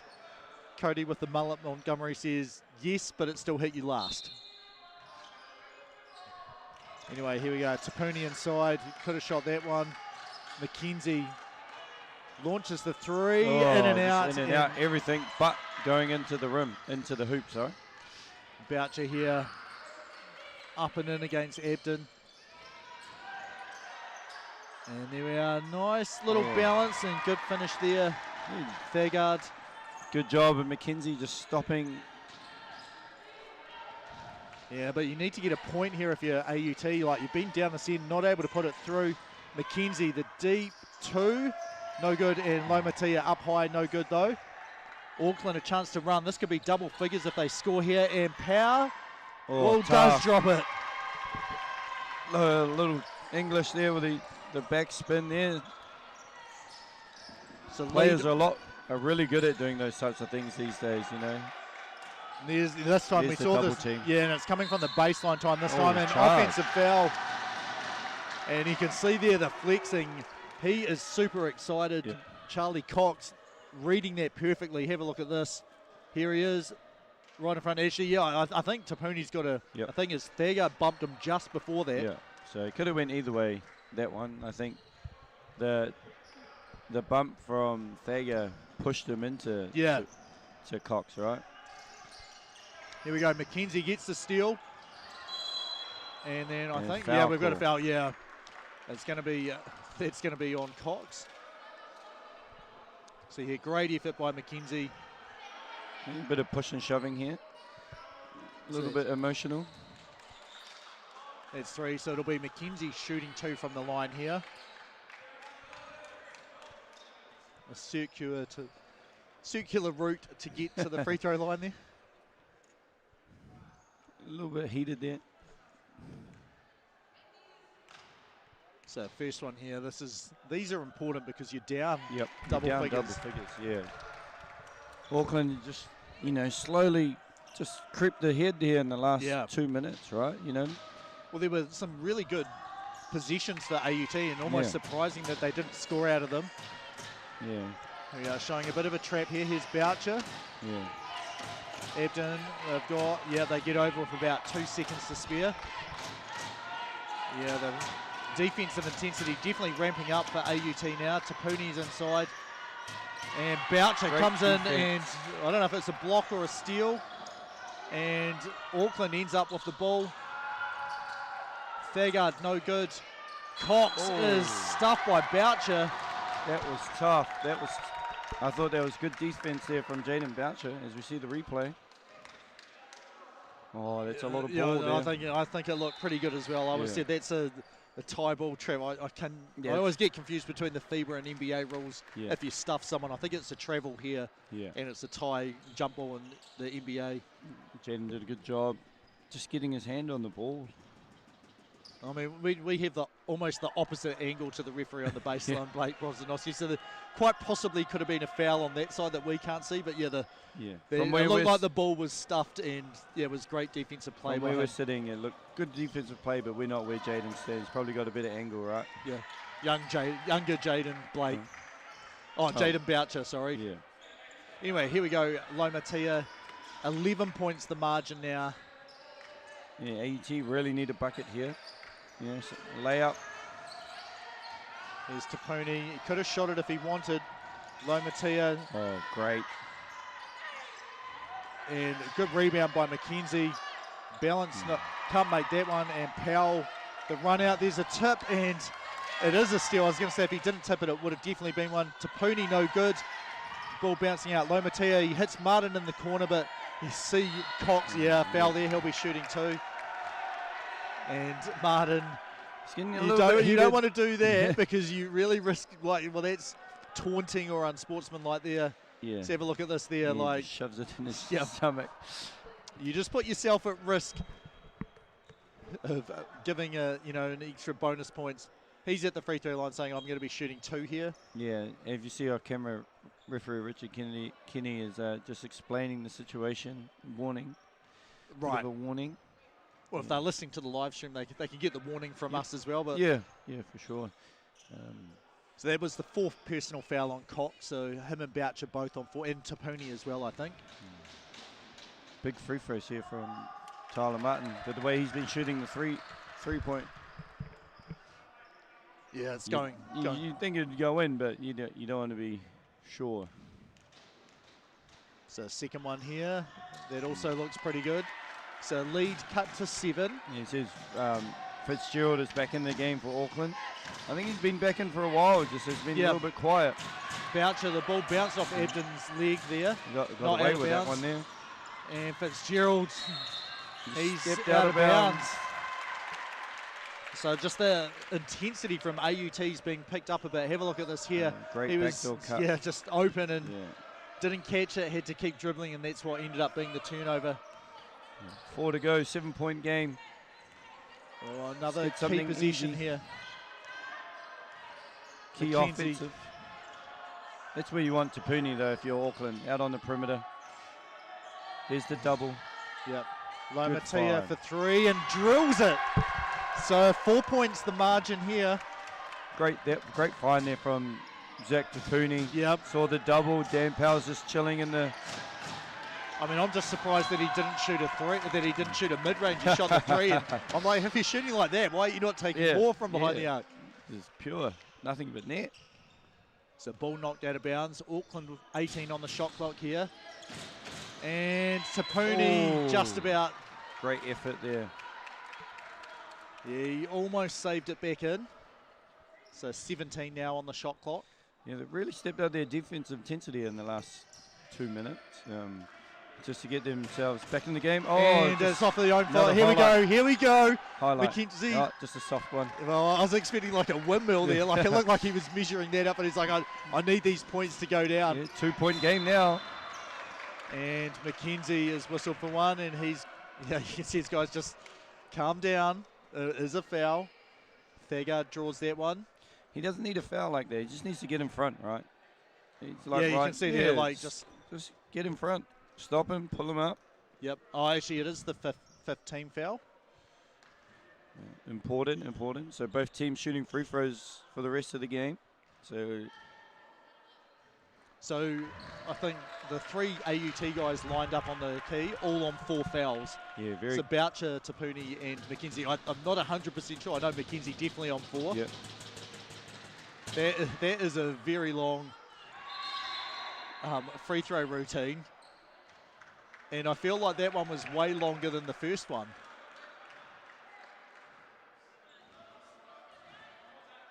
Just clashed knees there by the looks. Yeah, so it is going to be, that officially did not happen.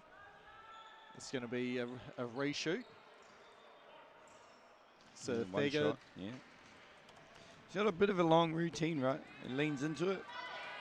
Yeah, I felt like the first one was more like that. The second one I felt like was overly long. You could be like, look, you've got 5 seconds and it's got to be like your normal tempo. You can't suddenly change. Oh, what a great catch find. inside, yeah. Well, probably not a shooting foul, doesn't matter. It's in the bonus anyway. Bonus, so. The foul is on 9. I believe. No, I don't even see a 9, so I guess I'm just not reading the numbers properly. Interesting. Oh, it was. No, it is. There it is. Yeah, It's Ruben Fitzgerald. So let's try again. Make the first, miss the second, tap it out, and score hit a 2 3? point. Nah, just hit a 2 to tie up. Yeah. We'll see if that's what happens here.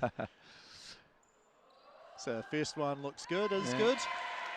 I'm going to say he's going to make. I think so too. I think he'll make the second one. I think so as well. Yeah, Auckland haven't handled AUT's pressure the last 3 minutes in the full court, right? They had that one where McKenzie gave away his 4th. Yeah. So they have to do a better job at looking after the ball and handling this pressure. Yeah, well, that was pretty close as well, just as you said that. Yeah. It didn't, and they go to Fitzgerald saying, we need you to get us something good. He says, is he saying, come here to Boucher or come here to Thagard? Yeah. And I really think, like Thagard's legs are outside his cylinder. I was going to say, if I'm Boucher, I keep trying to go over. That is denied. Thagard stays with it though, and eventually does get it. McKenzie's like, actually, I'm on 4 fouls. I'm not going to risk I'm gonna stay doing away. that again. I think that's a smart one there from McKenzie. Did a great job at getting the block. But I think Boucher against that ball screen. Here's McKenzie, a lot of contact, the pull up, good rebound to Pooney, wide open. This is to tie it. It is short. McKenzie though gets it and loses it. A lot of contact there, and probably didn't need to rush it as much as he did. Double dribble. And yeah, he knows it too. Yeah. He thought he got away with it. Honestly, well, there you go. That's why having 3 referees is good, because honestly, with 2, here we go. There we go. The dribble, Oh, yes. Yes, the because with 2, you just, people double dribble, but you don't expect them to do it. So you're actually watching the defense and not the person with the ball. Here we are, Lomatia, great dish inside, but better defense there. McKenzie was going up, and it was Cox, I think, that got him there. He's shooting it. He fakes it. Tapuni, great challenge, doesn't matter. Great finish from Dan Powell through the contact. So final 2 minutes here. So the good news is both teams didn't take a timeout. Max we can have here is 4. McKenzie out to Martin. Could have shot it quickly if he wanted. And Cox, no, your arm's in there the whole time. You did knock the ball away cleanly, but have a look at this. His arm is in. You can see there the right hand just pushing the whole time. Easy, easy call. Yeah, you can't get away with that one. With the right arm there on his hip. And Cox will head to the bench now. Zach McKenzie, very friendly. He welcomes in the substitute, number 32, Reef Churches. So I guess, Cox, you played some pretty fantastic defence. If you really want, you can sit next to Roper and you guys can relax. It's a tough one though, right? Because you feel like you're your moving arm your in feet, there you knock the ball away. Yeah, but because your arm's there, it's automatic.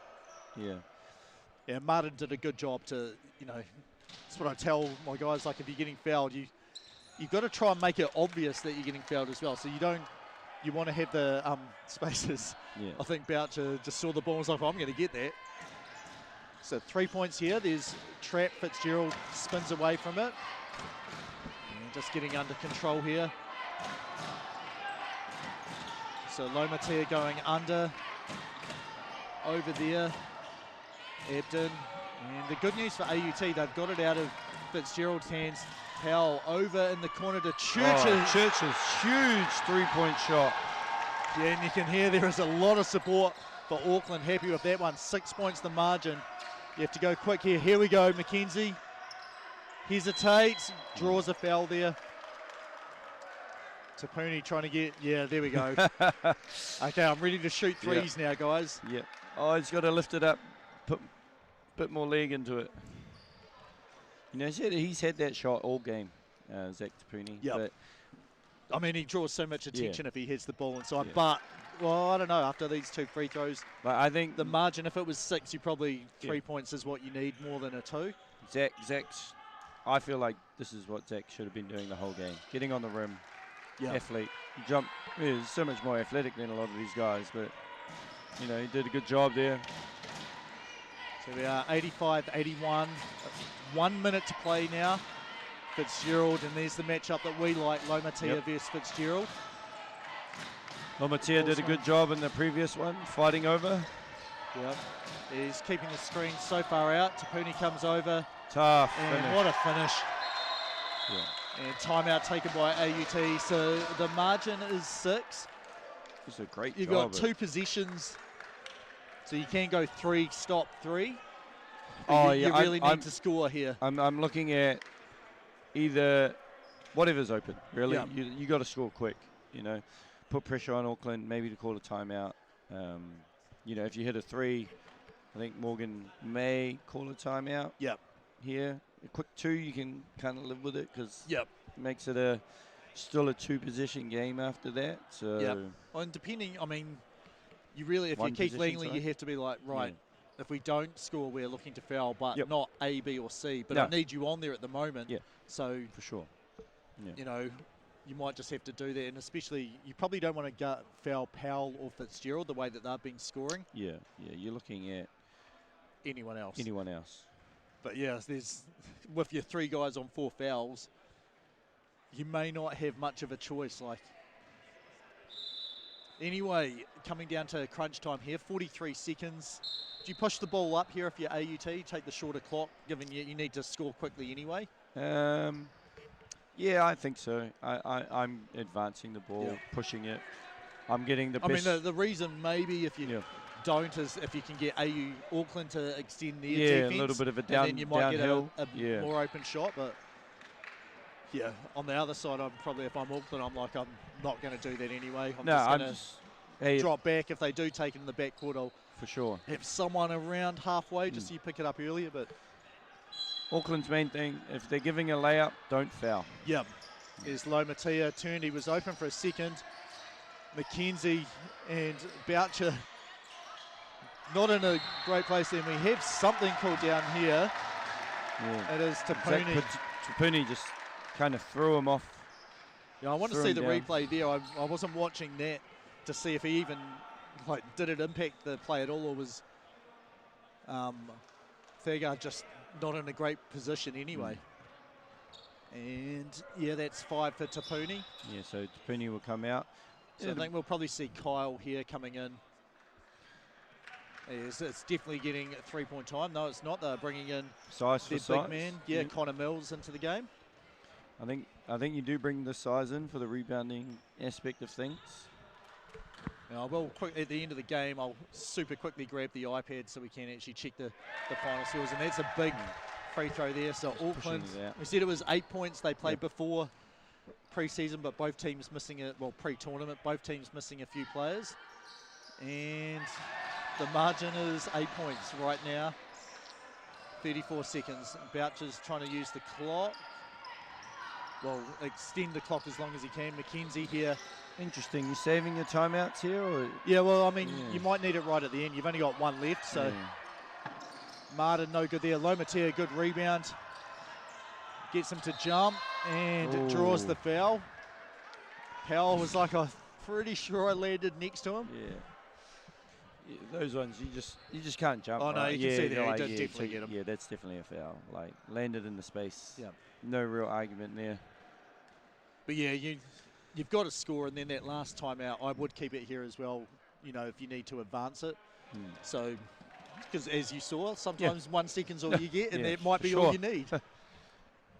So, but you know, you guys have to know here. Like this should be Mills or Martin. Yeah.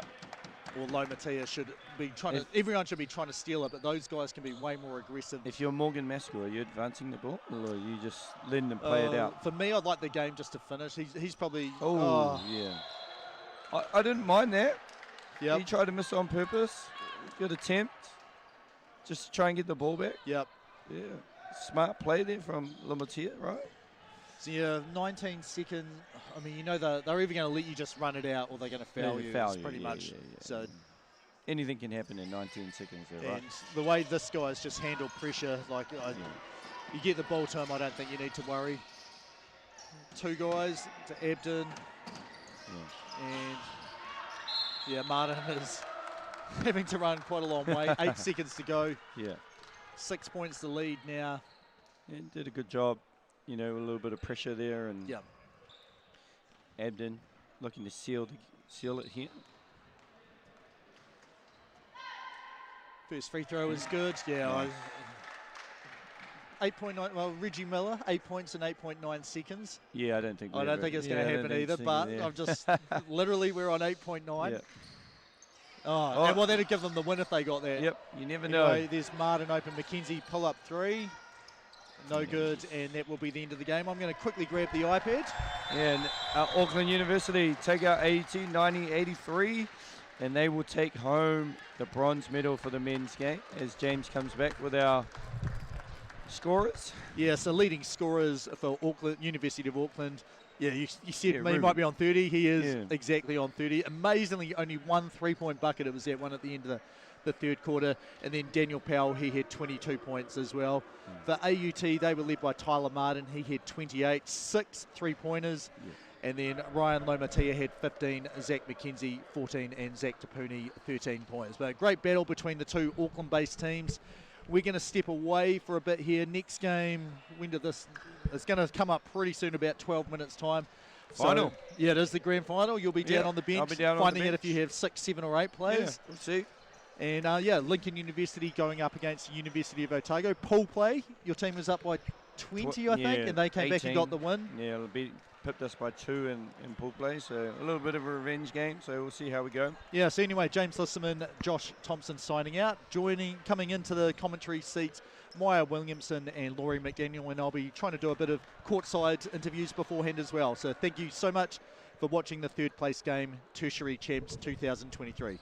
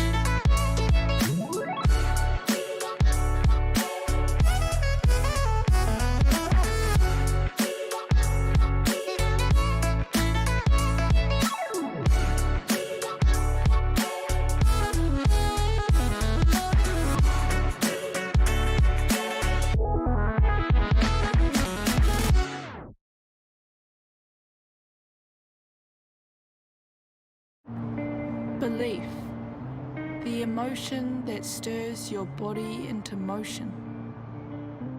One small drop contains the power of the oceans. And yes, with all this chaos and commotion, you'd be forgiven for thinking, what's my personal motivation? The new normal's so abnormal that now normal's an abstraction. What happened to civilization? This world is a distraction. But still, belief will never fail to cause a chemical reaction, fizzing up your synapses with purpose and possibilities to put into practice. Yet those ones.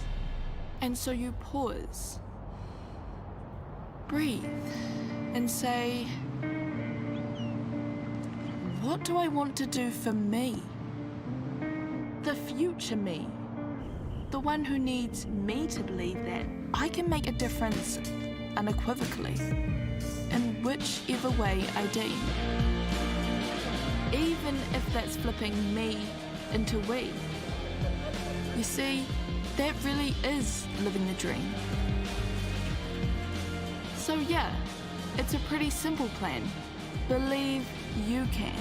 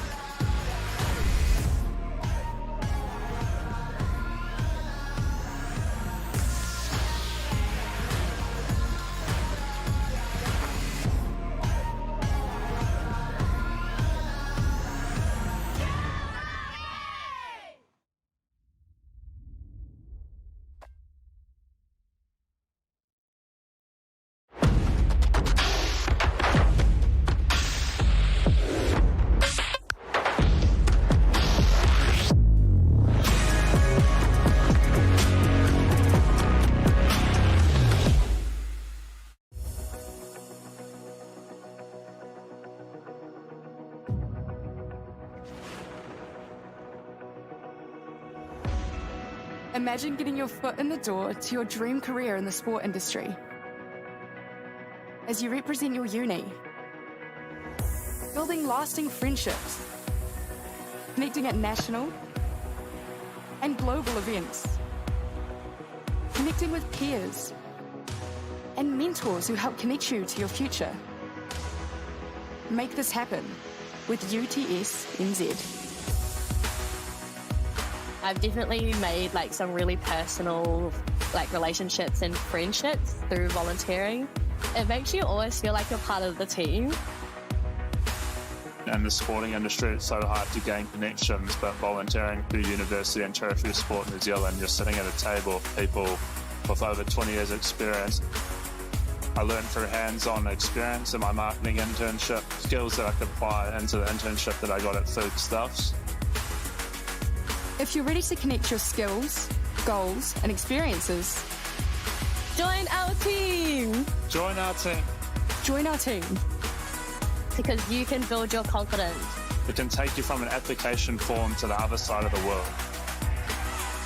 Click the link in the description to connect with UTS NZ.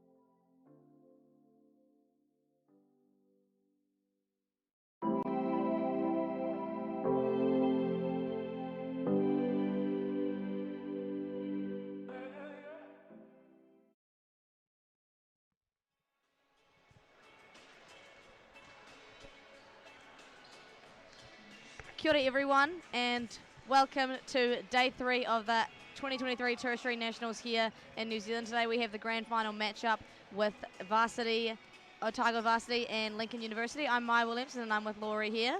Kia ora Maya. I believe right now we're going to go directly to James Lissaman as he interviews gorgeous Gav for the Otago University. James, over to you. A really, really good finish to the game to get that win. What did you learn from that game that you can sort of take into today's game, which has a little bit more riding on it than it did the first time? Yeah, obviously a national final. Great team, well coached by Sam and Josh, you know. What we took out of that game, they shoot threes. They shoot plenty of threes. Looking at their stats last night, they took 70 shots and I think 35 of them for threes. So we're going to take care of the three-point line. One advantage you do have is way more players, and obviously the mental advantage you had to win the first time. So all the best and thank you very much for the time. Back to you two in the booth.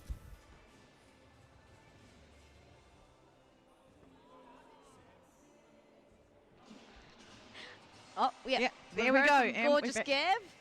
Gorgeous Gav from the Otago University. Just talking about a little bit about Lincoln's gameplay, but now we get the opportunity to hear from James Lissaman as he interviews Lincoln head coach Sam Watkins. Over to you, James.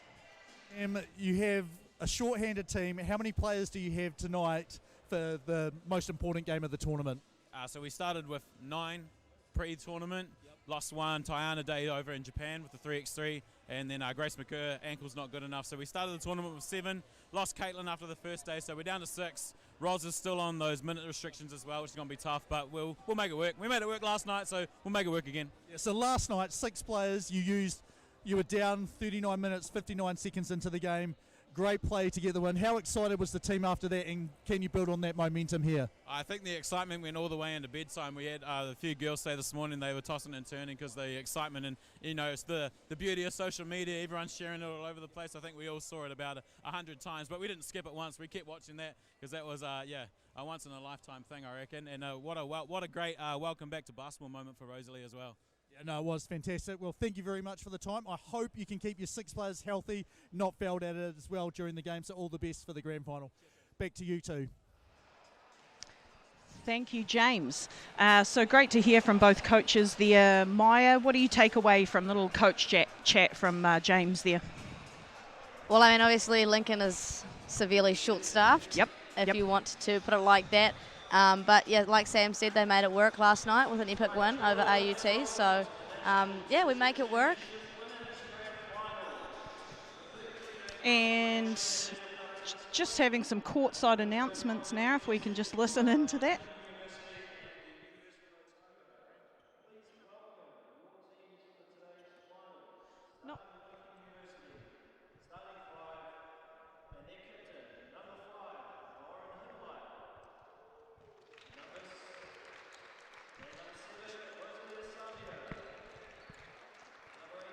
So I don't know that the people at home can hear. Yeah, so we're just figuring it out as we go, sorry, team, we're just sorting out. There's a little bit of on-court action here. So starting 5 for both teams being announced, all team members being announced. Lincoln University up first. With their huge lineup there. Yeah, of 6.5 players. That's the extent of it, right there. Oh, 6 players. 6 players, yep. No half there, no half. Yep.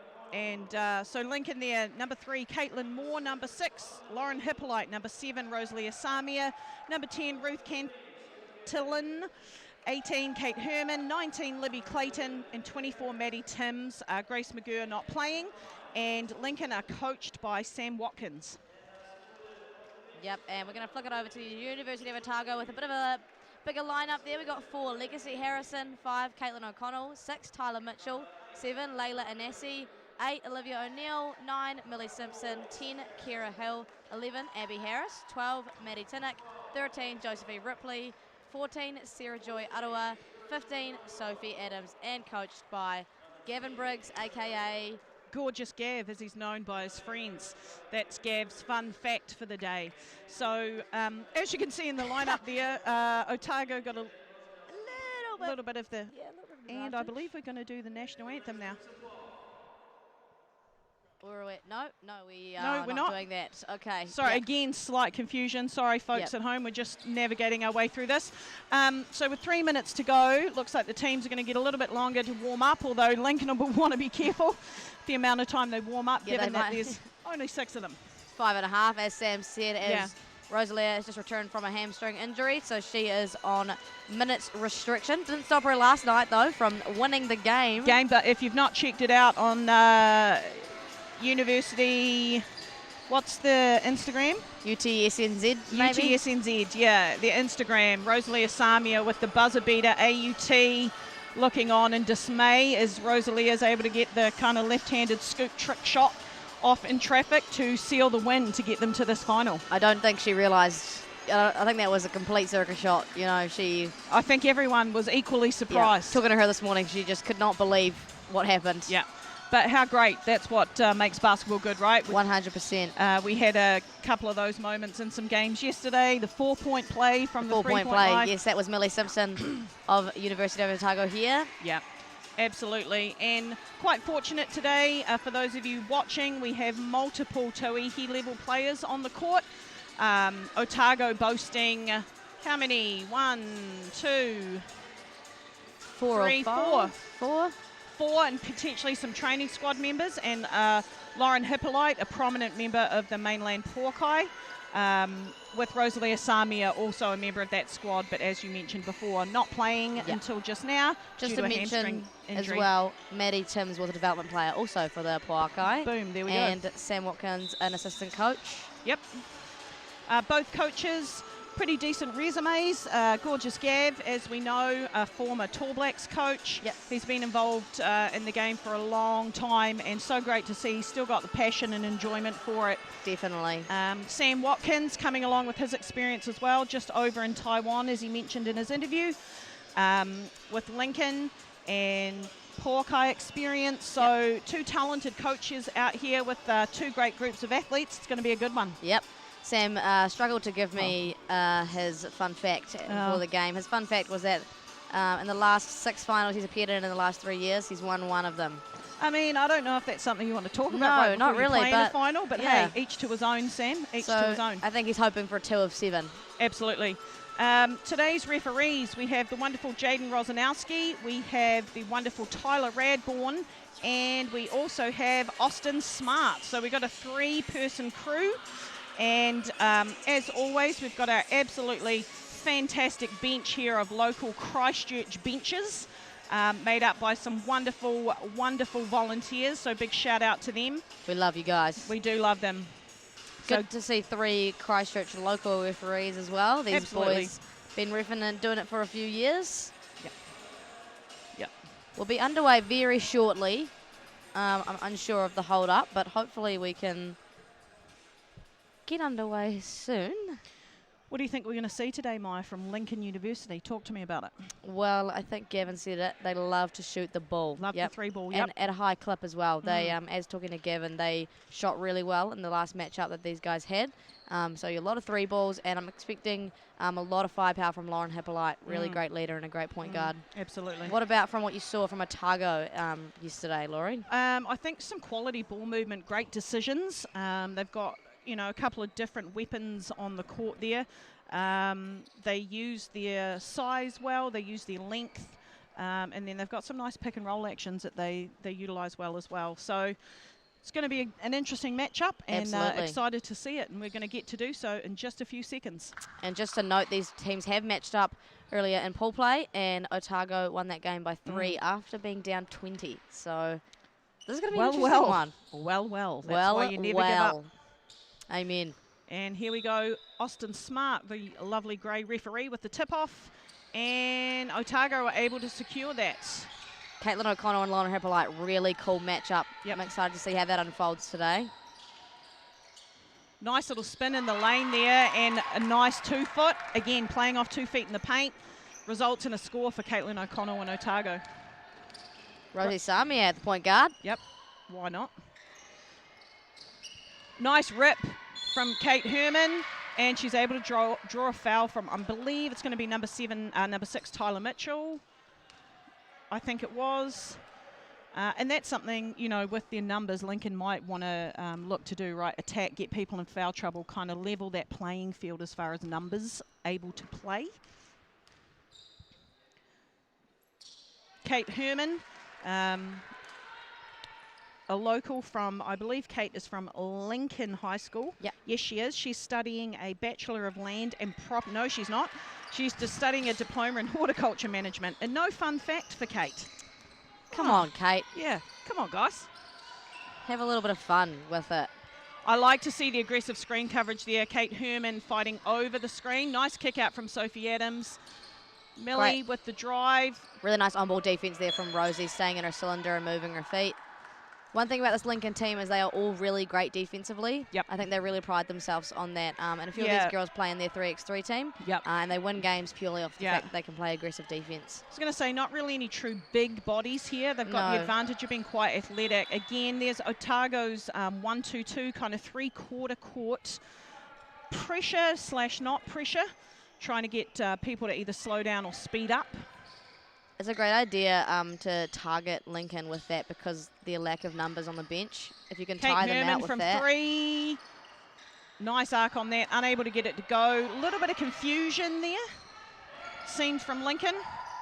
Nicely nice cut done from Sophie Adams. Oh, she'll be disappointed with that. But the idea of it, that nice off-ball cut, great idea. You don't want to be giving up too many of those if you're Lincoln. Bit of a mid-range jumper in transition from Lauren Hippolyte there at the free throw line. I think we'll see a few of those from her today. Yep, mid-range. She loves that. Sophie Adams really wanting that ball. I like the late look there off that gets action from the high post from Otago. Currently, though, 90 seconds, score tied, 2-2. Yeah, not another team looking to score hungrily at the moment. Nice kick out from Lauren Hippolyte there. Maddie Timms with the 3. Unsuccessful at this point, but as Gavin said, they're willing shooters. They very much are, and I'm likely to see them fall very shortly. I wouldn't be surprised. Great rebound. Lincoln looking to push and transition here. Kate Herman, kick out. Not quite expecting that one, I don't think. Rosalia Samia. Oh, she went with a little scoop with the left. I like the idea of it. Oh, nice transition bucket. Yep. Really nice if finish. that goes. Good Nice finish, yeah. Tyler Mitchell coming off a good season with the Hoi Ho. He was a nominee for Young Player of the Year. Didn't quite get the award, but still cool to be in that kind of realm. I think Otago smart here, looking to push the pace, really tire Lincoln out. Caitlin O'Connell from 3, unable to get that to go. One of Otago's strengths is the depth as well that we mentioned yesterday. They have 10 players who Gavin can play with confidence. So, they're willing to run them off the line. Take foul. Foul there from Rosalia Samia. Maybe a smart play to slow down the transition. Little X action there. AUT also ran that. Does look to be that Otago are kind of plugging the paint there, so they're not getting a lot off that action. We'll look to see if they make a change. Nice aggressive screen coverage, like you mentioned before, Laurie, going over the screen. Yeah, forces a bit of a tough floater there for Tyler. Rosie Samia in transition, going strong to the hoop. Kick out for Lauren. Likes the shot, no good. Again, Otago looking to push in transition. Looking for a high post catch for Sophie Adams, but well defended by Maddie Timms. Choosing to go under and then switch. Again, Caitlin, a big fan of that turn back to her right after playing off 2 feet. Well defended by Millie Simpson. And a good switch there. Yeah. Didn't get much from the on-ball. I really like the aggressive defense from Otago. All 5 of them can play on the ball. And, really not allowing anything easy for Lincoln. And we've got some subs into the game. In for Otago, Josephine Ripley, number 13, and Olivia O'Neill, or Pop, as she has been nicknamed from Mark Dickel after hearing her grandfather yell, "Go Pop it," at a junior basketball game. I did not know that. Her mum messaged me. Her mum messaged me. So Kate Herman there from 3, unsuccessful, but as Gavin mentioned earlier, willing 3-point shooters are Lincoln. Tyler Mitchell also fan of the 3. She is a fan of the 3. We've yet to see one go down in the game, but I'm sure that'll change at any time. Final jitters, you know. Yeah, absolutely. You never come out firing. Nice use of the shot fake, Maddie Timms. Ooh, nice block. Again, as we've talked about there, great drive. Had she played off 2 feet there, maybe gotten Tyler off her feet. It's all well and good to say, though, Myra, isn't it? Yeah, easier said than done. 100%. We're just sitting in the crowd. Here we go in the replay. Great drive, but nice, equally good block. Lauren looking to play with her dinner there. Yeah. Gives it up. She's got 7 seconds to work with. Going to need to do something here. She knows that. No, that's tough. 1 foot fade away from the free throw line there. So, interestingly, just over 5 minutes to go. Only 4 points apiece, Laurie. Yeah. As you mentioned, potentially finals nerves. Yeah. It happens. Nice little kick out to Josephine Ripley.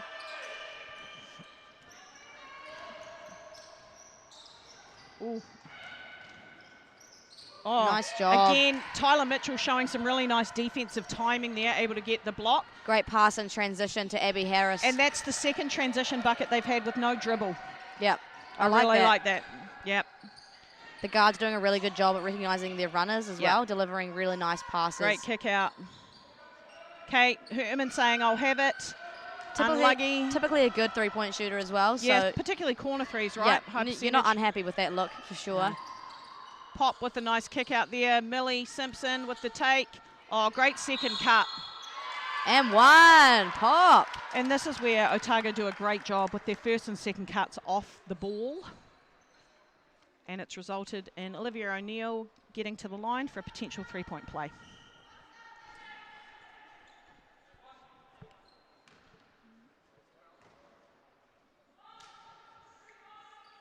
Oh, and that was an air ball for those at home who know if the ball doesn't touch the rim or the net, that's an air ball, folks. Unfazed, though. Pop walks off. Yeah. I'm slightly disappointed not to see more kind of banter from her teammates there about that. I would be ripping her to shreds about that. Absolutely. Anyway, we'll move on. We'll pretend that didn't happen, Pop. Here's the Lincoln able to break that 1-2-2 quite nicely. Yeah, Lincoln a really smart team. Know how to handle that kind of pressure. 10 seconds to work with here. We're going to have to cook up something. We've just had someone pop in and say hi, and I've missed a 3 there because I was distracted. Lauren Hippolyte with a massive 3-point play here. We're going to see it on the replay. Do you know what I really like? The on-ball action there for her. And just had an, so Otago again with that 1-2-2, just forced a bit of a turnover. Lauren communicating with her teammates about where she wants them to be in their positions. A really great leader and a really great point guard. That's definitely one of her biggest skills as a basketball player. Otago taking their time to set up here. So with just under 4 minutes to play, Otago with a slim 3-point lead over Lincoln University. Pop thinking, you know what?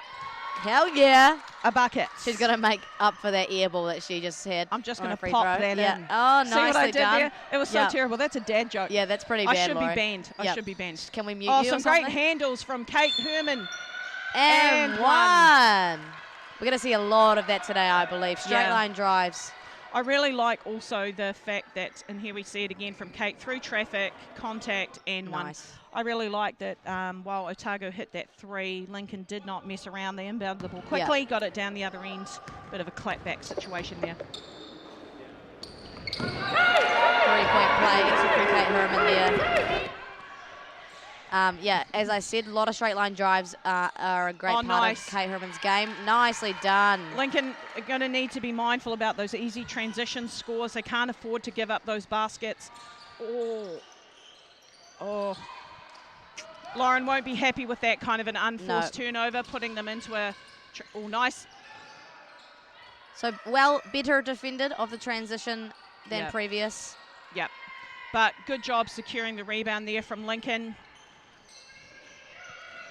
They want to go back to that, absolutely, that high on-ball look. I think, nice. Maddie Timmins does a great job of getting them up off their feet and all the way to the hoop. that two-man action is working well for them. I think they should stick with it for a while. The pick and pop was a really great decision as well. I like that. Had a lot of space to work with on the drive. It's an easy switch there for Kate and Lauren. So you just can't allow. Nice. Yeah, I think that when you can just flash to the ball on the catch there. Libby Clayton, number 19 there, only really new to basketball, so probably not something that she's used to. I like Kate Herman's drive and Lauren's willingness to catch and shoot. Yep, I think she's just got to pull if she has any kind of space. Yep. Lauren and Pop are actually flatmates and best friends, so it's a cool matchup to see them. Nice contested finish in the paint there for Otago, extending their lead out to 7. Nice transition pass there from Kate Herman, but well defended. And yep, they're all over their shooters today. Yep. Lauren hasn't had an open look, that's Extra for sure. pass, nicely done. That's a great open look. Yep, Lincoln play a really nice style of basketball. I really like the way they play. Again, playing off 2 feet in the paint, smart. Millie, ooh, that was almost a bank, folks. She almost banked that 3 in. Not sure if it was on purpose, but we will go with it. Kate Herman, good decision, I think, to go strong into the paint, and 100%. A nice finish from her. Yeah, really nice finish. Absorbed with the contact from Pop and then extended out to finish. That's really nice. And I think, you know, Lincoln will like those quick scores. I think Team Grey have seen a few too many hands in there. Yep. We can see Coach Gav down the end just having a wee chat to Austin about some things that he may have seen. Yep, and I see the frustration from Sam Watkins as well, wanting a jump ball on that one. So emotions are high today, Laurie. Yep. Rosalie Asamia checking back into the game. As you mentioned before, she's on minutes restriction, so she's going to be in and out.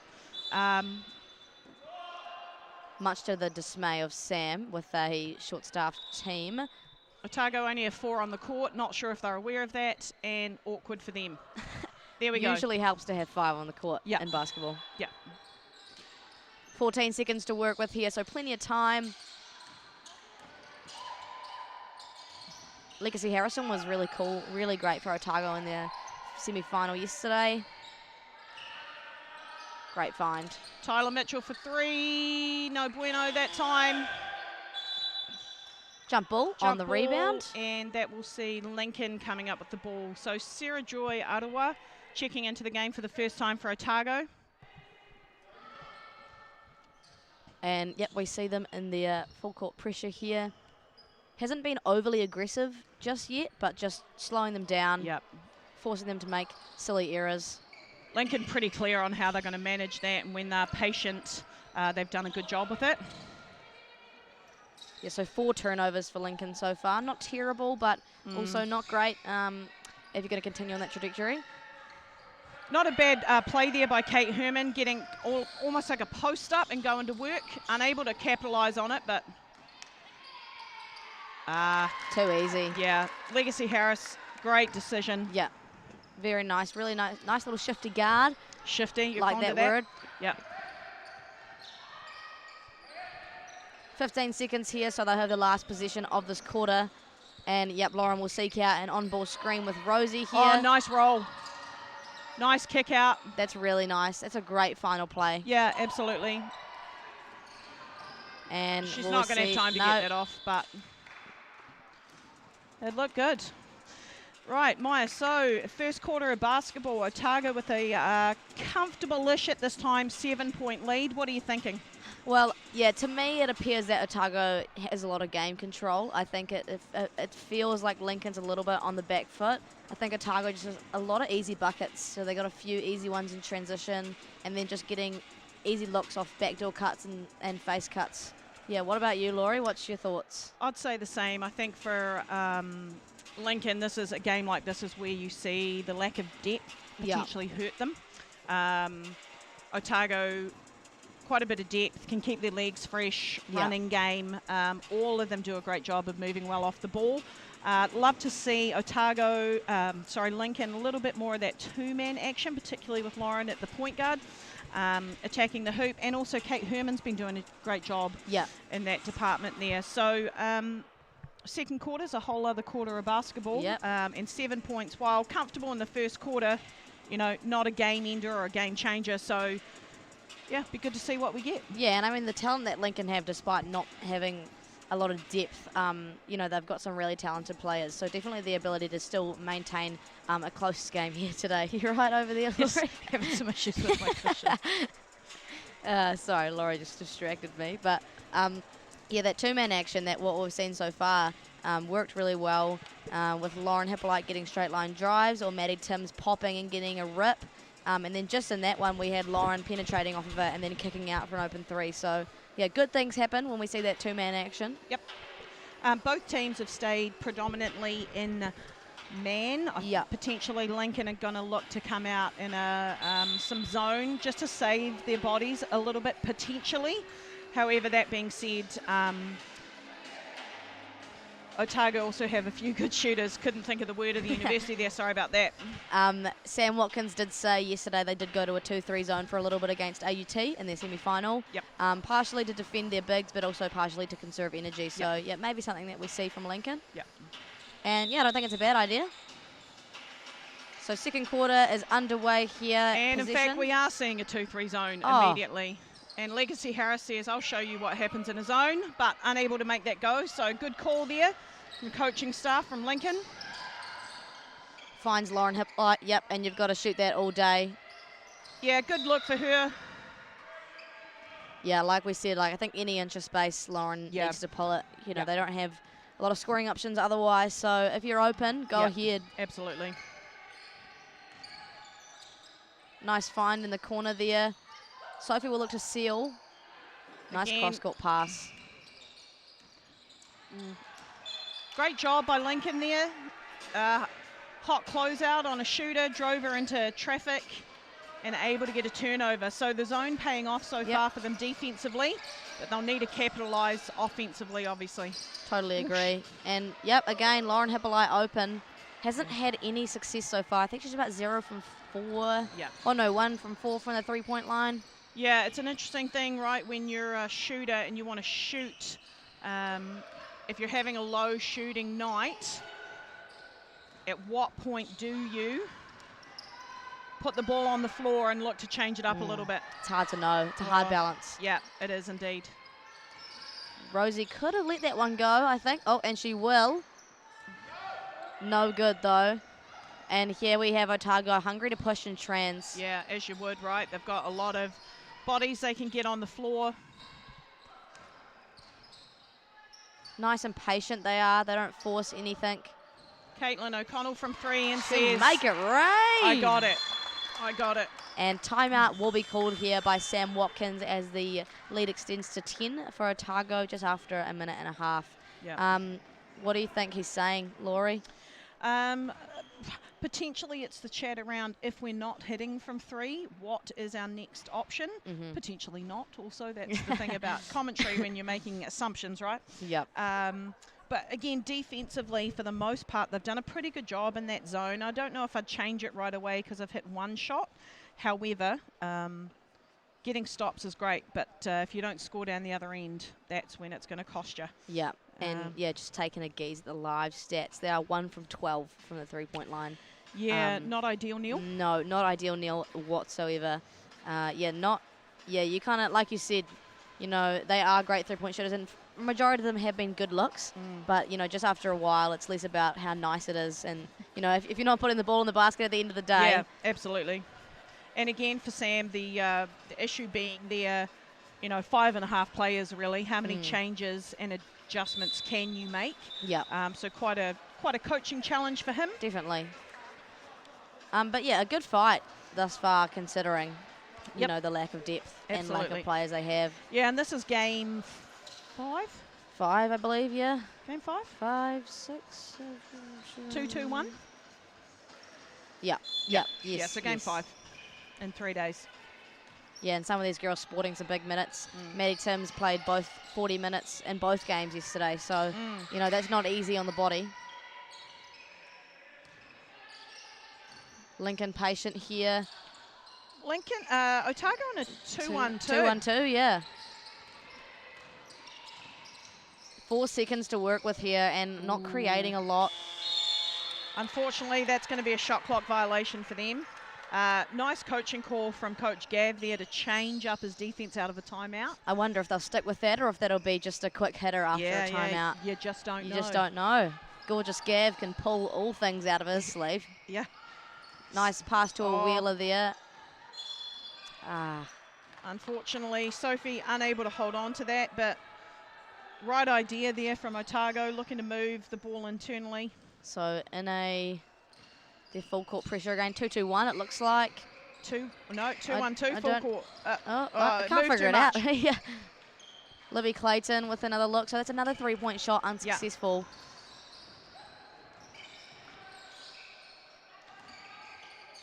And so Lincoln, both teams in the zone here. And neither team really making them pay. Nice rebound there from Sophie Adams, unable to capitalise on the putback, but a great O-board from her. Lincoln looking to push in transition. Rosie with the post up, not a bad decision. Kate Herman from 3. See, it's difficult, right? Like, you know, she's it wide open. It is an open look, absolutely. And the likelihood of them starting to drop, you know, like she is a good shooter. So you're not entirely unhappy with that, but you don't want to continue to settle for those. Yeah. So with 7 minutes to go in the second quarter, Otago with a 12-point lead over Lincoln University. I really like that, the idea of that. 10 points there, Oh, Laurie. it is 10. Wowzers, math is not my strong suit, don't judge me. Right idea, bit of a fumble. Again, it's just that transition, right? They're hungry for it. Yeah. O-board from a small player. Oh, can't quite come up with willing it. to get on the ground for it, which Good is job. great. I think I saw Jaden Rosanowski. Yep, he's going to whistle for a foul here on Sarah Joy. Yeah. So again, 5 games in 3 days. It's a lot on the body. Yeah. Particularly when you have limited players. So I think Lincoln's starting to feel and show a little bit of body fatigue here. I think they are really fit, especially Kate and Lauren. But, you know, no amount of fitness can always help, especially having to exert so much energy offensively and defensively, those two. Yeah. Great defense, Kate Herman. Yeah, just reaches her hands. A little bit of too hands much. in there at the end. And yeah, something you really don't want to get in trouble with is fouls for this Lincoln team. They don't have much to go to on the bench. Sarah Joy will go to the line for 2. Don't comment, don't comment. And we didn't, and there it goes. Mind you, we didn't comment on Pop's free throw, and she airballed it, but there's no going back from that, is there? No, there's not a right or a wrong, I don't think. And then nice rebound there from Abby. Oh, Maddie Timms. Maddie Timms said, not today. Yeah, and a sensible wall up there from Maddie Timms, not wanting to get whistled for a foul. And Otago, again, second and third chance efforts, or second and third efforts. Nice decision, got her off her feet. Nice kick out. Yeah, so Lauren not as willing to shoot that one after... Looking to take it in. Yeah, nice. That's perfect, right? Yeah, Utilize great. the shot fake and gets the little runner in the key. Yep.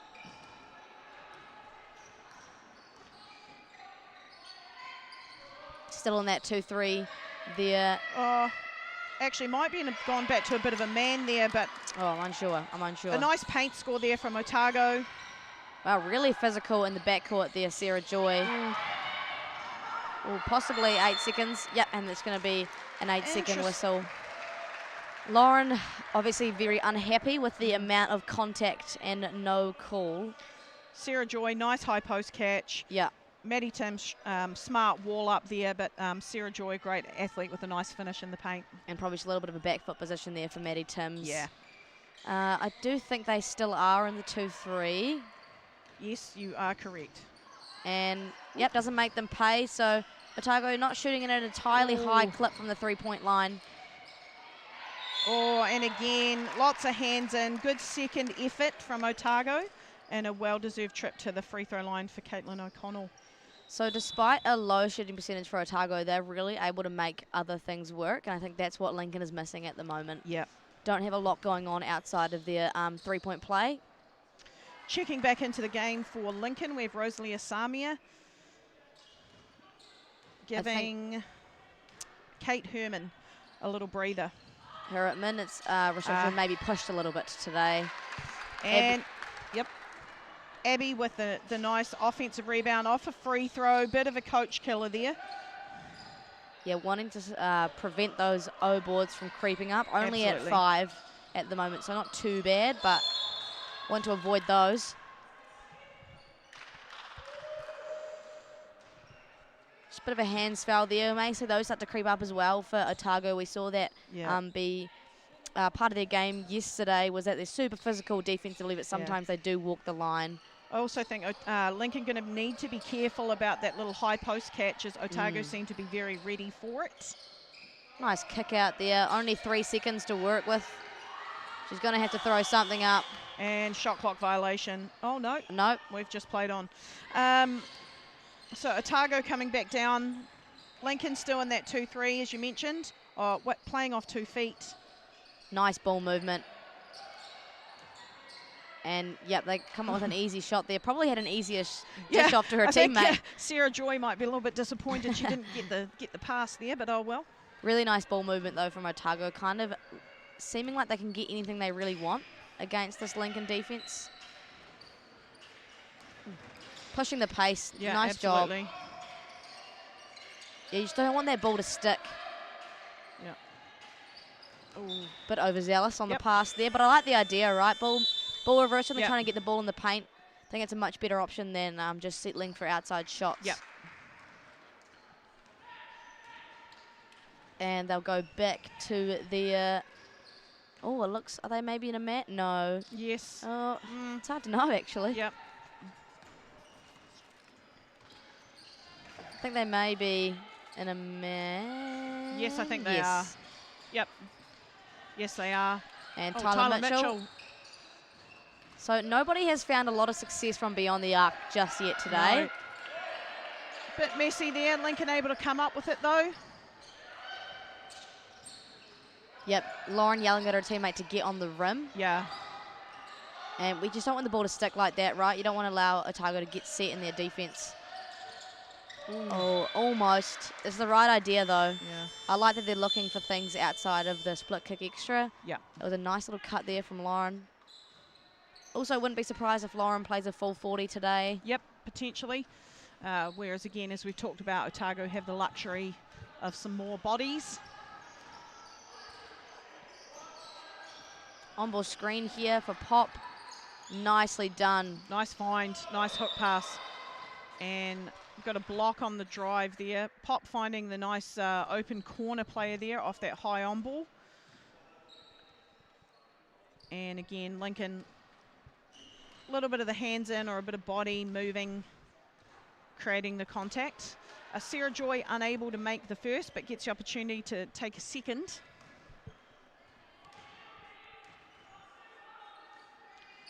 And unsuccessful there as well. Lincoln will come up with it, and with just around 3 minutes to play, Otago with a 15-point lead. Yep, so they really want to get some points on the board here, Lincoln, to chip away at that lead a little bit more before half-time. Nicely done. I like that. Yeah, that's really nice. Yeah, we want to see a little bit more of that, right? Yeah, absolutely. A replay of that would go absolutely brilliant right now. Yeah, that's beautiful. Yeah, forcing Josephine Ripley to come over and to help. I really like the perimeter players of Lincoln then also playing really wide, allowing Maddie Timms to have extra space to work with. Absolutely. And Nicely she done. makes it a 3-point play, eats into that 13-point lead, takes it down to 11. They'll be looking to get that back into single digits, I imagine, by halftime. Yep, it's always good going into halftime with clawing back at a deficit. You kind of get a little bit of momentum. Two-man action, really nice from Pop there, but can't get the finish to go. Too many Weet-Bix. Wow, Sarah Joy coming in with authority. Rosalie Asamia having a wee trip to the floor. Kate Herman breaking that pressure. Yep, straight line drives. Oh. Lauren just kind of forcing something up. Probably could have afforded a kick out Yep. with that one, but you know, she's just trying to get anything to work really. Yeah. Nice pass in transition. Good rebound by Maddie Timms. Good defense in transition by Lincoln. Kate nice Herman. crossover. Kate will have it. Oh, she'll be bothered by that miss. Great drive though. You're not going to get a lot of open layups, eh? Nah. Like you want to be converting those. Josephine Ripley with a nice dump-off pass. And nice ball movement there by Otago. Sam Watkins and Lincoln saying they just want to have a chat and use probably that second timeout. Yep. I am assuming that Sam will be using all of his timeouts available to him today. Yeah. Just a few, easy buckets for Otago. A lot of wheels under the hoop. Not really challenging much. You know, I feel like they're getting a lot of looks that they are desiring. Yep. Not really being made to work. Yep. So with just under 2 minutes to go in this first half of the women's 2023 Tertiary Nationals finals. Nice. Thank you. Otago with a 33-19 lead over Lincoln University. Both teams potentially some finals jitters. Yeah. Shooting percentage from 3, probably not where it normally is for both teams. No, I do not believe. Yes, well, Otago winning the category at 20%, Lincoln at 6. So they probably could shoot better than that. The old 6% from the 3-point line. Yes. I mean, you don't, that's not desirable, is it? No, you'd have to crank up some volume to to make that worthwhile. Also notably, Otago, though, having other options to go to. They've got 26 points in the paint of 33, and also 6 points in transition. So, they've got other things that they're going to, and Lincoln 12 points in the paint. Not terrible, but no fast break points either. So, Otago really have other options that I think Lincoln haven't capitalised on just yet.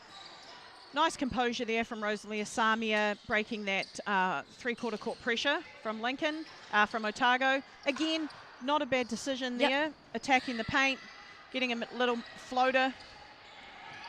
Sarah Joy. Kick out to Tyler Mitchell. Yeah, shooter's touch. Shooter's bounce there. Yeah, so big lead now for Otago, looking to be the dominant team here today. Libby Clayton will have a go. We'll call that a good pass. Just out on the baseline there. I think there's some breeze in here or something, Laura. I think someone opened the door. There might be. I felt one earlier. Yeah. It moved my hair. Oh, did it? Yeah, it did. Don't worry, your hair still looks great. Thank you very much. You know that, though. Yeah, I do. I think Lincoln back in their 2-3 zone here. Yep. Otago looking to get the ball through the high post. Legacy says, you know what? I'll take advantage of this. Unable to capitalise, but... Huge O-board. Yeah, absolutely. Nice dump-off pass there from Legacy. Oh, maybe a travel first? Nope, I think we're going to get the foul Team Grey have said that's going to be a foul call. So Maddie Timms, you can just see her reaction after this. She just knows. She knew she did it. She came out of her cylinder. She knew. So that's only 2 for Maddie Timms. Not terrible, but also you don't want to continue on that trend. And she's been really sensible in her walling up. I think that one just slipped away on her a little bit. Yep. Sarah Joy there, successful with her free throws. And puts Otago out. Ooh, tough pass. Otago out to a 20-point lead here. The zone for Otago, you'd say at this point, a good call by Coach Gavin Briggs. Absolutely. And Rosie looking to muscle her way in, just fumbles it out of bounds. Yeah, so this Otago defense is proving to be super punishing for Lincoln. And I do think, unfortunately for Lincoln, without, they don't have any true bigs. Yeah, so definitely. the zone a bit more difficult for them. Absolutely. I imagine Otago will want to use the whole of the shot clock here. Nope. Sophie Adams says, no, I'm going to shoot it anywho. Shut up, Laurie. You don't know what you're talking about. And, we've caught a jump ball there, so Lincoln are going to get the opportunity. 10 seconds is a good amount of time as well. You wonder if what Gav says to Soph there, like hold that for the last shot, or with a lead like that, you're not too bothered. Yeah, possibly. Although you don't want to give any extra possessions to anyone, right? Yeah. 4 seconds to work with, going to have to throw something up. And they get a good look at it. Oh. Yep, you're not unhappy with that? No, pretty good look for the end of the shot, end of the half.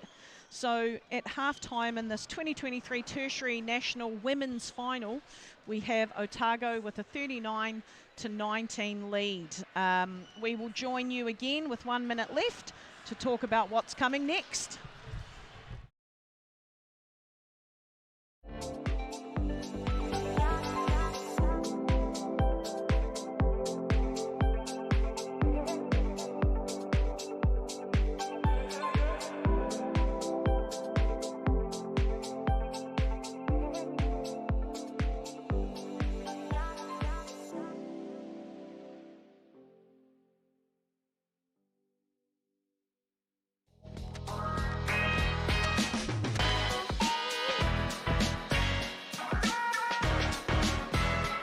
Hey, I'm Dylan Boucher from Basketball New Zealand, here at Kakaramia School. Just having some great fun with the kids here with our Hoops and Schools programs. Your school can be one of these schools, having the fun with our Tall Blacks and Tall Ferns and local NBL and Tauihi teams. Nothing but fun going on out here, prizes given away, kids making shots, laughter, fun, that's what it's all about. Over the past 2 years alone, we've managed to install nearly 50 hoops across 25 Taranaki schools in the region. Not only are we providing opportunities for tamariki and rangatahi to participate, we're also proving the sustainability of the program itself as we continue to grow momentum right across the motu. Hoops in Schools continues to deliver amazing opportunities for kids all over New Zealand, giving them access to basketball no matter where they are. We're really grateful for having the Hoops in Schools program in Taranaki. We are bursting at the seams in terms of facilities. We have something like 100 plus primary and intermediate school teams. Providing these hoops to the kids fitted in with the whole growth of the game. I know that having these hoops in the schools will just support the whole program and see the future growth of the game.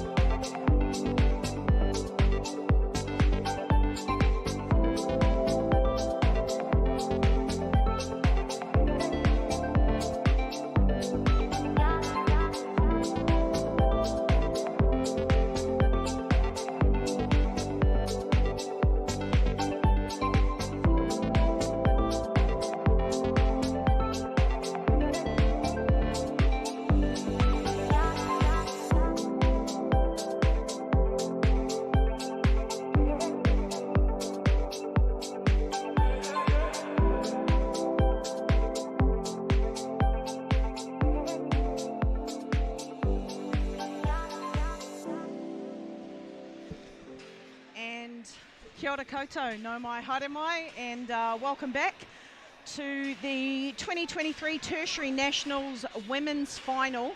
Otago with a comfortable 20-point lead here at halftime. Maya, thoughts? I'm loving what I'm seeing from Otago here today. Yep, the defensive pressure has been epic, taking away Lincoln's strengths. And then offensively, just a lot of versatility and a lot of depth. I mean, we've got 2 players with 10 points. And then a few scattered with 5s and 2s and everything. Yep. So, yeah, really deep bench for Otago. And what are you seeing from Lincoln here that's allowing us 20-point deficit? I'm going to say some pretty tired bodies. Yeah. So 5.5 players for Lincoln on game 5 in 3 days. I think it's starting to take a little bit of its toll. Also, 3-point shooting percentage not where they'd want it to be for the number that they take. But to Otago's credit, They're playing great basketball, and I think also worth a big shout out to Otago University for having both their men's and women's team in the final today. Yeah, really impressive. Good to see from the Dirty South. I was going to say, and actually 3 South Island teams in the final across the board, so go South Island. Go the South Island. Yep. So here we go. Second half kicking off. Otago possession. Actually, Lincoln and a man. I just want to change that. I think it's 4 South Island teams, actually. The UC men are in the... Shiza. so My bad. it's a South Island party. South Island. If it ain't South, I don't know where I was going with that. Anyway. I was really hoping you'd finish that with something cool, Laurie. If it ain't South, shut your mouth. I don't really know what you Fire. say there. Well done, Laurie.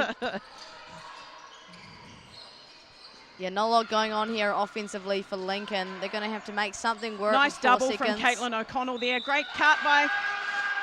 Yep, really so great job attacking the paint early from Lincoln. I like that recognition as well from Kate that Rosie had been doubled and gave her another option. Yep, absolutely. Kind of gave Otago a bit of a taste of their own medicine with those face cuts. Yes, and absolutely. a really great finish too, and one.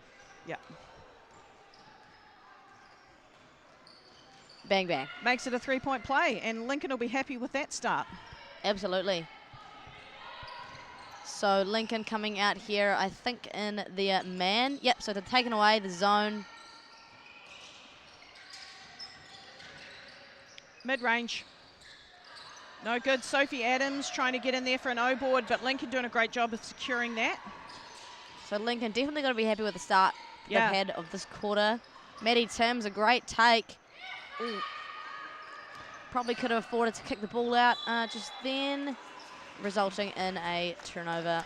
I do like the change up from Lincoln, though. Clearly the game plan here to attack the paint. Yep. And they've spaced the floor a bit more.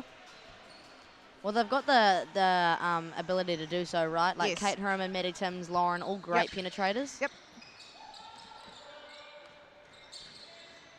Bit of a breaker action here from Otago. Caitlin O'Connell looking to attack. Great dish. Sophie Adams doing a really nice job of sealing there in the paint. That was the second seal for that position. And I think, Libby Clayton with a lack of basketball experience. Yeah, You don't absolutely. always know how to defend something like that. Yeah. And a hard thing to teach in game. Yep, absolutely. Caitlin O'Connell chasing Kate Herman there. Maybe one dribble too far for Kate. Nowhere Great to go. swarming D by Otago. Pushing the pace here, not resulting in much. Smart decision. Nice. Thought Sophie might have had a bit of the three-point action there, but no. Good recognition, though, to an open shooter, Tyler Mitchell, who Absolutely. typically shoots at a high clip. Yep.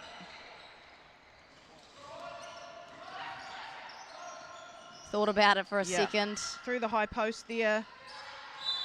Bit of an X action there, but... Again, the hands-in stuff. Yeah.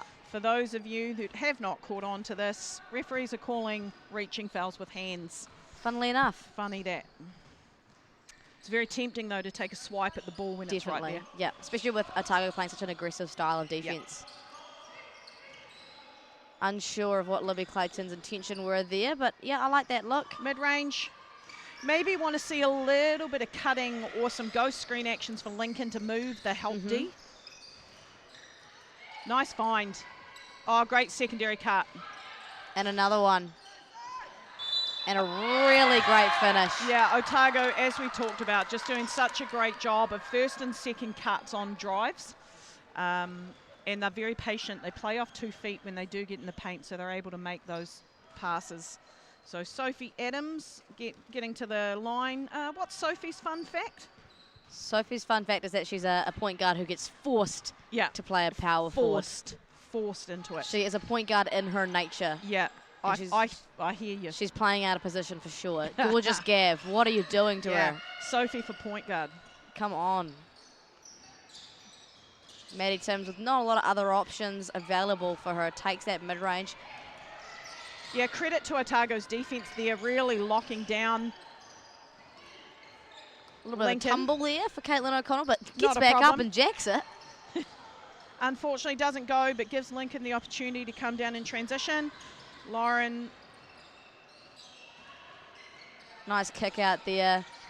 Lauren kind of in the way a little bit. Gets the ball back. And here we have that two-man action that we've been talking about. Yep. Oh, there's... Yeah, could have hit Rosie on that seal there. Nice kick out for Rosie for Nice. 3. Buckets, McGee. Come on. Nice So- inside-outside action. Yeah. Interestingly enough as well, Lincoln have really used the shot clock today. They've had multiple shot clock violations and have had to chuck up shots on the buzzer. Also think, you know, some of that nice defense there from Rosalie Asamia. Used her body really well, but in response to your comment about Lincoln's shot clock use, when you have low numbers of players, you want to take advantage and kind of tick away at the time so you're not sprinting up and down the court unnecessarily. Definitely. Nice pick and roll. Maybe want to empty that slot off the pick and roll. Yep. Oh, well done to stop that transition bucket. Nice little tip from behind. And we'll see Sarah Joy will come in and give Abby Harris a break. And Legacy will also allow Millie to take a break too. So just under 6 minutes to play in the third quarter. Otago with an 18-point lead. Oh See? my gosh, she's Maths. back at it again. She's math, no calculator here, No folks. calculator, just brain power. Oh, I like that bounce pass. Bit of a high-low action, but clogged Kick in the out. paint Tyler there. Mitchell says, that's a bit of me. Thank you. Unsuccessful, but good rebound by Maddie Timms. Yeah, so Tyler Mitchell 1 from 7 from the three-point line today. Yeah, 3-point night. No one's lighting it up, really. No, not really. Lauren says, I'll show you what that is. And she proved Not you right. this time, she did, yeah. Again, transition. Bit of an ambitious pass in transition. I like the intent, though. They're really Yeah. looking to push in trans. Like, if they Absolutely. can go in trans, they're going in trans before anything else. Do we know Otago's turnovers there, Maya? I think they could probably afford to play with pace as they are. Yeah, so 5 turnovers, or 6 now for Otago. Not super detrimental amount of turnovers Nice there. kick out from Lauren. Might have got a piece of it, Tyler Mitchell. I don't think the referees saw that. I'm uncertain what just happened there, but anyhow, Otago basketball. No massive argument from either side. 5 minutes to play. That's 2 turnovers in a row. I'm sure Gorgeous Gav will have something to say about that. Nice post entry there for Maddie Timms. Kick out. For 3. Nope, no good there. Again, not a lot of success. Well defended in the paint by Otago. Absolutely. Kind of now encouraging Lincoln to shoot from beyond the arc. Yep. Well, you would, wouldn't you? Yep. Sarah Joy, a nice little elbow jumper there. Nice and controlled, patient. So she's up to 12 points in the game today. Their high score, I believe. I like that ghost screen action at the top there. Yep. A little runner from Lauren.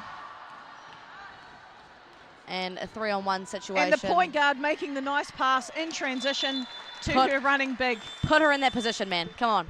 Stop confining her, Gavin. Let her be her. Timeout called here by Sam Watkins, who does not look stoked at the moment. Otago with a 22-point lead. Laura, it's my time to do the maths. If you're Sam Watkins, are you making any adjustments, or what do you do in this kind of situation? I do think when you've got the calibre of players like Kate, Rosalia and Lauren, getting them in some actions where they're able to attack the paint, open up some driving lanes, maybe loading their side, you know, if you're looking at where you're positioned on the court there. To Otago's credit, they're doing a great job of defending the paint well. But at the moment, it just seems, we've talked about it before, Lincoln not sure of the looks they're trying to get. Yeah. I'd like to see some ball reversal action into some two-man action. Yeah. I think it's looked really nice when they've reversed the ball and then got some kind of penetration out of that. Yeah. And we've seen a lot of success in their two-man on balls. So it'll be interesting to see what Sam Watkins can kind of do here. But again, it is really difficult position for him to be in. Absolutely. And potentially even taking a timeout at this point in time is just to give those athletes a bit of a breather. Yeah. Maybe a wee lolly scoff. Yeah, classic. And also it's a mental break too, right? Yep. Like, it's so difficult on them mentally as well as Absolutely. physically. A tough team, though. Some very tough girls. Let's credit where credit is due. Otago are doing a great job of playing their kind of basketball, moving the ball, as you said, even scoring for them. A little bit Little bit of the old 1-2-2 diamond sitch. Made me nervous, that pass. Lovely. Nice pass. Yep, and you know, not executed, but that's a great look, yeah, right? absolutely. That's the look you want. They broke that nicely and got a great look at the rim. Definitely. And back in their 2-3 zone, I believe. Nice find in the corner there to Josephine Ripley. Jinx. Whoop. And Lincoln, good defense here, come up with the ball. Yeah, so no urgency here for Lincoln to push and trans. I don't think they have the physical capability to do so at the moment. And great take there, Lauren drawing the foul. So Lauren's going to get to the line to shoot 2, eat into this 22-point lead that Otago have been able to gather for themselves. Kate Herman taking a break and Rosie rejoining. Yeah, so all of the starting 5 playing above 20 minutes, apart from Rosie, sorry, but she's at 19, so not much different. Yeah. They're going to have a great night's sleep tonight, I believe. Yeah, some tired bodies there. Lauren unable to connect there with her second free throw. High post catch for Sarah Joy. She's really effective out of the high post that we've seen here today, Laurie. Again, doing a great job. I've said it once, I've said it 1,000 times. Playing off 2 feet. Yep. Being able to draw a defender and kick out. Rosie beats pressure quite easily, looking to get in the paint. Yeah, that's nice perfect. Pace. Great take. I mean, that's what you want to see if you're Lincoln, though, right? Absolutely. Some good looks in the paint. Sarah Joy, ever so effective in the paint. Can't get that one to go. Maddie Timms comes up with it. It's a little bit of a drought here for Otago, missing the last few positions. Lauren says, I'll have it. There and she is. Does. And there she is. So after a struggle of a night from the three-point line, she finally gets one to go. I think that might be her second of the game. Won't read out the percentage, I don't think, there, but I'm pretty sure that's number 2 for Lauren.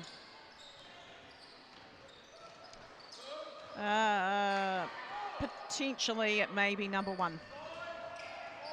Potentially. Or the live stats like just haven't updated yet.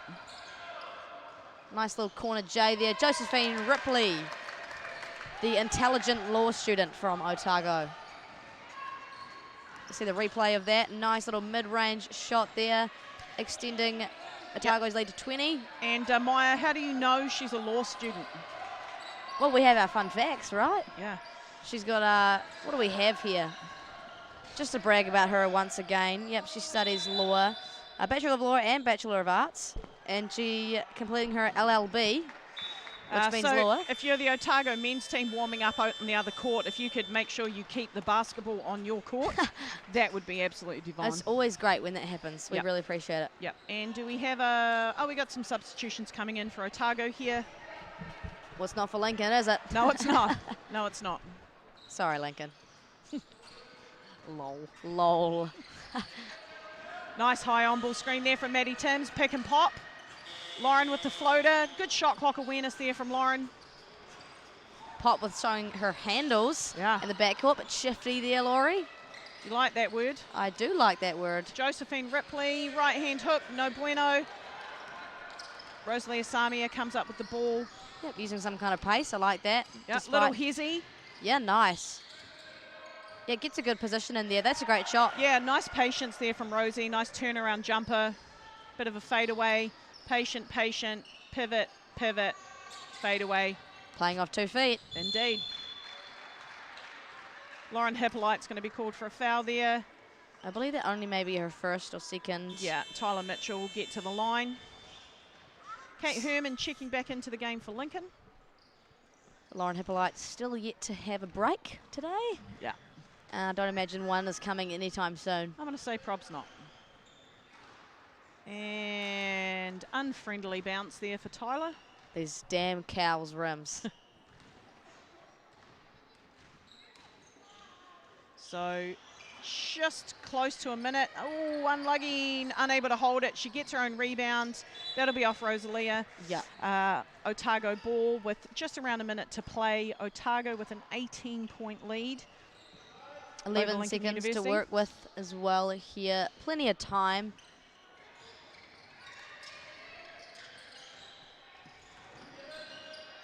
Great on-ball pressure there from Kate Herman. Yeah, absolutely. Yeah, well done. Of course, Josephine Ripley, some problems there. Kate's forced a turnover, so Lincoln ball. Yeah, I'd like to see a little bit more of that from Lincoln. I think the aggressive perimeter defense, not allowing Otago to get anything easy. Yep.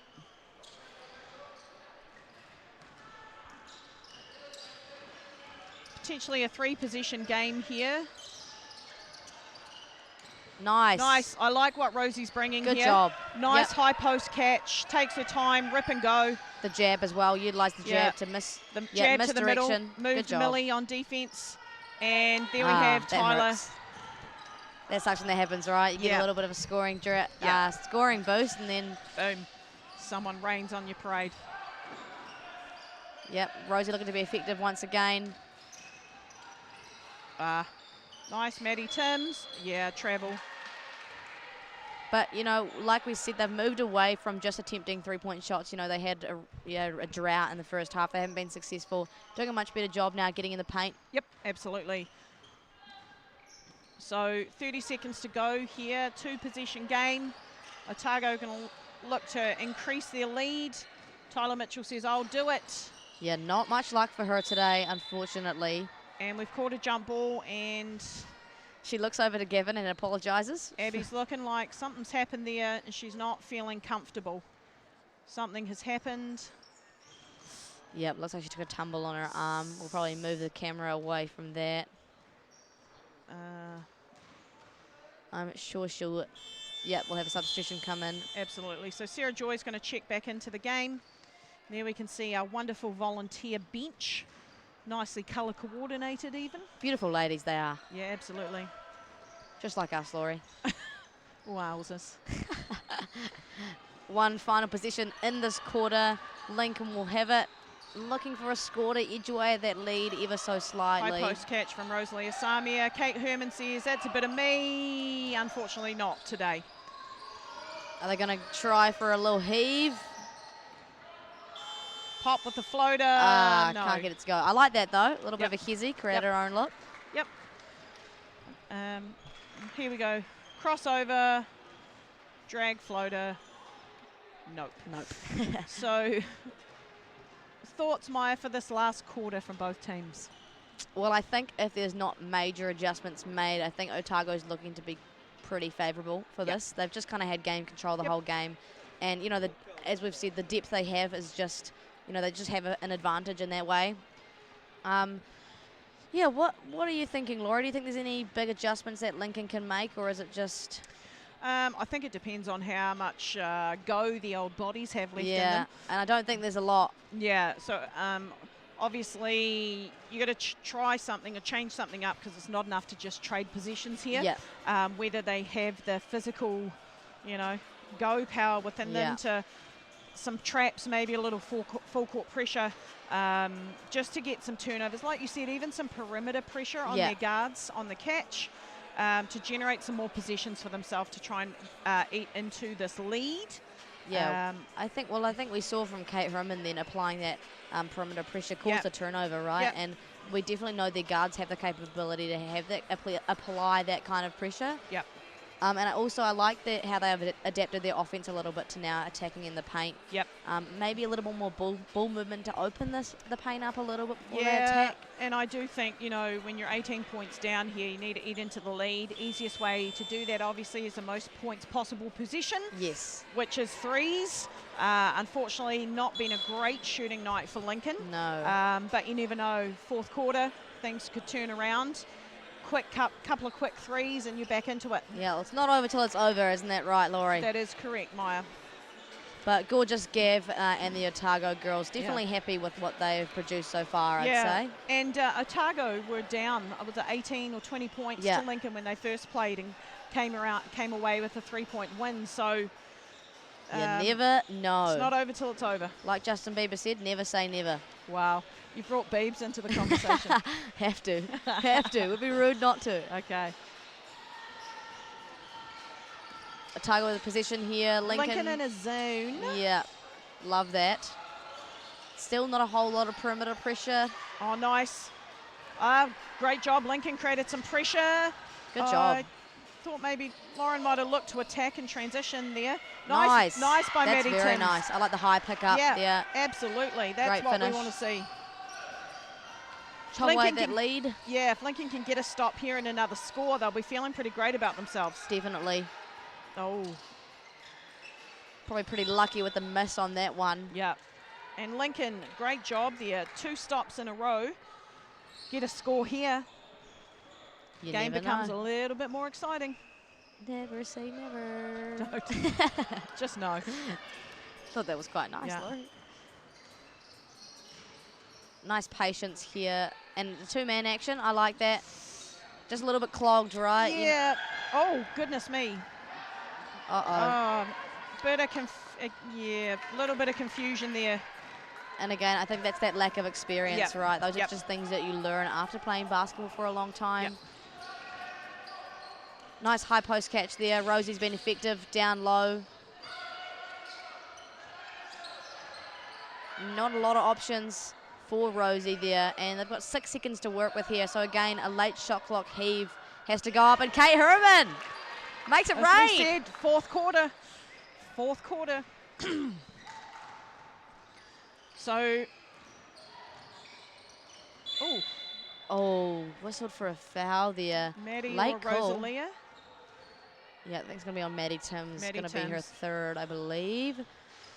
Bit of a late call there from Tyler, but I believe there's a little bit of a push in the back. Lincoln so far be pretty happy with this first 90 seconds. They've eaten into that lead. Yep. Obviously, Tyler Mitchell there just extended it a little bit further, but 16-point lead, not insurmountable at this part. That's a really good word. Thank you. I'm so impressed. 17 points now, but let's see if we can get Kate Herman that ball again from 3. Yeah, once she lights up, she lights up. Ooh. And those are silly mistakes you don't want to be making. But yeah, gets away with the foul call there. Tyler Mitchell a bit overzealous with her aggressive defense again. Also a great word. Oh, look at us, 2 intelligent women over here. What? 14 seconds to work with for Lincoln. Rosie seeking the ball in the high post. And you want to avoid those things when you're in this position, right? Yeah. Potentially not a bad foul by Kate Herman there. I'm not sure if she was trying to foul or not, but fouled enough that Caitlin O'Connell was not able to make this a 3-point play, and will have to earn those points from the free throw line. Caitlin O'Connell, studying physiotherapy, moved to Otago from Sacred Heart Girls College. Doesn't have a fun fact though. Again, guys, with the fun fact. I'd be filling out multiple fun facts. If this was me. Yeah. It'd be fun facts. Plural. Yeah. So Caitlin able to knock down her free throws and extend that lead out to 19. And saved by the foul. Yeah, I think potentially everyone in the gym knows that they're trying to get the ball into that high post there. They're not hiding it very well. Yeah. Some bit of a change up there, are some ball fakes. Yeah, I agree. I'd like to even see a bit of an on-ball between Lauren and Rosie, I think. Same. Just, spacing not quite there. But Maddie Timms takes advantage of it anyway. Yeah, straight line drive, creates contact with, I'm going to say, Sophie Adams there. Sure, no, Tyler.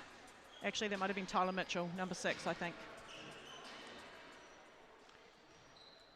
So just under 8 minutes of play left in this 2023 Tertiary National Women's Final. Killed it.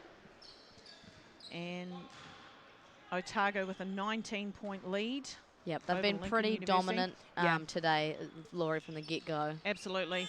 Maddie Timms cuts that down to an 18-point lead. And Pop checks back into the game. So Lincoln still in their 2-3, probably the best option for them. Yeah. Sarah Joy operating out of the high post. Potentially multiple steps occurring there, but we'll just we'll go with that. Yeah, the 2-3 working quite well for Lincoln. I think so, yep. Yeah. And also just in terms of the energy, right? Rosalie Nice take. Asamia, Gorgeous Gav might be starting to think about having to have a wee chat to his players here about the amount of fouls Lincoln are able to create on these straight line drives. Although Lincoln not overly capitalising with their free throw percentage, unfortunately. Laurie's just going to get that up on the iPad in front of us as Rosie attempts and knocks down her first free throw.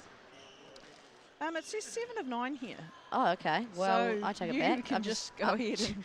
I'll just eat my words. That's Yeah. fine. As Rosie goes 2 from 2. Yeah. So never mind. I don't know anything about basketball. 16-point lead here for Otago with just over 7 minutes left in the game. So again, not what's that word you use? Not insurmountable. Insurmountable, not insurmountable, correct. Nice baseline kick out. Yeah. find.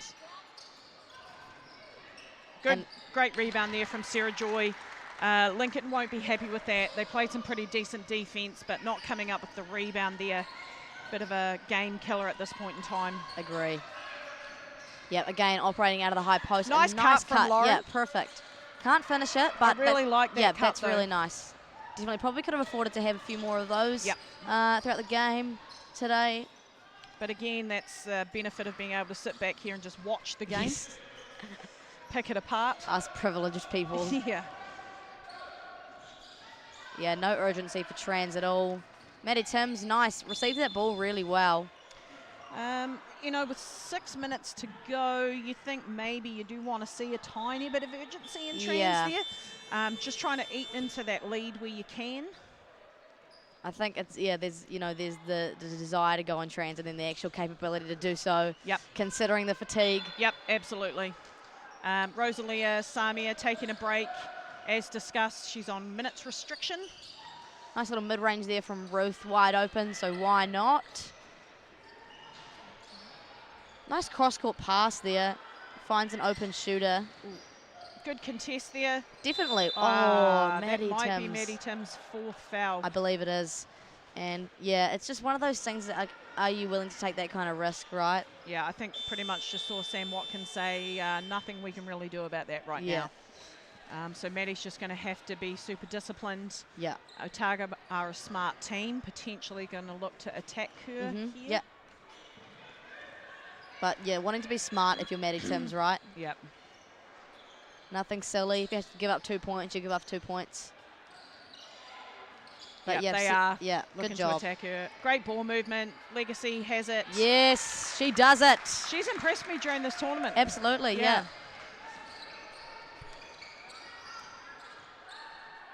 Again, seeking out that high post catch. Okay, straight line drive. Nowhere to go. And 7 seconds on the shot clock. Gonna have to. She was open. Yep. What can you do, right? Nice cross-court pass there. Yeah, Nice well pass. done. Really nice pass and great finish. Good patience. That's good basketball from Otago. Beautiful team basketball that Otago play. Yep. So Otago extending that lead out to 23. Lauren's just going to pull, kind of because she has to. Yep, there you go. Did she call it? I don't know that she did, but it went in, guys, so it counts. See the replay of that in her best friend's face as well. Bank. Take Hello. that, Pop. Take that. Take that. Interestingly enough, we have 4 flatmates. No, 5 flatmates here today. So Libby Clayton, Rosie Samia, Maddie Timms and Lauren all flat together from Lincoln, and Pop's in there as well. All right. Going to be an awkward night at home. Or a great one for Pop. She's on her own though. Nice wheeling motion there. Josephine Ripley, the recipient of a great dish from Pop for 2 points, popping that lead at 22. Popping that lead, nicely see done. what I did there? Nicely yeah. done. Not even intentionally. Oh, totally, sure, Laurie.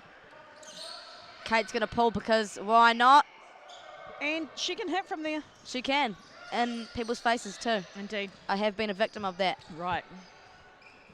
Legacy Harrison looking nice and poised. Ball reversal as per usual. I really like Caitlin O'Connell's really nice Come footwork and finish in the paint. I love Caitlin O'Connell's ability to feed the post. I really like that move. Yeah, that's beautiful. And Yeah. Maddie Timms finds some success from beyond the arc. I'm going to say Lincoln have doubled their shooting percentage. this Absolutely. Well, I hope it'd be better than 6. quarter. Yeah. Let's have a wee look-see, Lou. Lincoln the remaining in stats. there 2-3. And no, we don't quite have the up-to-date stats there. Sarah Joy with a great drive and dish to Caitlin O'Connell. Can't give her teammate the assist. And Lincoln finding some urgency in trans now. Maddie Timms, can she go for 2 in a row? She cannot. Whoopsie daisies. I hyped that one up a little bit too much, didn't I? I did like it though, got me engaged. Thank you. Yep, so Otago just really taking control here, taking their time. Josephine Ripley, nice patience, recognises potentially a bit of a mismatch. Just don't have a lot of answers, Lincoln, I guess. No, as we've talked about, a bit undermanned. Oh, there she is. She's starting to heat up now. Lauren said, please allow me. Thank you very much. I'll just put this one in the hoop. Yeah. Again, Otago just playing with a lot of patience right now. Maddie Timms blowing that one up. And it's going to go the way of Lincoln. And I think Lincoln going to have probably a body break here. Yeah. Body break timeout. Yeah, so I think it's pretty safe to say that Otago looking to be the favourites here today. Laurie, what stats can you cook up for us right now? Well, Lincoln now 6 from 28 from three-point line, so up to 21%. Oh, stop it. Yeah, so Lauren 3 from 9. And Rosalia 1 from 2. So probably not the three-point shooting night Lincoln were looking to have. From University of Otago in the scoring, we've got a bit of a spread here, which is great. Caitlin O'Connell 7, Tyler Mitchell on 9, Abby Harris is 10, Josephine Ripley with 10 as well, but Sarah Joy with 18 points.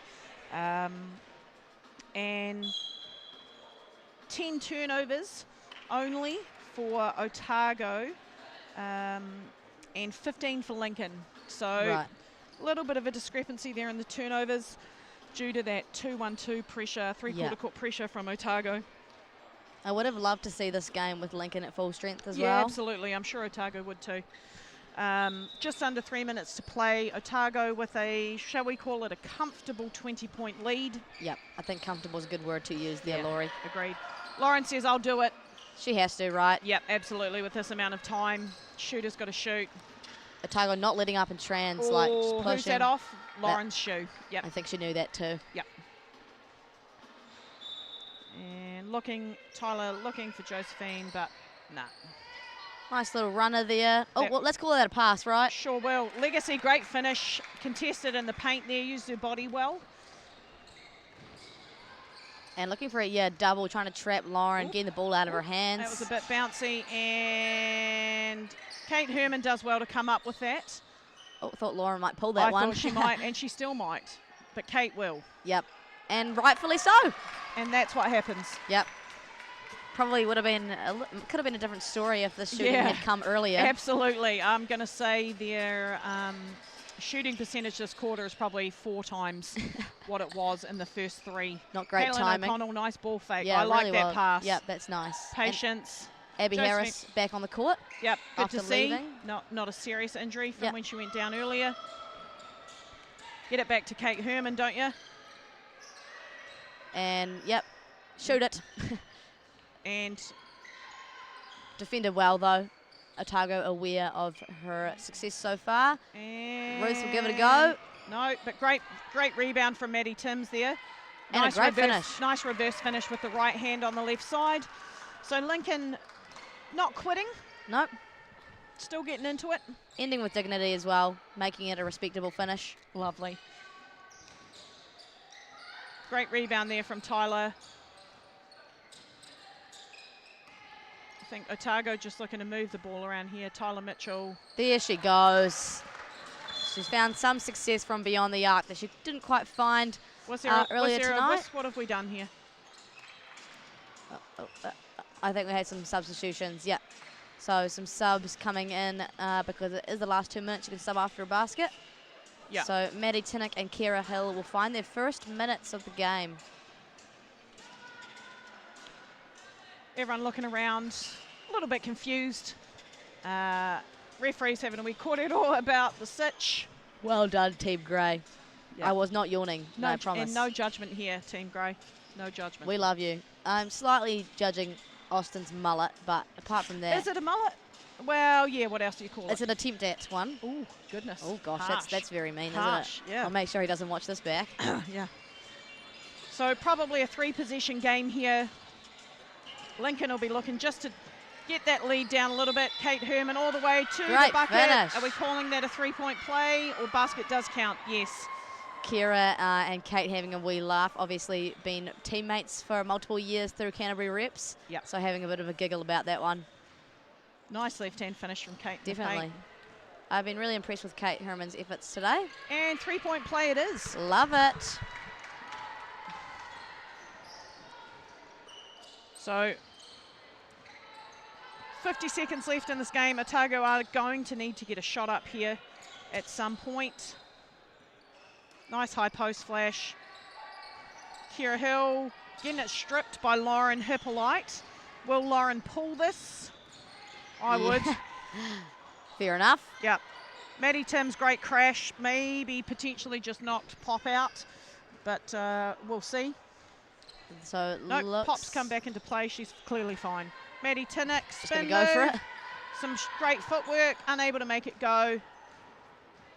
Will Lauren pull it again? Would we be surprised? No, but Kate might. And Libby will have a go. Libby said, I'll take it. And that concludes this 2023 Tertiary Nationals with Otago with a well-deserved and clearly dominant performance. Absolutely. What a game that was, though. Shout out to both teams putting on a great display of women's basketball here in Otautahi. Absolutely. As we mentioned before, leading scorer for Otago, Sarah Joy Arawa, but pretty good scoring spread there for them. Lincoln a little bit more loaded towards Lauren, Kate, and actually Maddie Timms there with some scoring, but Gorgeous Gav coaching a great final. And don't go anywhere. Stick around for the upcoming men's final with Otago University taking on the University of Canterbury. Yes, and commentated by the wonderful duo Terry Brunel and James Lisserman. Absolutely. So have a great afternoon, everyone. Stick around for another great game of basketball, and it's been an absolute delight to be with you this afternoon. Stop it. Ka kite.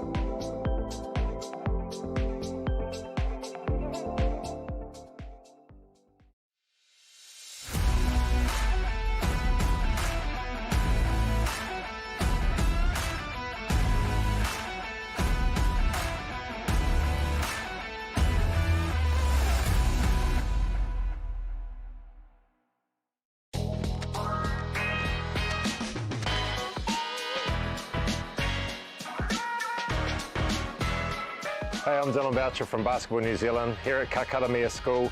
Just having some great fun with the kids here with our Hoops and Schools programs. Your school can be one of these schools having the fun with our Tall Blacks and Tall Ferns and local NBL and Tauihi teams. Nothing but fun going on out here, prizes given away, kids making shots, laughter, fun, that's what it's all about. Over the past 2 years alone, we've managed to install nearly 50 hoops across 25 Taranaki schools in the region. Not only are we providing opportunities for tamariki and rangatahi to participate, we're also proving the sustainability of the program itself as we continue to grow momentum right across the motu. Hoops in Schools continues to deliver amazing opportunities for kids all over New Zealand, giving them access to basketball no matter where they are. We're really grateful for having the Hoops in Schools program in Taranaki. We are bursting at the seams in terms of facilities. We have something like 100 plus primary and intermediate school teams. Providing these hoops to the kids fitted in with the whole growth of the game. I know that having these hoops in the schools will just support the whole program and see the future growth of the game.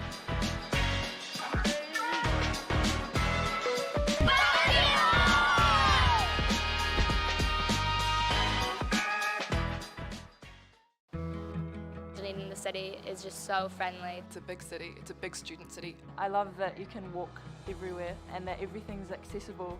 The campus is just pretty much in the heart of the city as well. What the students offer to the city is something that you don't get too many other places. That's the great thing about this university, you will find your people. It feels like a university with a city attached to it. It's exceeded my expectations in every way. It's unbelievable.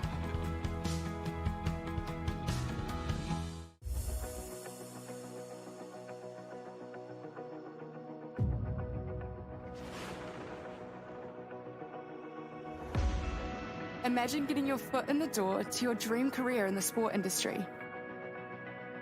As you represent your uni, building lasting friendships, connecting at national and global events, connecting with peers and mentors who help connect you to your future. Make this happen with UTS NZ. I've definitely made like some really personal like relationships and friendships through volunteering. It makes you always feel like you're part of the team. In the sporting industry, it's so hard to gain connections, but volunteering through University and Tertiary Sport New Zealand, you're sitting at a table with people with over 20 years experience. I learned through hands-on experience in my marketing internship, skills that I could apply into the internship that I got at Foodstuffs. If you're ready to connect your skills, goals and experiences, join our team! Join our team. Join our team. Because you can build your confidence. It can take you from an application form to the other side of the world. Click the link in the description to connect with UTS NZ. This is the University of Waikato, where every day people are making a positive change. Where research helps tackle global challenges and elite athletes can compete at the top of their game. A place where people are given the tools to protect their whenua for future generations. Where talent is nurtured and excellence is celebrated. It's a place where industry, innovation and education converge, and where moments are shared with loved ones. It's a place where teaching and learning has no borders, and people of all races and cultures work together as one. Our people, our future. Positive change starts here.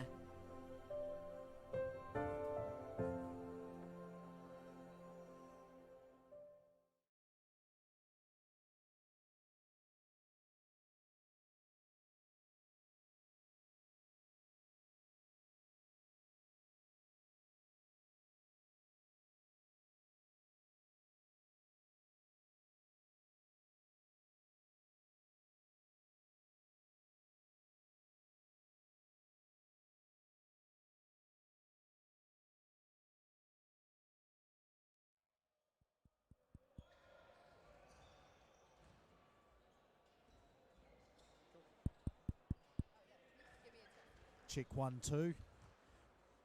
Awesome.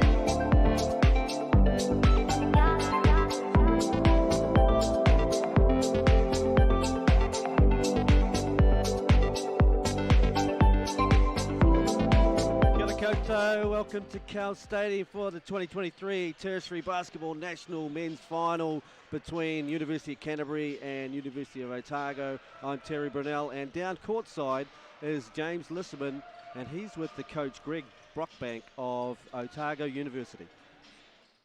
Right, so Greg, a number of players have been here. We're here with you last year when you coached the team, 6th place. How much harder has the competition been, and how proud are you to be in the final here with this group of guys, 2023? Well, you're right. It's much a harder competition. The level, the coaches have been talking, the level gets better and better every year.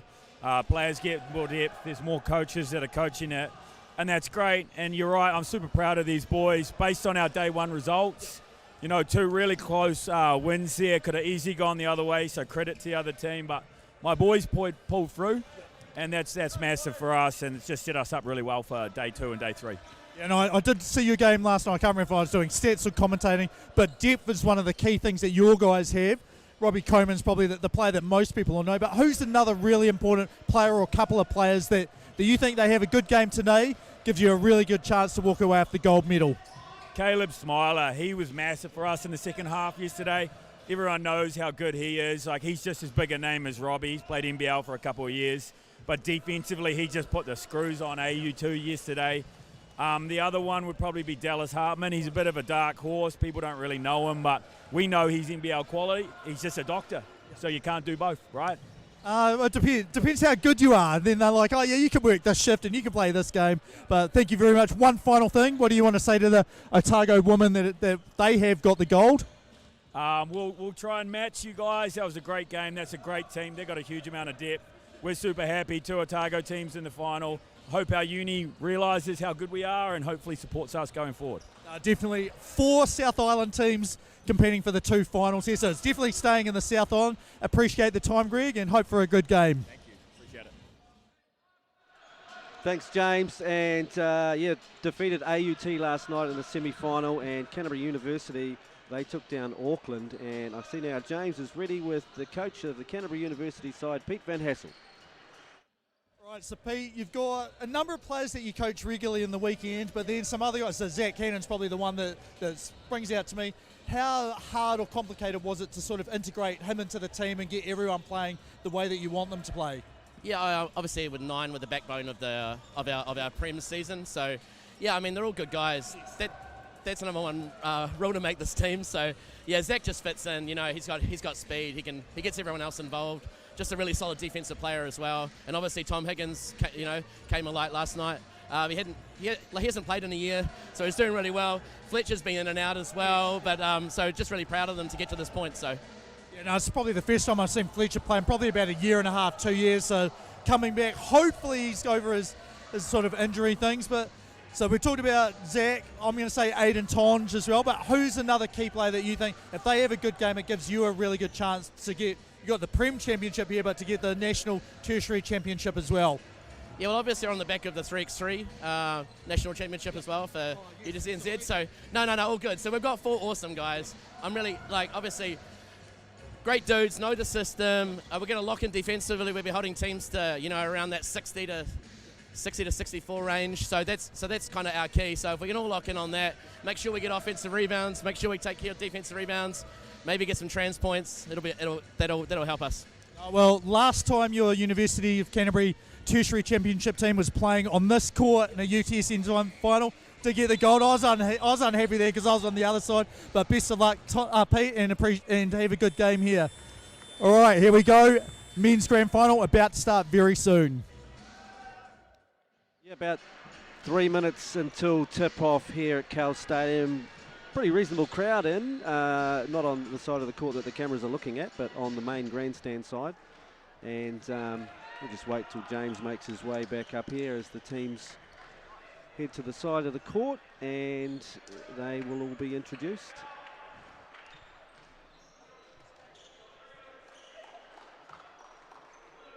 Of course, Otago trying to emulate what the girls team just did.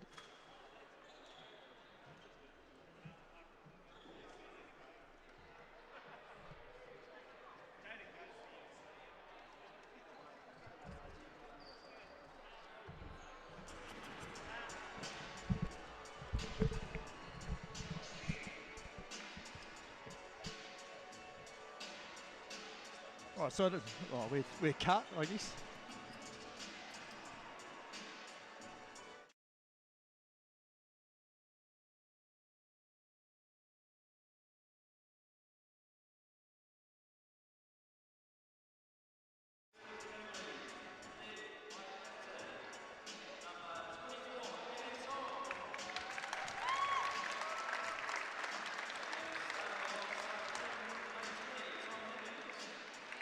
Not sure if you guys can hear the public address announcement. Aidan Tonge, followed by Tom Higgins for UC. There's Zach Hannon, next one coming out there too. Pete said one of the players that doesn't normally play for them integrated really smoothly into it. There's 3 guys with NBL experience right there. And Max Patterson, number 4. Noah Watson, who had a great game last night. Yep. No, he can do a little bit of everything. Get a couple of rebounds, push the ball, shoot a bit. Chris Tapia, I know him from a lot of 3x3. Good shooter, good defender there. Number 12, I believe, is Taylor Matthews.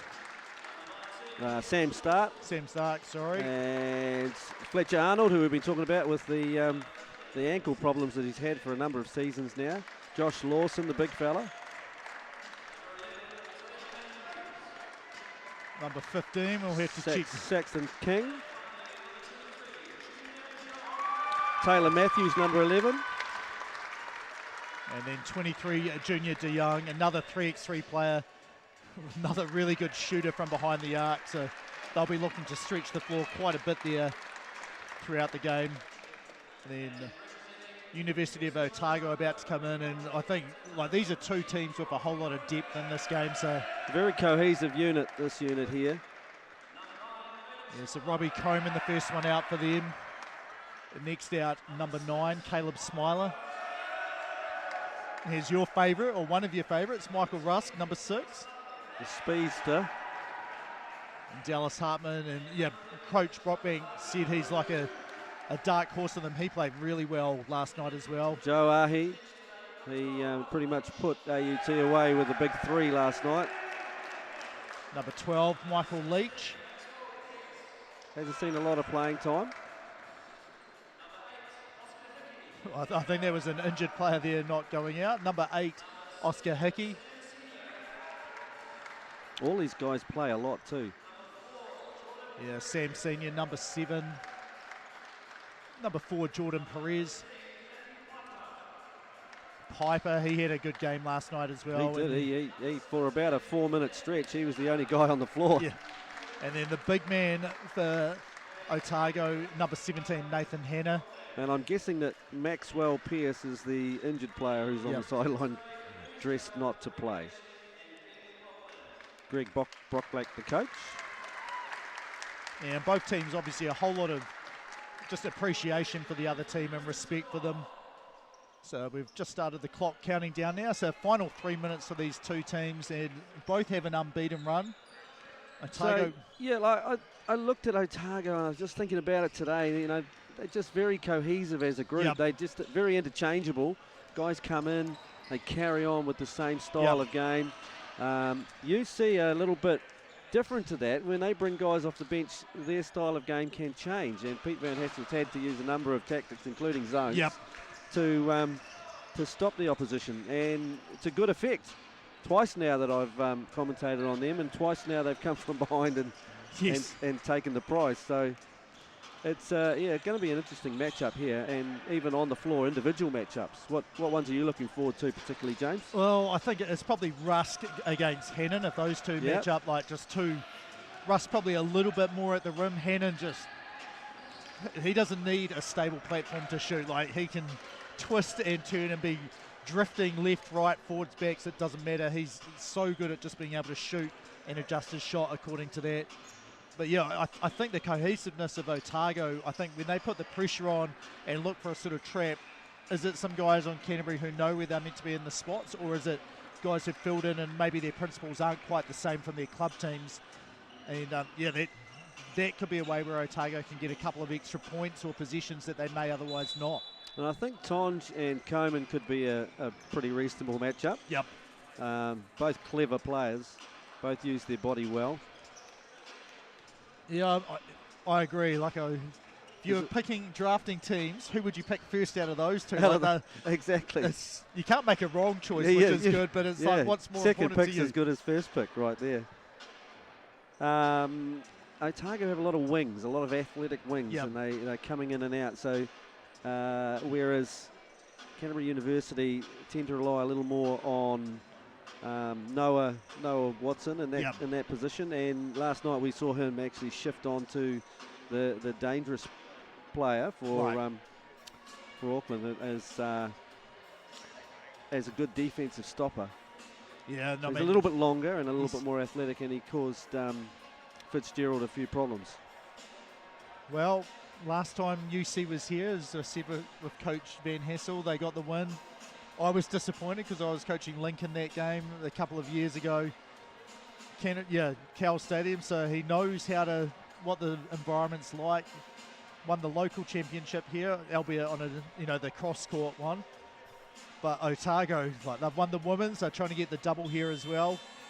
6th place last year, I think Brockbank said, and obviously first or second now. And probably the most impressive thing to me is the two women's teams, both from the South Island. The two men's teams also both from the South Island. So the cups and the trophies are staying down here somewhere. You guys were talking about it there, how much this tournament has grown and how serious it is now.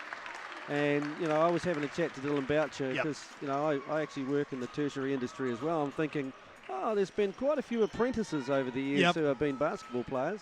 Could they become eligible? Could Polytech players become eligible? And with Tapu Kinga being the big beast that it's going to become in 4 regions, we could maybe in the future look at some teams that are made up from work-based learning even. But it's certainly exciting how much this has grown and how the level of talent that is on the floor. Any number of NBL players out there at the moment. Yeah, and there's one which has the ball. Zach Hannon has played a little bit for the Canterbury Rams. Played a bit Rams. for the Rams. So early Iverson cut, they go into Tonge. Tonge finds Patterson. Patterson finds Noah Watson all the way to the basket, gets the first look. And you can see Van Hessel there, get back, find the players. He'd seen how they'd scored so many buckets just by sending those wings out immediately. Here's Ahi's got Patterson on him. A little bit of a size advantage for Ahi. Just only needs a little window to get a shot off. And there it is. There's the window for him. Left it short. Higgins with the rebound. And you saw Tonge double the ball there on Ahi, and Higgins straight away over to pick up Coleman so he couldn't get just that easy free release. Tonge just went down in a bit of a heat there, and that's going to be a charge. At the end of the day, I think what happened was Higgins lost his feet. Yeah, well, you can see it here. He just got here, and then he just kind of tripped a little bit and ran over the top of the defender. Well, that will leave a mark. I think Hartman probably don't want to take a hit like that right at the start of the game, but if there's any game, it's the last one of the tournament. Patterson getting up and in on Ahi because he knows he can't give him any space at all. Ahi, little step back, couldn't get it. Tonge, rebound. And just keep an eye on that. Is Canterbury going to switch on the screens? Initially, it looked like Patterson was going to try and stay attached and through, but then Coleman sort of mucked that up and they had to force the switch instead. Smiler over there fronting Tonge. That's an interesting, keep an eye on that as well. Here's Tonge underneath. Coleman's elected to match up with Higgins. No time on the shot clock, because that's a specialty for Hannon. And saved twice. And the third time. And if this ends, there's only 6 on the shot clock. This ends in a basket. Here's Tonge with nothing left on the shot clock. Just drew a little bit of rim. And Patterson did his best to get another possession there. So Otago's pressure just forcing some tough shots there for UC. Early on ball action. Decides to pass it off. Here's Hartman. Hartman just trying to physically bully Hannon under the basket a little bit. And the ball screen. Good job by Hannon just to force that. Crafty little move from Rusk though. Well, He forced him to have to not get where he wanted to go initially. He and then stepped around the big man and got the float of the stick.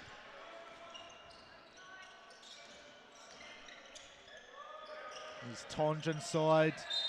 And got hit a few times, feet tangled. I think that'll go on Smiler.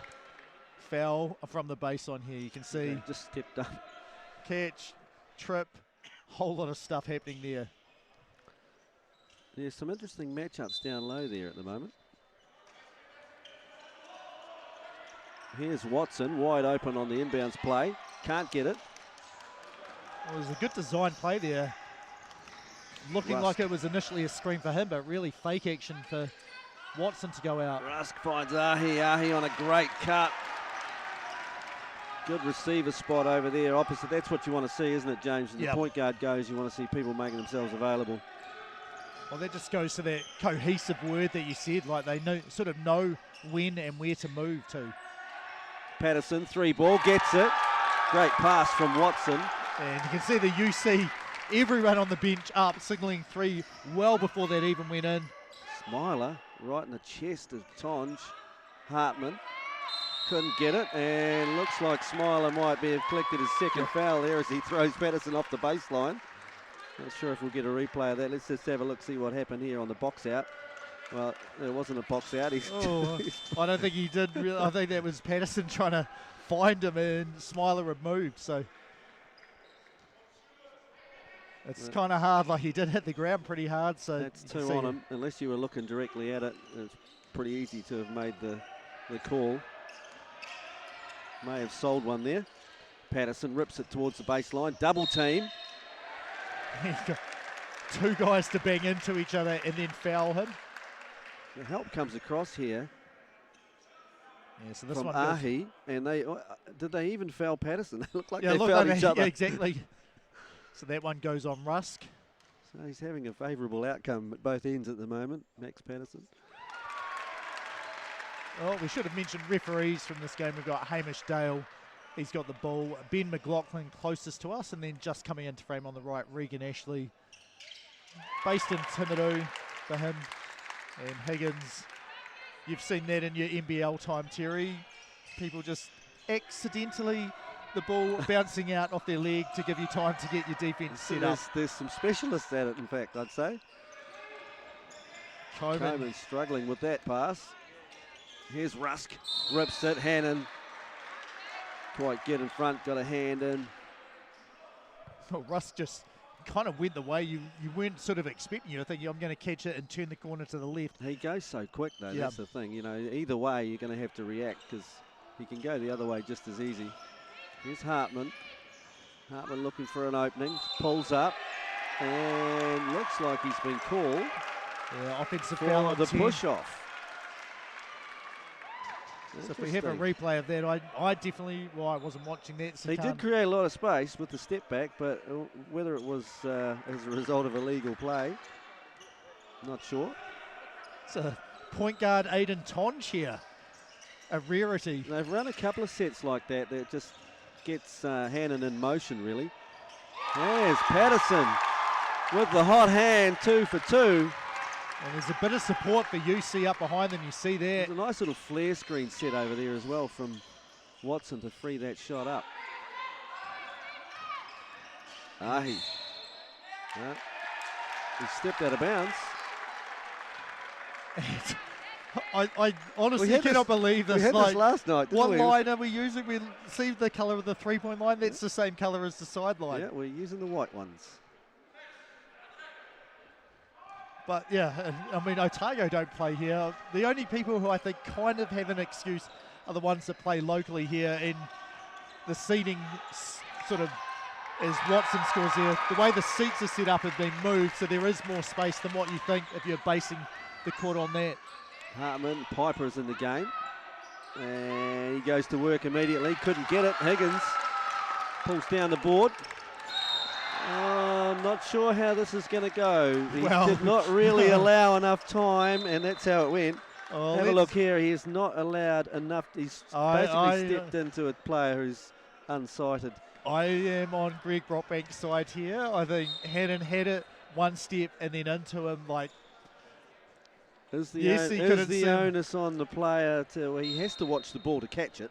Yep, but And then one step after that. So you have to decide, did Hannon catch it, one and then bang, or was it catch one and then second step and then crash? That's the one there. And is more defensive slanted than offensive, so I'd rather the charge. I can tell you one thing, though. Yep. It's a foul. Yes. Either way. But it is a foul on Otago. So Hannon, he's got one in the book, but he couldn't get the other one. So a fair battle there. Lost out of bounds from Piper. And overruled by Hamish Dale, and a foul. I think that's the right call. I think it's a. I don't want to call a foul here, but because it would have been a turnover, that caused it. I can see Pete Van Hassel with a little bit of a smile there. You go, yeah, fair enough. He gave us the other one. Yeah, we get one back the other way. It's even slate. So Higgins heads to the bench in number 21, Chris Tupaia. There's very few people that are quicker than Zach Hannon, but Rusk is. I think Rusk is probably one of them. He's in the corner, straight away, getting under the basket, looking for receivers. He finds Ahi, finds Piper, puts it on the floor. Tupaia is in the game, meets him at the rim. I think, having seen 2 games of Piper, every shot he takes looks like it's way harder than it should be, but that's obviously how he scores. He is very proficient around the rim. That's where he scores too. Watson inside to Tupaia. Tupaia working on Hartman. Good defense. Coleman picking up the rim. Here's Rusk, waiting for some cutters. Piper again, trying to find Hartman. He finds him. Hartman through a little gap. Couldn't finish it. Oh, he did. He had Hannon beat. And Hannon had given up. He was like, I don't want to get a foul here. Skip across to Patterson, who's had the hot hand, and he draws a foul, and this will be on Ahi, who does not agree, but he's carrying on towards the bench. Oh, it's actually 11. Oh, that is Ahi, sorry. Yeah, that's Ahi. He knew. 2 subs in. Senior comes in. Hickey comes in. Hartman goes out. And De Jong is about to come in for UC as well. So I think De Jong is the X factor in this game. Yep. If he gets rolling from the 3-point line, he could make a huge, huge difference.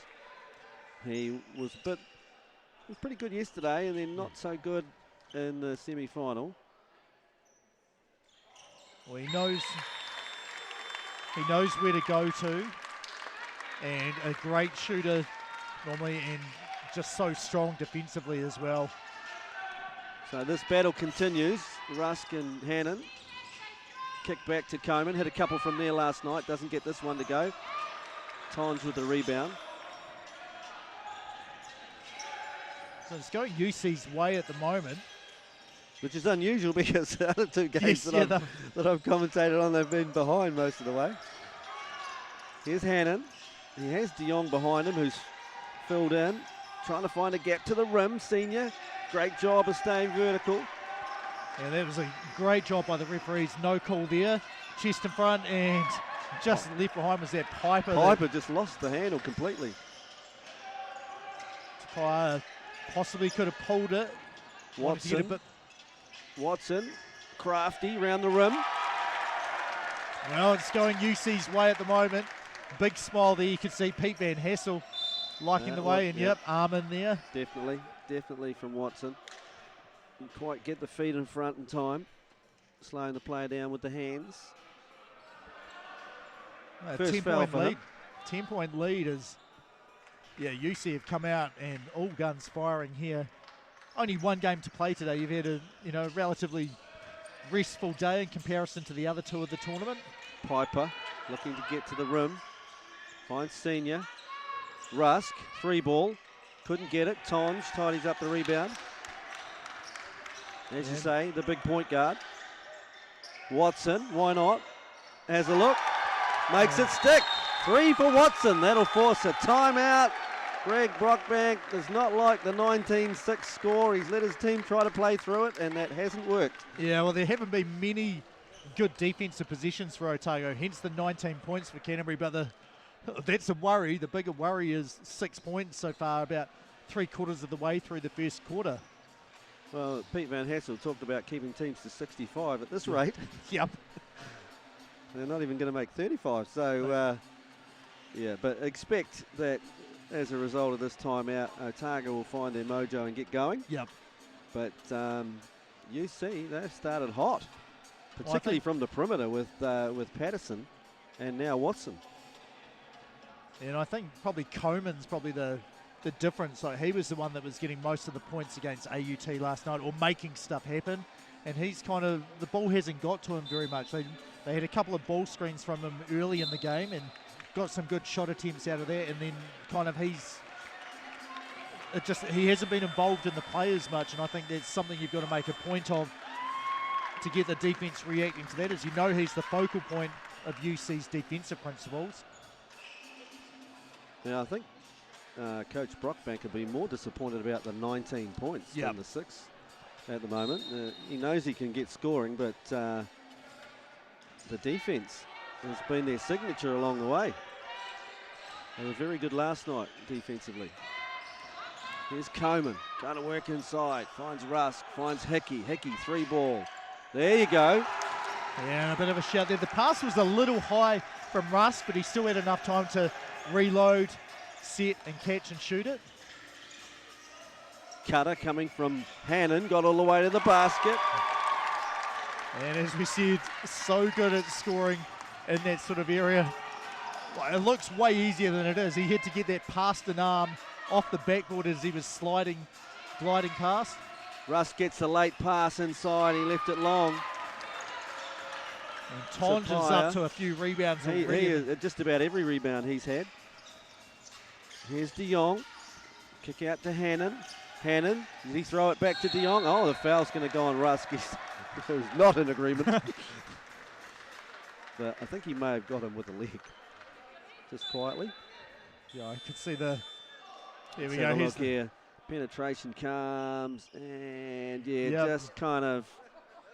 Your legs out of your cylinder inside Zach Hannon's cylinder. It is a foul. But if we look at the rebounds, Tonge, 4 rebounds. Actually, Higgins has 4 as well. Zach Hannon, 3 points, 4 points now. Noah Watson, 9 points like that. And Max Patterson, 9 as well. So I can remember the 3, I can remember the layup, and he scored another 4 points. Watson apart from that as well. Hannon, 2 for 2. Perez in the game for the first time for Otago University. Also very quick. So there's no let up for Zach Hannon. He's just going to have to toil all day against these guys. Here's Piper. Hickey. Coman. Low shot clock. We're down at about 6. Hannon bothered him.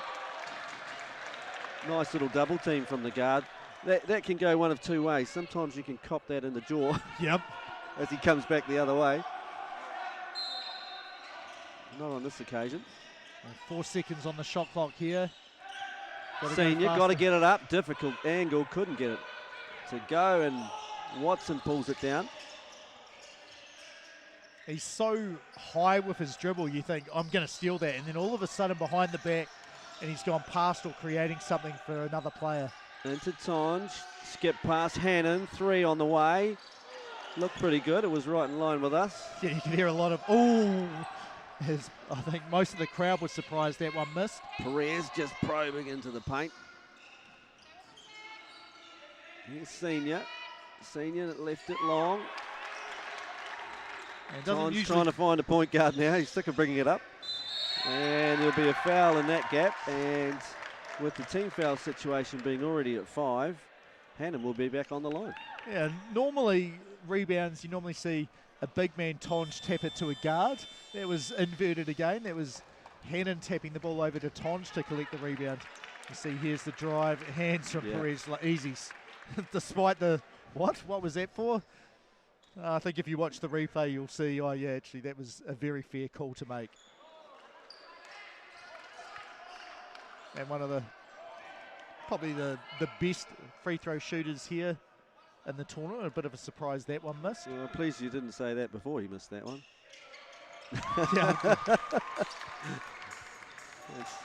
Anyway, UC up 15 now. Hickey puts it on the floor and met by I think it's Arnold got the block.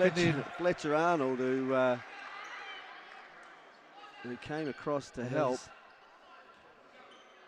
He might have just lacked a little bit of verticality here. Well, I think it was the arms at the end, so I think he got him with the body a wee bit.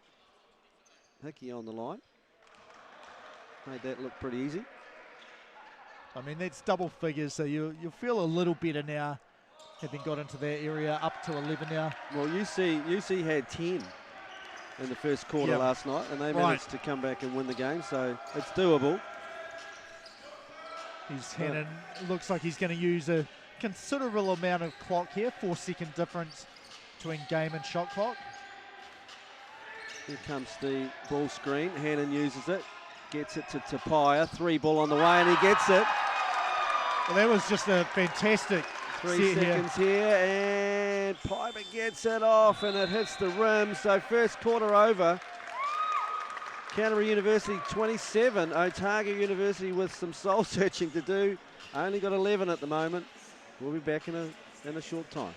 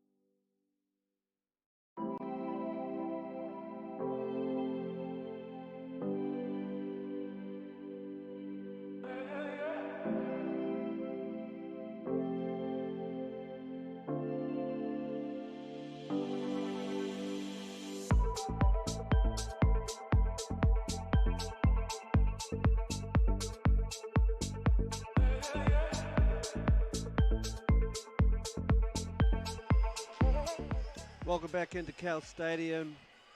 First quarter's done and dusted. 27 to University of Canterbury, 11 to Otago University. Bit of a battle and a struggle, James. You had a bit of a listen into the timeout. What was Greg Brockback saying? Like, there's going to be some fouls, and we can live with some, but reaching, like, we can't just get caught trying to reach in. They're getting whistled and we're not getting steals from it, and we've got to know where the shooters are all the time on defense. Like, at the moment, we're sort of getting hung up on screens, not recognizing a shooter's about to fly, usually off a flare screen, I think we've seen. And then offensively, they're just saying we've got to start adjusting a little bit, looking for slipping the screen and setting a punch screen as well, just to try and force UC into different coverages. You see there, Coleman rolls after the initial screen, a delayed roll there. So that'll be a good start there. He just slipped into that gap there and found himself unguarded. And just dropped into a zone here too, by the look of it. Right, well, I must have missed that part. We've got to find the shooters being Arnold, in the zone. Couldn't get it. He's not really been shooting the ball as well as we know he can. Down to the baseline to Tapia. Sneaky little pass.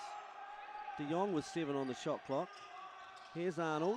Put it on the floor. He's got the jump hook going. Can't get it. It's gone out of bounds. And I think it's a foul as well. Yeah, over the back from Tonge, I would say. Yep, number 24. Certainly is.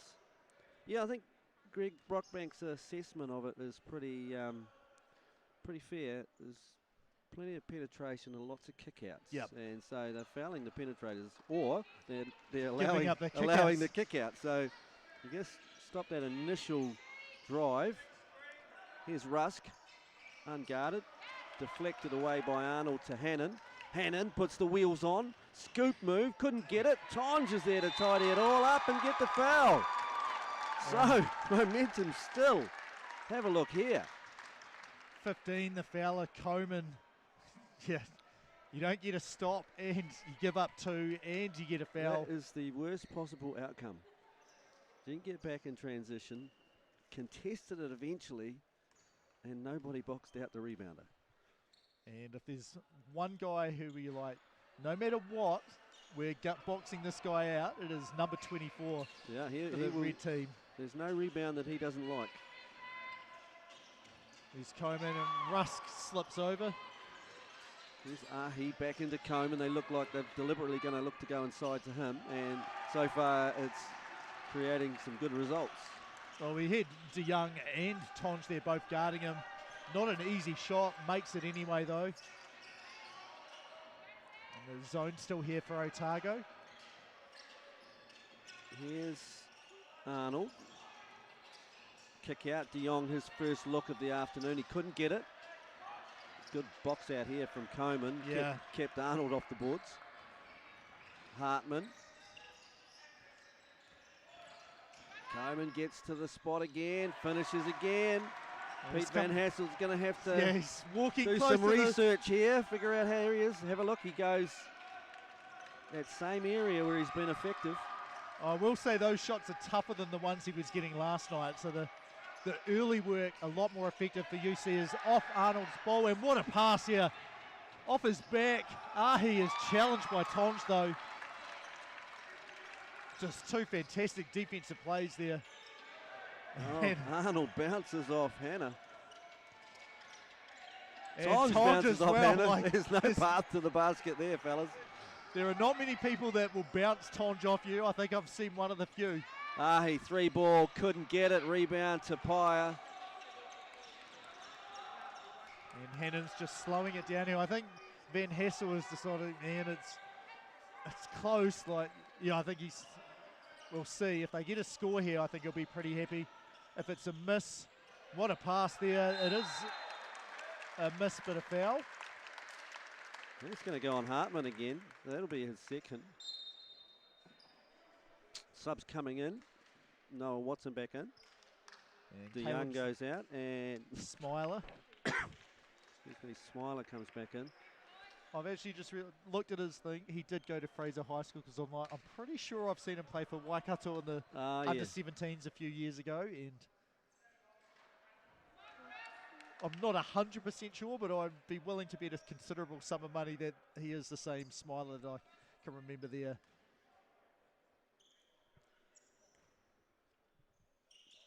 Tapia misses that and lost out of bounds off Watson. Subs coming in. Higgins comes back. Arnold goes out. Patterson comes back. Tapia goes out. And Canterbury showing a bit of full court pressure as well. Both teams willing to use pretty much their whole bench.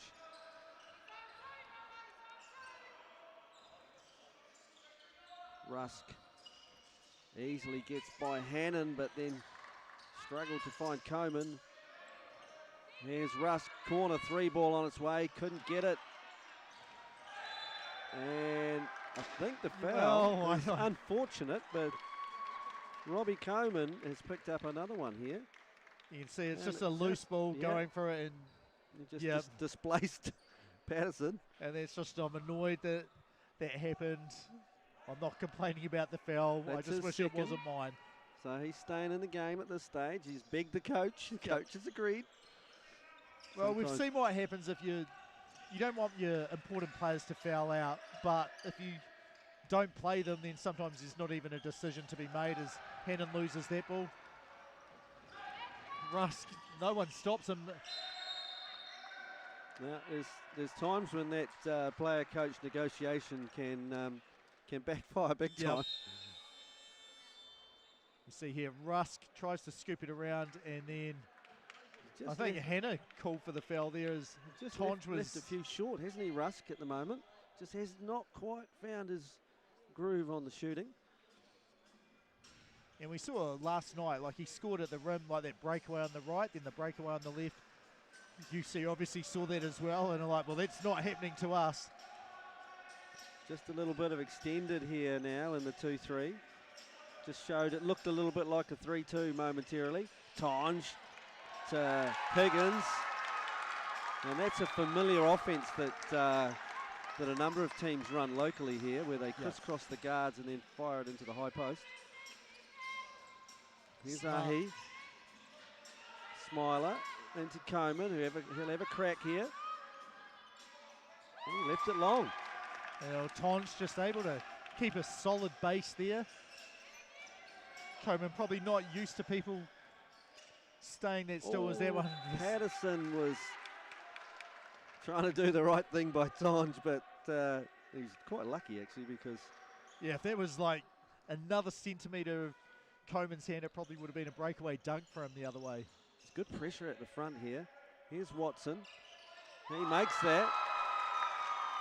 And he's feeling pretty good about it. I'd say very good. They've doubled up the score now, 34-17. Coman thought about the threes, trying again at the rim, and does drop this one as he was able to get Tonge to move a little.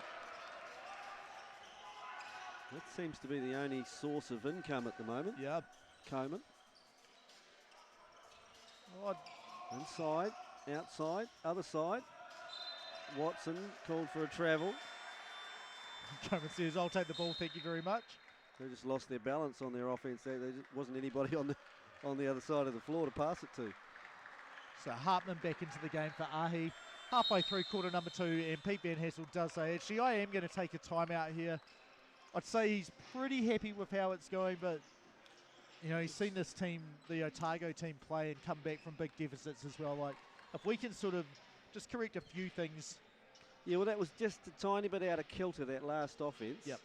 So, be interesting to see whether they carry on with that, and if in fact Otago carry on in the zone. There's every chance that Otago will switch their D up here. Yeah, I think it's when Hannah's in, like, they like to keep him and not have to move him around so much, so the zone makes a lot of sense when he's in. When they sub him out, and based on how Brockbank does it, he puts the 5 who are going to play on the seats. I think Hannah is out of the game when they come back onto the court here, so yeah, I think we may see man-to-man. He does have to juggle a few people with foul concerns though. So. And he's also got guys who've played some considerable minutes, so the first half is the place to try and keep them fresh, yep. But with the slow start, don't think you have that luxury. Oh, UC have certainly come out with a focus like we want to get an early lead and we want to keep that pressure on the rim, and you can cycle people and feel a lot better about it. They're sticking to their man-to-man. Higgins has got Piper. That's an interesting matchup there. Piper's probably got the quickness. Higgins has got the size. Here's Coman. Comes off the cross screen. He left that one long. Yeah, he just ended up going a little bit too wide when he got the ball. Tonge, what a pass. What a pass from Tonge. Well, point guard Aiden Tonge is in effect tonight. Knew where his big buddy was. There's Higgins and Tonge. They just pass Coman between them. Yeah, nothing is sticking at all in there. Hartman, he'll have a go from the three-point line, see if he can get that to roll. And another rebound for Tonge. So shooting percentage might just be plummeting at the moment, particularly around the rim. Well, they were on 29% before that, so yes, it will be pretty low. Only 1 of 9 from the three-point line. Watson has hit one already. Higgins. Shot clock's getting down to 8. Inside cut came and looks like a hold on Rusk, who doesn't look like he was frozen in time and can't believe what's just happened. That was the Tonge pass. That was pretty nice. So Rusk is on 3 now, I think, heading to the bench. Perez, no, not Perez. No, they're going to rotate some of those 2-guard wings around. So Smiler will probably pick up the duties. So first shot is good for Patterson. 2 for Patterson. Patterson's 11 double points. digits. Not I thought he was probably pretty close by now. Oh, he's missed 1 from the free throw line before. Hannon has taken this opportunity to put a lot of pressure on Smiler. And Hartman. I think one of the things, actually, there's going to be a discussion here. Is this one of the... Is it just a regular foul? No, it's not. No, it is not. Never in a legal guarding position, trailing the player. reaching across, preventing him from getting the straight line layup. And Brockback's asked for a timeout here. If we have a replay, we'll just have a look at that and see. Immediately when Smiler became the point guard, Hannon went, okay, I'm not dealing with Rusk anymore. You're a little bit taller. Let's see what your handles are like. So he got straight in. And while he was occupied with dealing with Hannon, Patterson sneaked in and stole it. Yep.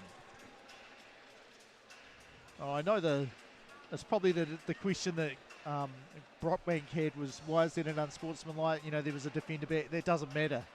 FIBA rules, if there's a fast break opportunity and it's a foul, which is stopping a fast break, you can call an unsportsmanlike foul. Whether or not you have other guys back, if you're not trying to get in front and actually defend the player properly. I guess technically what they had there was a 2-on-1 with a trailing player who prevented the 2-on-1. Yep. And as I said to Josh Thompson on a game earlier, like, as long as all the players know that, and the reason the rules like that is because people like us, commentators, people watching, fans, they want to see breakaways and dunks and exciting finishes. They don't really want to see this, shooting the ball from the free throw line. So you've got to make the penalty so high that people are like, oh, it's just not even worth the risk. Yeah, you can have this breakaway layup. It has paid one dividend. Patterson's missed the first foul shot. And the second one rattles home. So you see the Falcons will have the ball here again. Up 20.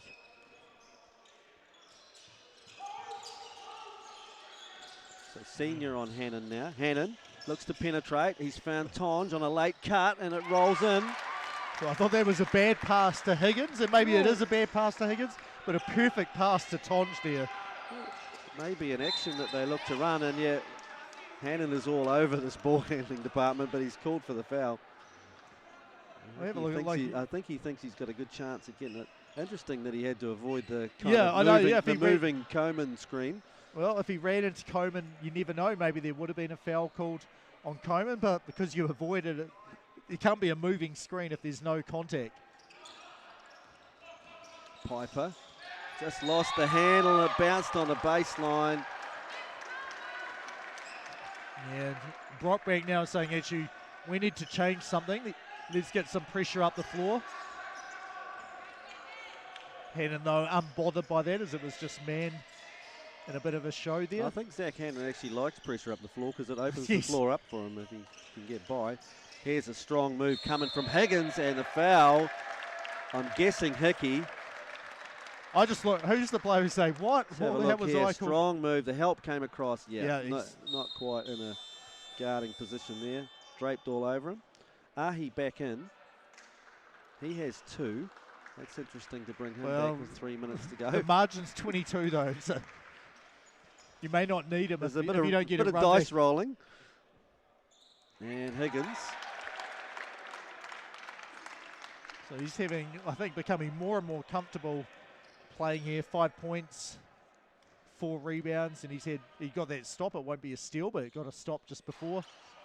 Doesn't get that one to go, and then Coleman finds Ahi. Ahi will take that shot every day.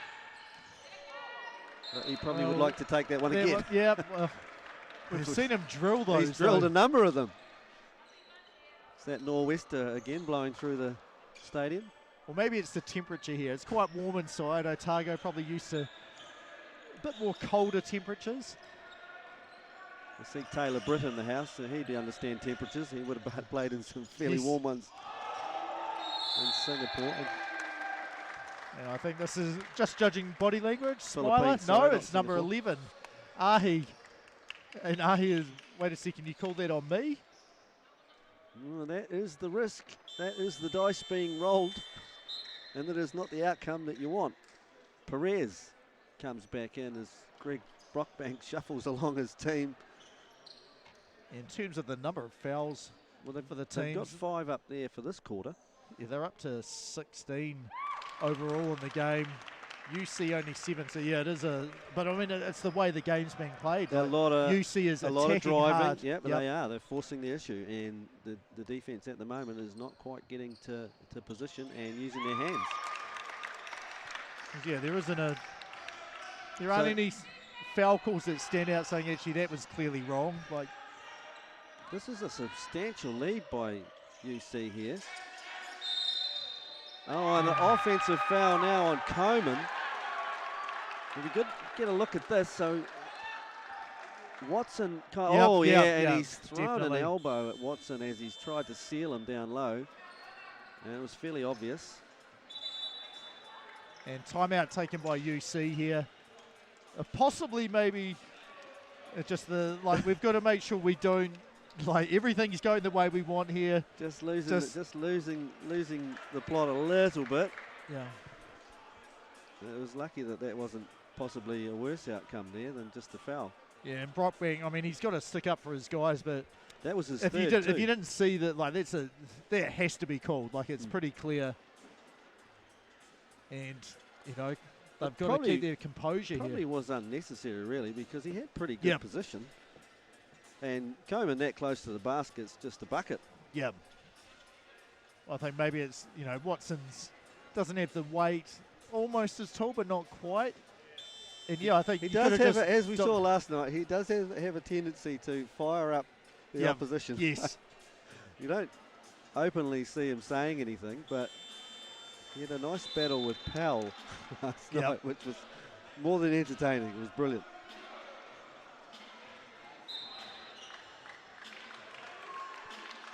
So I think Hamish Dale just talking to Brockbank about what actually happened. So will we see zone again with Hannah back in the game, or it looks like a diamond press at the moment getting set up? Yep, I think you're right here. The 1-2-1-1 it looks like. They've got to get it over, and they do. And dropping into a 2-3 after that. So Hannon back to Watson. But I mean, that's taken about 15 seconds before they were even looking for a shot. Low shot clock for Hannon. Long three ball, couldn't get it. Hannon with the rebound. So that had some good instant success. And Hickey also has some success. That was not easy. It took all day, but it went in. Tonge over to Hannon here. I think this is a better idea than man-to-man pressure, because Hannon's pretty comfortable in that scenario. Skip pass. Again, low shot clock. Hannon has it. Penetrating across the lane, trying to get it up. He does, but doesn't draw any iron. And Hannon says, that's the shot clock. So I didn't quite catch it, but two poor possessions in a row. Tapia is going to check in. Well, and Tonge is going out. That could just be the elongated break that Pete Van Hassett wants. Well, the half time and the 1.5 minutes. It also means that they've got another shooter out there against the zone, with Higgins sort of their big man. Higgins versus Hannah here. Hannah couldn't get that one to stick, and no one could catch. Chapter of errors on that particular play. Here he goes. Fell into Zach Hannon's hands, and then he lost it. So this will be a shot clock. Well, I mean, it's 14 is what it should be anyway. And it is 14 now. They've gone into a zone themselves here, University of Canterbury. Hickey just hit one earlier, didn't hit that one. And Tapia cuts through the lane. Hannon couldn't find him. But on that cut, they've managed to get Higgins across the lane. Oh, Higgins has been like, so Aiden Tonge can run the point. Maybe I should try a bit of this. Sort of opened up a little bit, but the pass wasn't quite in the right place for Patterson. Pass out to Watson. Watson puts it on the floor. Higgins is not going to take the three ball, and Smiler with a kick ball there. An intentional lower leg, lower limb kick. De Jong into the game. I think this is a good call because with the zone, De Jong is potentially the zone buster. Not that Patterson isn't. De Jong's just that little bit taller. Goes into Higgins, high post area. Back to Watson. Watson with 11 on the clock. Loses the handle. Can't find a teammate. He finds Hannon, who seems to always have no time to shoot it. But he still gets the shot off. Zach Hannon's stats are getting destroyed. It's like, here, have this grenade with 2 seconds. Please get a shot up on the rim. Yeah, the three-point shooting. Otago 1 of 12, Terry. The life of the point guard. 1 of 12, yeah. That's always going to be tough. You'd expect that would get better. They're a lot better shooters than that. Inside to Hannah. Couldn't get it, and he'll be fouled and put on the line by Tapia. It was a great catch initially. Here, just left it long, got his own rebound. Quick second jump from the big man. Tonj didn't get the whole 1 minute 30. He's gone back in. Oh, 20 seconds. There must be a play. Maybe it's point guard Tonj time. Hannah. Too easy. But the points, like the first quarter, 11 for Otago. It's 11 now. That's yeah, so he needs this one. And he gets it. I said 30, they're heading for 36 over the game. They're marginally above that, but UC's already at 44, so they need to pick up the scoring. The diamond trap is having good effect here. It's taking a lot of time to get the ball up. On this particular possession, it's probably not going to worry UC because they want to shoot it late. Hannon slips. Watson. Tough off the board, couldn't get it. So halftime here, Cal Stadium, the Tertiary Nationals. University Canterbury 44, Otago University 23. We'll be back.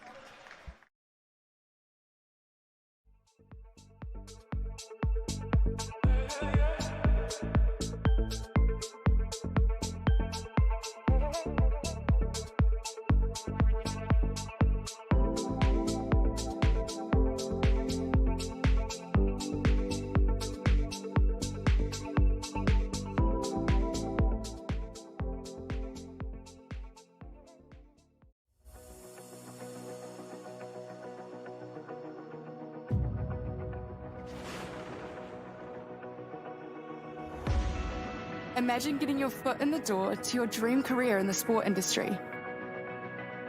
As you represent your uni, building lasting friendships, connecting at national and global events, connecting with peers and mentors who help connect you to your future. Make this happen with UTS NZ. I've definitely made like some really personal like relationships and friendships through volunteering. It makes you always feel like you're part of the team.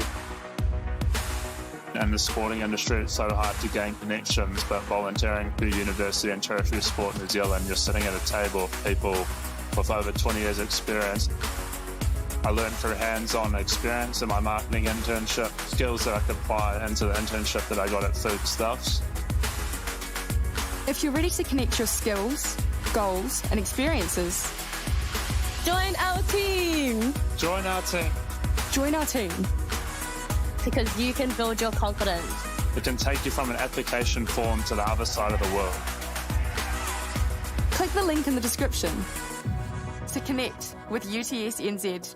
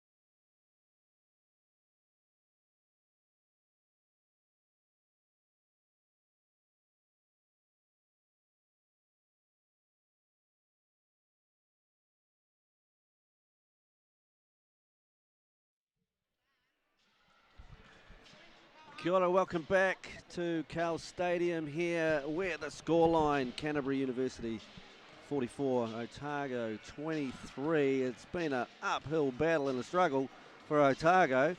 Don't seem to be able to put the ball in the basket. Well, yeah, that was one of the things Brockbank was saying, like, are we going to continue shooting this poorly from behind the arc? No way we're not. So if you're open and it's a shot that needs to go up, it needs to go up. Like, you need to force them to guard you, and you know they're not going to if we're passing up shots because we've missed a couple more than we normally would do. Yeah, momentum is confidence, and confidence is momentum, right? So you don't know if you don't try. Yeah. And the diamond trap, that did a nice job of slowing University Canterbury down, and they had several very late clock poor attempts where they got nothing out of it. It didn't really produce any steals at all. No, but I think you take that, like, defensive stops is what you need. You've got 20 minutes here, 20 points, the difference or so. You have to get some more stops, but it's offensively, you need more than, 11, 12 points a quarter. Like, you do the same thing again, you've got to hold UC to 1 point over 20 minutes, and that's not going to happen. So you need to up the scoring. If you can get that defense to produce some offense for you as well, that can carry a bit of momentum. Get a couple of steals, get some fast break action, get some quick ball reversal to a shooter. They've also got to deal with a little bit of foul trouble, but that's kept a couple of players out of the game. Yeah, if we look at their starting lineup, Caleb Smiler has 2, and the remainder of the starting lineup, Michael Rusk, Dallas Hartman, Joe Ahi, Robbie Coleman, all have 3 fouls each. Like, that's the thing you just can't afford. They're all out here now, though. Greg Brockbank was having to roll the dice on it because the score was getting further and further away. And so he's had to put players back in a position where they might get called for fouls, and unfortunately they did. Yeah, he said we need to attack and get them in bad positions and force, foul calls to be called against UC. For UC, they need to really just solve the riddle of this trap, get back to what they were doing before, and some guys need to look at the basket because they're turning down shots, and then poor old Zach Hannon, he's been left with, like you say, he's left holding the baby and everyone's left the room. There's the Iverson back screen and then the kick out. Good pressure, ball reversal stopped. Patterson puts it on the floor. He's going to go with the reverse layup. Tonge will tidy everything up as he does. And he just sort of inhales rebounds, doesn't he? He's up there jumping before it's even missed, and then just waits and hangs until it falls down to him. The battle of quickness resumes with Hannon and Rusk. Here's Hartman, 3 ball, didn't go. Coach said I can shoot it. Well, they had Hannon battling against Coleman inside. Coach said I can find out. Maybe a little more ball movement before you put that one up. Try and get some player momentum, some team momentum going. Here's Higgins battling with Hartman, goes to the reverse, can't get it. And a good box out by Coleman there to keep Tonge off. Chance for Russ to run and lead the break. And that was a smart play there, just to keep pushing Hannon further and further down under the basket. Makes it tough. Well, I guess it looked easy, but it was a lot harder than it looked. Hannon probably needed to stand his ground a little more there. He might have got the push off. Would have put Rusk in the 4th foul position. Here's Hannon. They're just having a little battle. Everyone else sit down. We'll just play one-on-one for a little while. Oh, it looked a little like Russ got caught behind him, and Hannon could have potentially drawn a foul if he really wanted to. The open layup, though, instead. Coleman for 3. Coleman doesn't add to the stats. Watson with the rebound there, and point to Tonge. Watson puts it on the floor. Smiler played great D initially. Kick out comes. Shot clock at 8. Hannon got a little bit more time to operate. Might be able to find a teammate. Doesn't score either. So good pressure there. And Tonge hung around. Picked it off. And this is just a shot clock. The stop here, nothing by any of the 10 players on the court. Have a look at this. Trying to get it out quick, and no. Yeah, read it. He only moved about one, not even a full step, a half step to the left. Saved him a trip to the other end. So Hannon comes back for the ball here. Patterson, Watson's hit one at the other end from there. He's hit another one very comfortable at the top of the keyhole. Terror screen getting set here from Ahi. Point guard's worst nightmare. Inside, and still it won't go in. So I think this will be Higgins here, just checking who it is, the first foul. Coleman just battled in Oh the no, air. 24, no, it's Tonge whistled for that one. I think he just caught him initially. Second foul on him, I think. Big discussion going on between Hamish Dale and Aidan Tonge.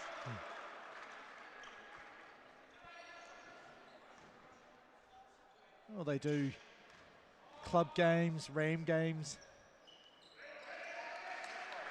And Tonge has been down here at UC. I think this is his third year now. Not quite as aggressive in the trap at the moment. Otago. Here's Patterson. Yeah, we're down to 8. Watson inside to Tonge. He's got about 5 seconds. Tries to find Hannon. Stolen by Rusk. And the reach around will cost Aidan Tonge a little bit of rest time on the pine. Yep. Because he's picked up his third. He doesn't think he did. That did not touch the ball at all. That hit the elbow of Rusk there. Hannah comes into the game, so likely to see the zone here for Otago. Tapia was the replacement for Tonge. Inside, outside, turned himself upside down and ended up losing it. Hannon got stolen by Coleman, and Patterson, I think, will be... Patterson was unfortunate to be Just- squeezed. He's trying to fit between through a that rock and a gap. hard place. I don't know if he saw Tonge bouncing off Hannah. There's no way you're going to say straight up if you run into him as well. Hannon here with the defensive assignment. Still doesn't look tired at all, though, Smiler does he? inside off that low baseline cut. Hannah says no, gives it to Ahi. He hasn't had a great afternoon so far. Well, it's about par for the course for the Otago team. Behind the back, What the a dump pass. off. What a pass from Watson. And Higgins, have a look at this here. Whoop! Behind the back, and then shovel pass. Half block, doesn't matter. Higgins makes the bucket anyway. Here's Coleman, the little floater makes that off the Rusk feed. Very comfortable in that spot, Robbie Coleman. Patterson calls the play action. Well, things are going better for Otago. Unfortunately, they're not going worse for UC, really. Like, so it's just kind of holding steady. Open three, Watson no good. to Tapia. Oh, reverse layup for Tapia. No box out on the weak side. And I think Ahi thought he was so far away, wasn't going to come in. Next minute, he's got the ball scoring at the rim. Rusk, the fadeaway pull-up, hits that. So the tempo offensively is starting to get where Otago wants it. You see That's Rusk the with that scent little here. comfortable pull-up that he's got. Tapia gets it to Patterson, who likes that play action but can't get it to roll. So Ahi looking to push. Here we go. Smiler. Crossing the street, had it picked by Hannon. Well, that's why he's been playing so many minutes for this UC team. Beware of pickpockets. They come in small packages. Higgins finds Watson. Oh yeah, wide open again. Couldn't get that. He'd like that back. No one wants it. And eventually it's out of bounds. Ahi. Well, I thought that was possibly going to be a foul on Patterson as he was diving and just sort of, that was enough to mean Ahi just couldn't cleanly get the ball there. Some of these guys might be doing law down there, do you think? They're keen on a debate. Oh, yeah, it might be debate. Let's have a look. Geology, commerce, sports, finance, teaching. So Smiler, maybe he likes talking about it. I haven't seen him do much of it. Science. Yeah, there is one. Here we go. Hannah doing a law degree? Michael Leach, number 12. He's got a law one. Oh, he wasn't involved in that discussion. They're having trouble with that sideline.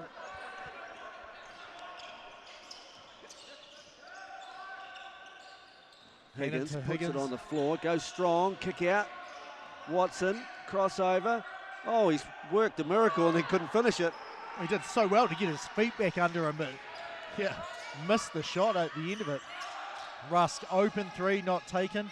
Piper, all kinds of European action. Well, getting the ball through the hole here a little bit. Here, Piper just changing on the Euro. And they're slowly closing the gap. I suppose if you can get it down to about 12 here by the end of the quarter, you'll feel like, okay, we've got a legitimate shot here. Hannon, reverse layup. Showed Coleman on one side and then flew by him. Have a look at this. No. Yeah, Coleman was like, I'm going to block. Wait a second, you're way past me. And Rusk turns the defense I can do something out. special at the other end. The dueling guards that keep going at it. Hannon, Coleman switches out onto him. Back here, DeYoung. Higgins facing up against Coleman. Offensive foul. So there's the referee's favourite for 2023. DeYoung. The block on the screen. Fletcher Arnold in. Noah Watson out for a quick break.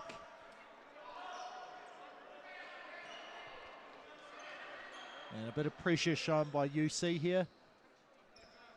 We're just waiting for DeYoung to tie his shoelace. Way off screen, and he is ready now, so here we go. Otago for bucket here. 3 will cut it below 20 points. Penetration from Smiler. Open man was Hartman. Can they get the 3? Rusk has a look at it and hits it. Well, you called it, James. Oh, I didn't know it was going to happen. I just was pointing out the mathematics of it. Here's DeYoung attacking Coleman, which probably was the right thing to do since Coleman is in a little bit of foul trouble. And DeYoung whistled for the foul there as well. So they can close it even more now. Tonge, though, ready to come back in. Pete Van Hassel putting his trump card back in the game. So yeah, they were 1 of 15 before that 3-point make. So 2 of 16, not a great percentage, but a mile better than 1 of 15. That one was timely because they're carrying a little bit of momentum now. If Russ can keep this up here for them. And you just wonder how aggressive Pete Van Hassel will be with his timeouts. Like, just how long do you want to, how many points in a row is he going to let Otago score? I think that's 5 straight for them. Well, we saw Otago early in the first quarter try to play through a reasonable run from UC. And in the end, and they forced another turnover. They got too far behind, and Pete Van Assel's considering. Is he considering? And he's decided to take it. He has. Yeah, I think you've got the lead. You're just, the assumption is I'm not even going to need my timeouts at the end of the game to draw up a last-second shot. It's just we've got to refocus here. If we can get a stop, a couple of good scores, the game becomes out of hand again. Otago certainly uncovered a little wrinkle here where they can, particularly in the press. So they've caused some very, very late shot clocks in the previous quarter, and now they've managed to get a couple of turnovers. Yep. And I think Brockbank will be saying, look, I told you, like, we finally hit another 3. We've got a few stops. We're attacking with more speed now, and look, the gap has closed. Halftime, what was it? It was 44-23, so they were down by, oh, that's not right. No, that is right. Yeah, 44-23. They were down 21, so they've trimmed it by 4 points now. But it feels like it's rolling a little bit for them, and that's something that hasn't happened just by picking away in the half court. So good energy, up the floor pressure, bit more open court, up and down style of play. They might be able to find some back-to-back-to-back baskets. Certainly on a nice little run at the moment anyway. This will be big time if they come up with a score here. Moving a little bit. Here's Coleman. And he picked it up. I think he could have gone a bit deeper. Rusk penetration, and Watson knocked it off his knee and out. Yeah. So that was a very short break for Noah Watson. He was only off for about 10 seconds. And you saw that there. Perfectly timed swipe down. no foul, and then forcing the turnover as well. I think the difficulty here is that they're presenting the exact same alignment as the press to bring the ball up, which is meaning everybody's guarded all of the time. Tapai gives it up to Tonge, and there's the spin, and tidies up his own mess and hits Watson. Watson on the penetration, scooping around. Can he get it? No, he can't. Smiler with the rebound. No look, it's a Hartman. What a pass from Smiler. Well, I think that only throws one of the defenders. Have a look at this here. And just on the money, the no-look pass. And that is stolen there, Piper. And he is stripped. So, yes, starting to pay dividends now. The press. You see here, a lot of arm there from Hannon. The secret here, James, is to draw two players, reverse the ball and go down the other side of the floor. But that's not what they're doing. They're throwing it straight back to someone who's still guarded. So they've made actually no progress at all. In fact, negative progress. And then the shot clock starts to come into play, and they've got to then risk a pass. Missed free throw there for Piper. Let's see it here again. They'll almost certainly put it on again, the diamond. So this time they draw. More. There's a lag this time, and down the other side, and they beat it. You sound like you're a coach, Terry. Sounds like a simple plan to me, and they've executed it. You go Hannon here, dribble handoff. Fletcher Arnold for three. Has not been hitting anything today. Coleman with a rebound, so they're down 14. I said 12 was about where they wanted to go, and a bit of a bump there, and this will be two shots. It will be two by virtue of the fact that they're in the bonus. You see there, Hannon was of Canterbury, because I don't believe that he actually shot the ball. No, and Hannon was trying to stay back the whole time, but Russ just went one more step when he'd stopped. Got him caught on his hip. This is what they call a slow train coming. You know it's going to arrive, and at the moment, well, 13 here. It could well arrive in time for your 10-point. I said 12. 12 you feel 12, all right. You'll feel way better if you get to 10. Well, not far off. So 13 now, 1:53 in the third quarter. Watson. Trap, there's the ball reversal. Here's Patterson. And looking like Otago moving into man-to-man after the trap there. And Tonge, let's see what this is going to be. Looks like a hold, I would say. Hartman. Have a look here. Yeah, he's just preventing. He's got his arms. Yeah, initial bump. So I think that's 4, it is. Yeah, it is 4 on Hartman. He's out now. He's been replaced by Senior. First team foul of the quarter there for Otago. Tonge comes back for it. Here's Watson. Rejects the screen, goes strong to the basket with the reverse. Too much to do on the end. Smiler pushing now up the left. They do well to reverse this ball nice and quickly and find a shooter on the other side. Smiler gets along the baseline. All right, it's down to 11 now, 118. There's a bit of support here for Otago on our right. Tonge settling it down to Patterson. Arnold, shuffled the feet. I think he's like, I want to shoot. No, I don't want to shoot a 3. I want to take it, and then subs coming in. Arnold goes out. Tapia goes out. De Jong comes in. Higgins comes in. So this is the thing here when you've got a sort of a composite team is who do you trust when you just need things settled down and need to get a good position. Otago, the cohesiveness has been their strength in all the games I've seen. Well, they're sticking to the task. Coleman, 3 ball. Doesn't go, and Watson with the rebound deflected out. Piper. By Piper.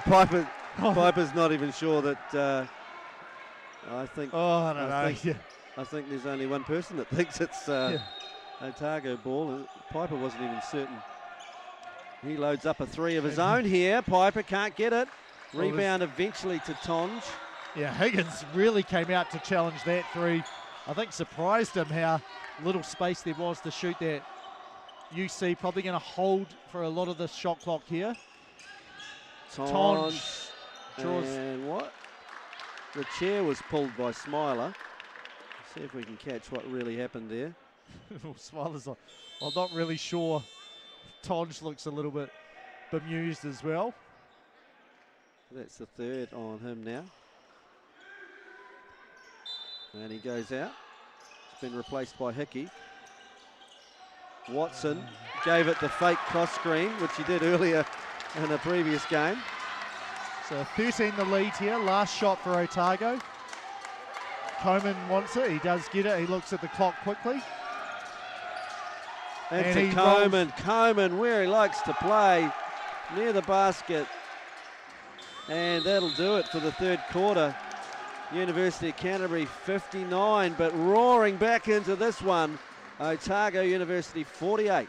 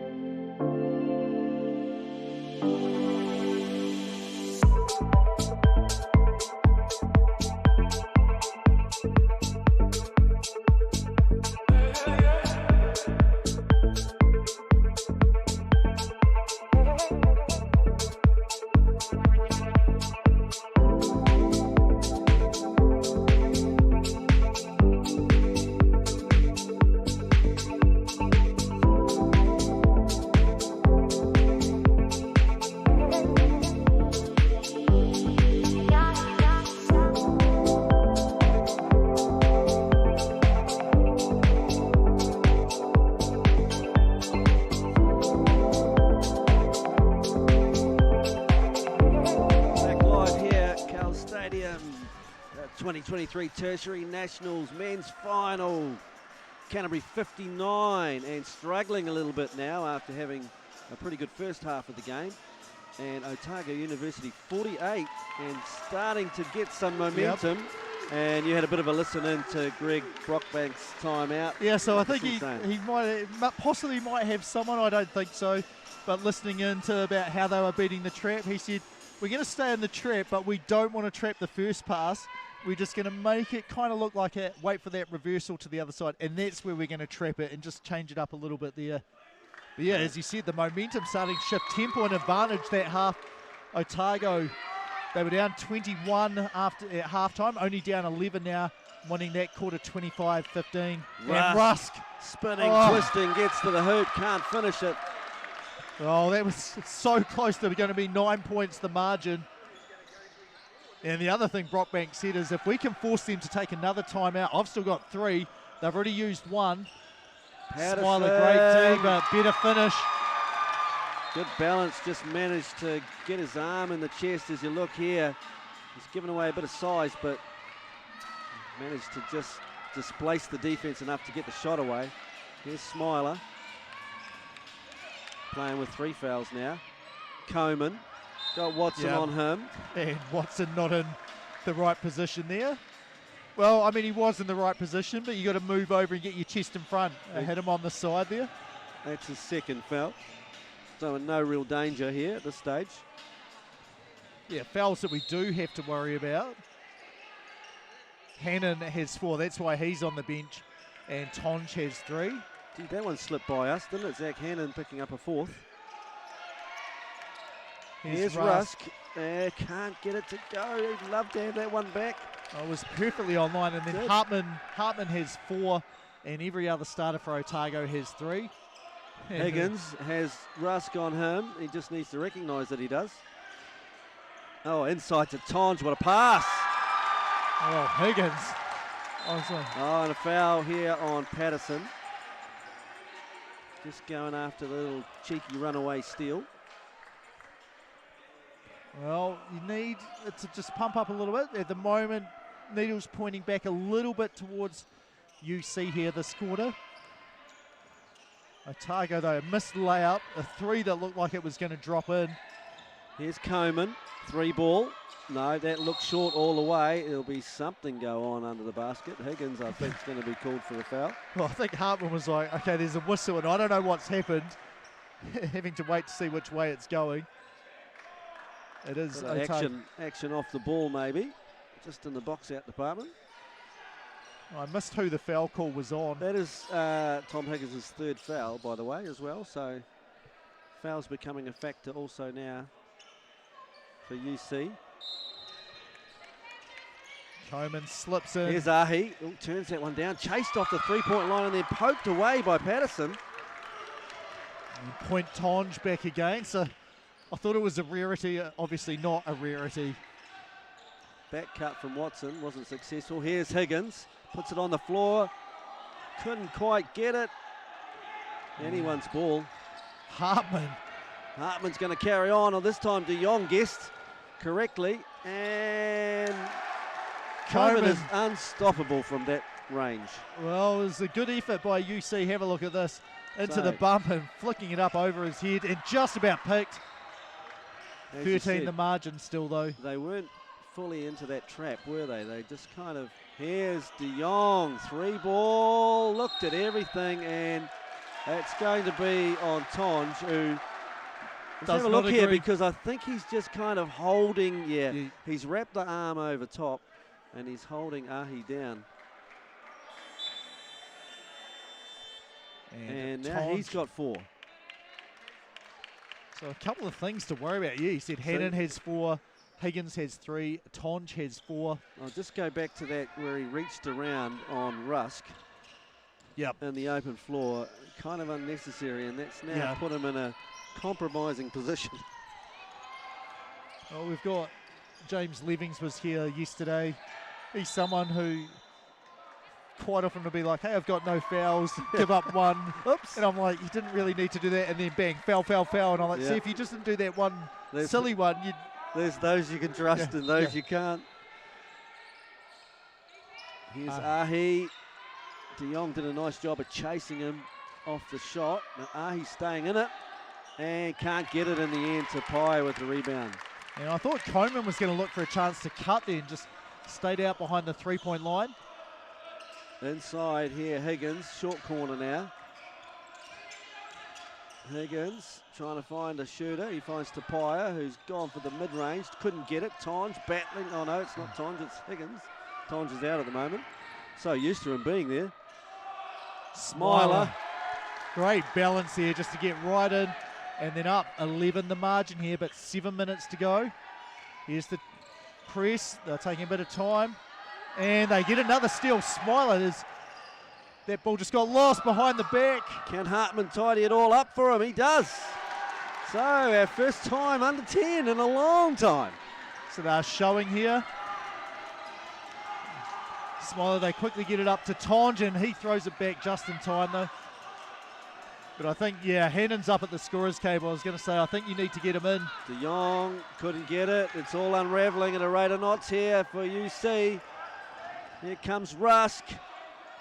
The turnaround is good, so 7 points. Van Hassel was like, we're going to calm down. I don't want to use the timeout, but he might be forced to very soon. Here's Higgins. And another turnover. He gets it to Hartman. He surely take this on, and he does. He can't get it, and a rebound from De Jong. Oh, great defense there by Tupai, just to force the miss. Big stop, Smiler, and a treble there, so a turnover forced again. And here is the timeout for UC. Can't take it anymore. Pete Van Hassel, he's got to try and figure out a way to get this ball over halfway without the stress and the turnovers. I mean, it's got to be Hannon.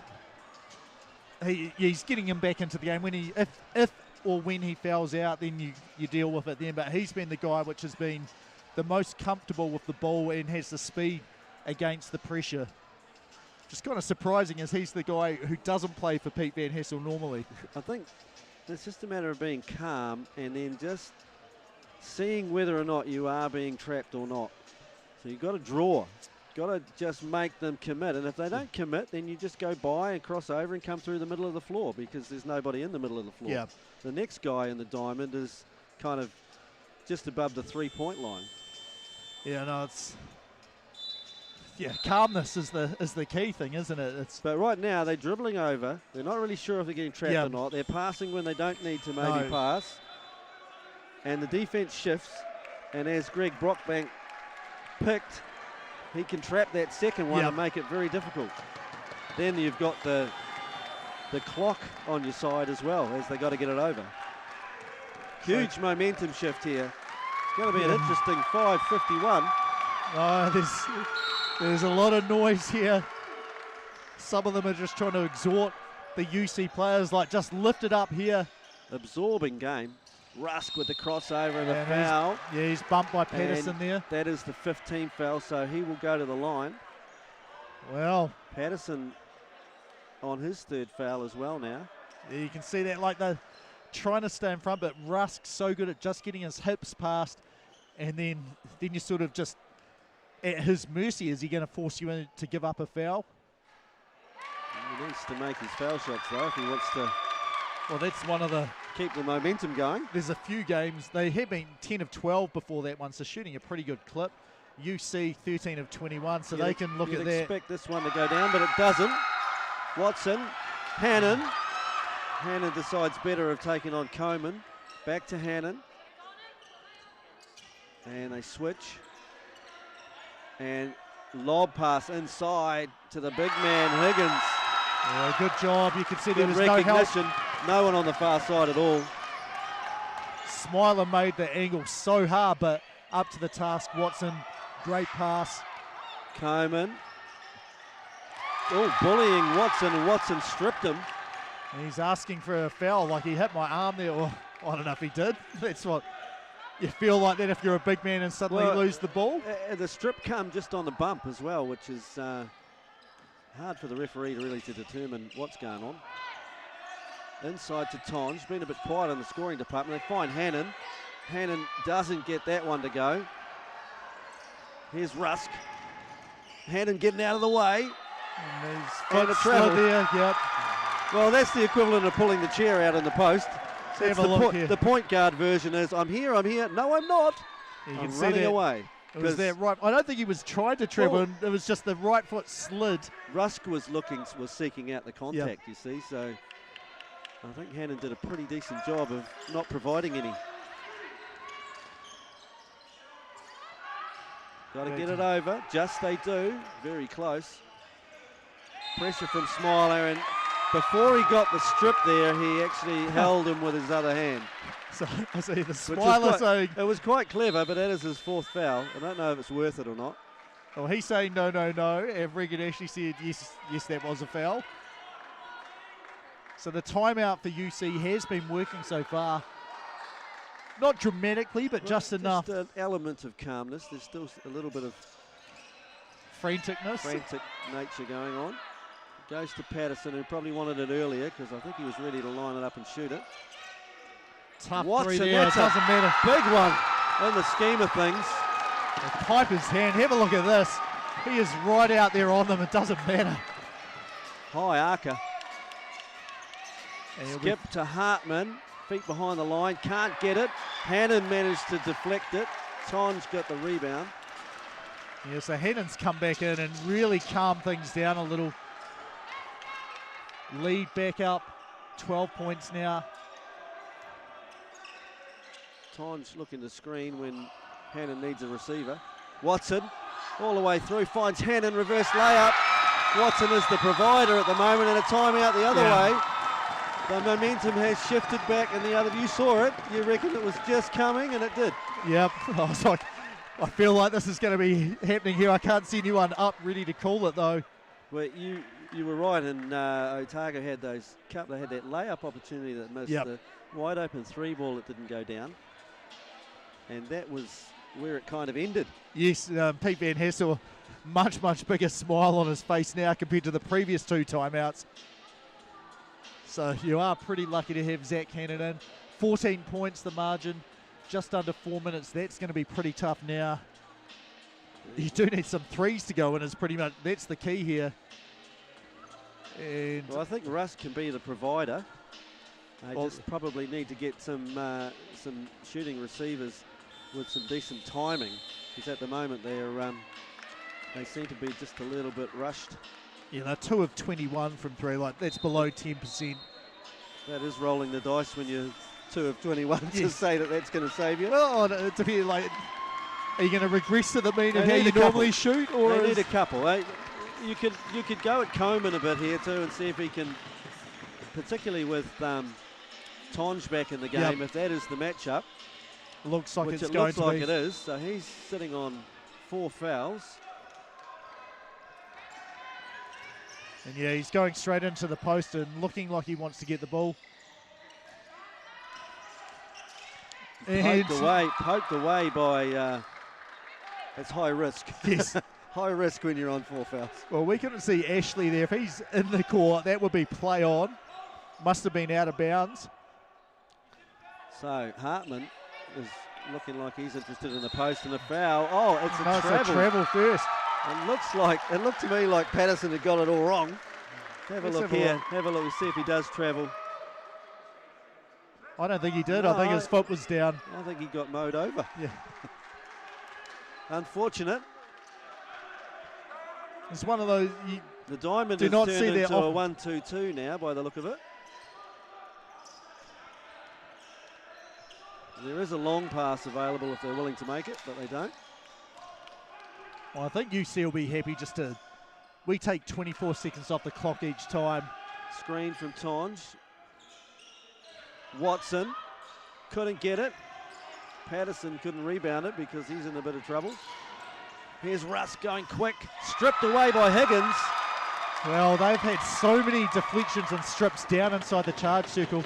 Feels like it's normally Watson. That time Higgins gets the defensive stop. Good patience getting shown now from University of Canterbury. Tonge and Hannon have taken control of the ball. Cutter and Watson. Not required, and Higgins we call for the offensive push. Hartman does a great job here. Have a look. Gets his chest in the way, and Higgins continues on. So Higgins is on 4 as well. You can hear Brock Banks saying he's on 4 as well. And it's one of those things, like you attack people on 4, maybe they'll move out of the way.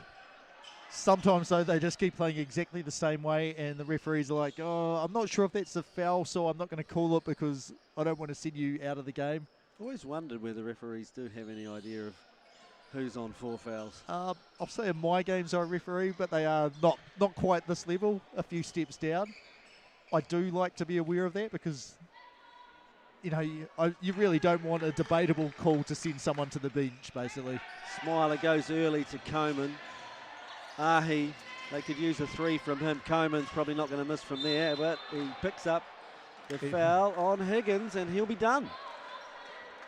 Yep. Like you said, sometimes they get out of the way and sometimes they don't. This time he didn't. Well, he was trying not to foul as well, just trying to stay straight up there. He got him with the body. Tapia comes in.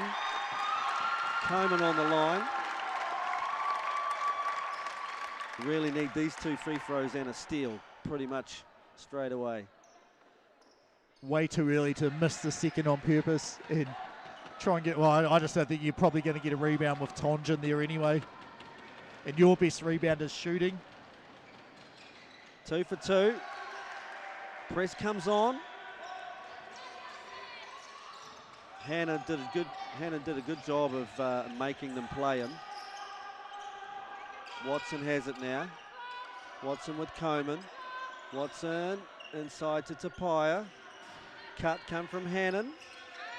Here's Tonge. Low shot clock.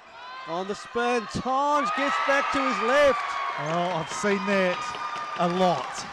Well, spinning to the right and then getting back to your left cuts the defender off from any chance. Yeah, he's just so quick and so good. As we have Hartman. a 3. No, it's not going to add to the 3-point scoring.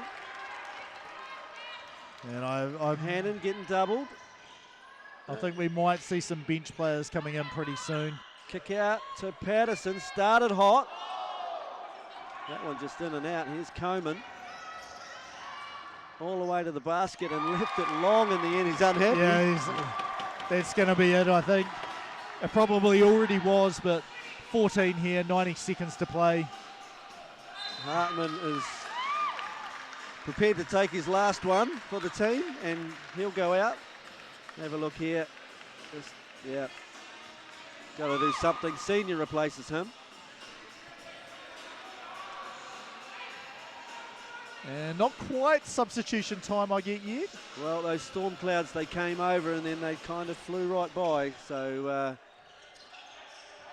UC weathered that storm. All right, it's not up to us. And it's not just off one game, but based off this one game, who do you reckon is going to be tournament MVP?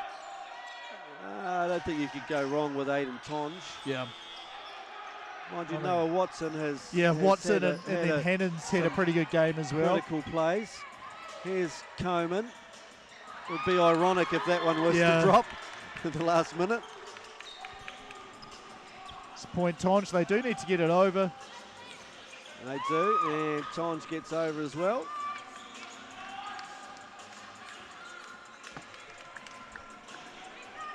Inside to Watson, and dishes it off to Tapia. A little bit of icing on the cake.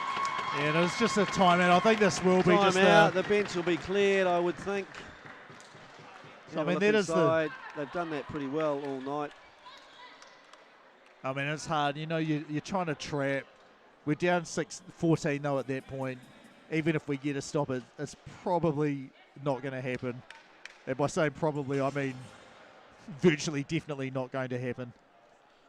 We might get our first look at some guys that haven't been in the game for a while. Yeah, there's not much you can do. I mean, this is probably where you're wrapping up the tournament. Like, hell of a job, guys. You did tremendous to get here. UC, if it was just a second half game, we're right there and we've actually got the lead in the second half. Unfortunately, so did that I hear first and second quarter. Did I hear you say in the beginning there that UC have won one of these already on? Yeah, they won the 3x3 this year. Yep. Obviously the Prems Championship for us here locally. Yep. And they've won one of these titles. Yep, against on Cal Stadium. They were on the exact same bench as well, Team A. Yeah, Josh Peterman, if you're listening. I can see you remember it well. I'm not your biggest fan after that game. I appreciate how you played the game, but I wish you missed some threes behind ball screens in that game. Okay, he destroyed you. He has a tendency to do that at times. Coman trying to get the rebound, the lob. So the subs didn't come in. No, that's interesting. So 40 seconds here. There'll be a foul. Right, well, that's one way to get a sub in, is you pick up your fifth foul. So Coman. Let's have a look. No, that's only his fourth. He had one to give. Well, no subs then. Hannon here against Piper.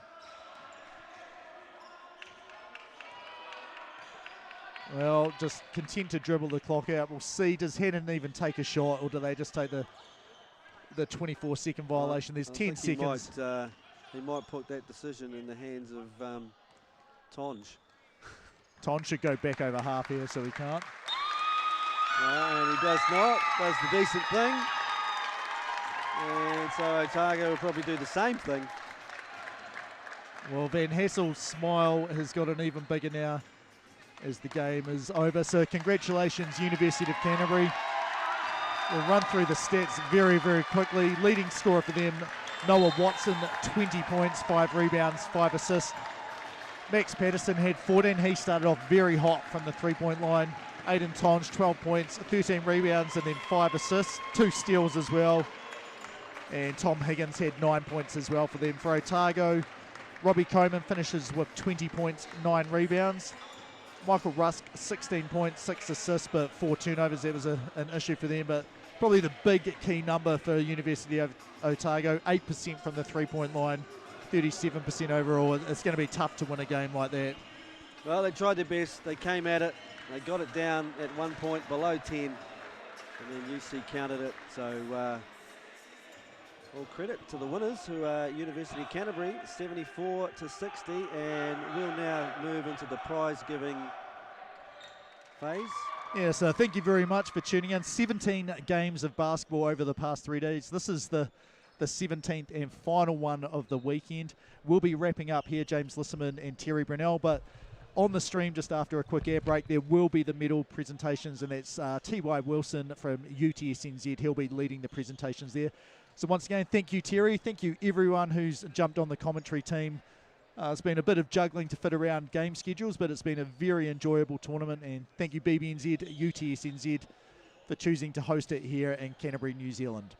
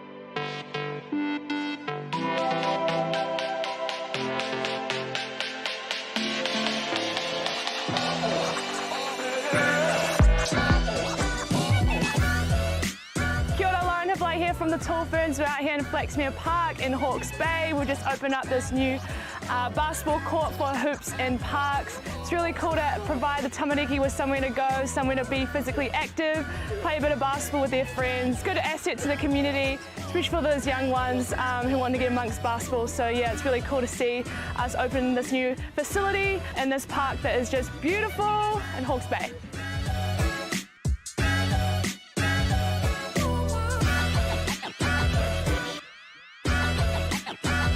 Kia ora, Pierre Cameron here. Just want to talk a little bit about the Hoops in Parks and the Hoops in Schools program. It's been amazing. The return on investment is priceless. The accessibility for all the kids and the tamariki to get in here and enjoy themselves, especially through these trying times, been amazing.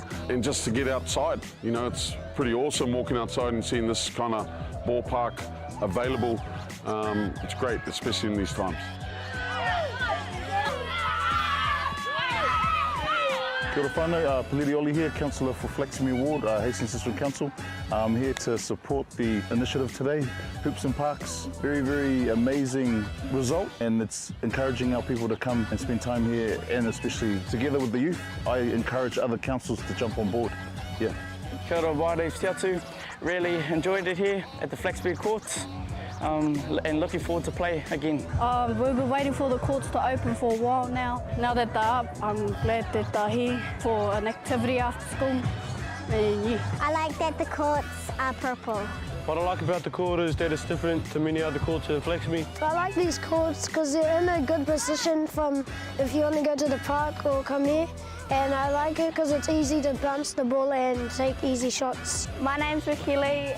Shout out to everyone that made these courts happen, and yeah, me Naz.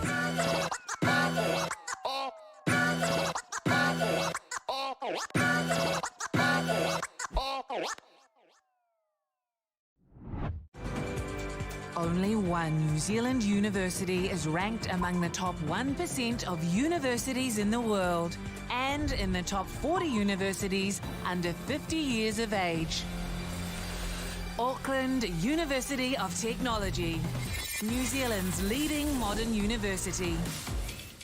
Home to world-class academics, called on for their research expertise here and all over the world, making AUT the New Zealand leader in global research impact. Connected to an extraordinary range of organisations worldwide. Focused on a rapidly changing future where creativity, curiosity and collaboration will only become more vital. We inspire, nurture and find the greatness in every single one of our students. We are AUT, New Zealand's leading modern university.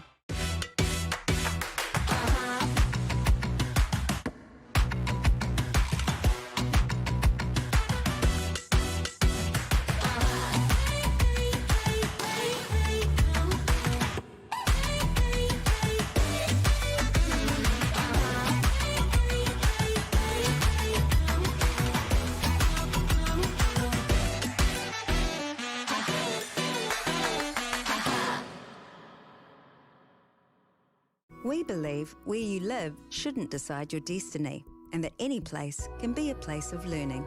So much of modern life has a handy home delivery option. Why not your education? Maybe you'll start your degree in the same space you share with your whānau, or from that corner of the spare room that catches the most sun. Start your new what at the place where where can be anywhere, online.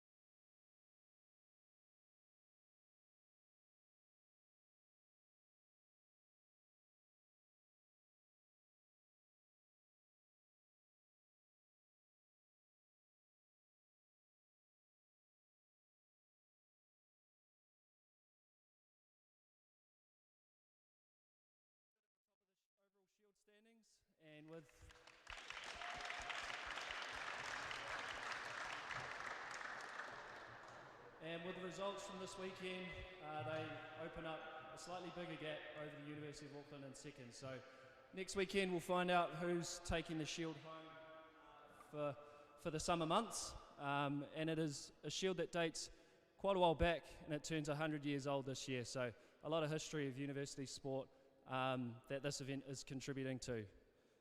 So a few quick thank yous before we get into the awards.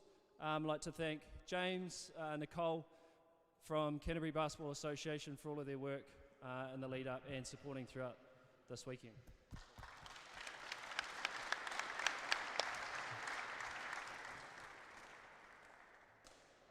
Geordie and the rest of the competitions team and Mel and her officials team from Basketball New Zealand. They work tirelessly to set up events like this around the country, so thank you for your work.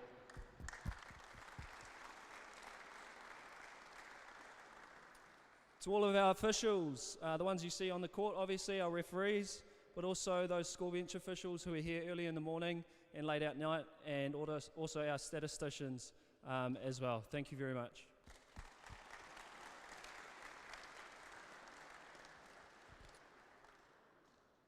To the reason why I'm holding two mics, our live stream crew, NTech, and our commentators. Again, they've been here for long hours throughout the weekend. Thanks for all your work in helping to broadcast this out to the people at home.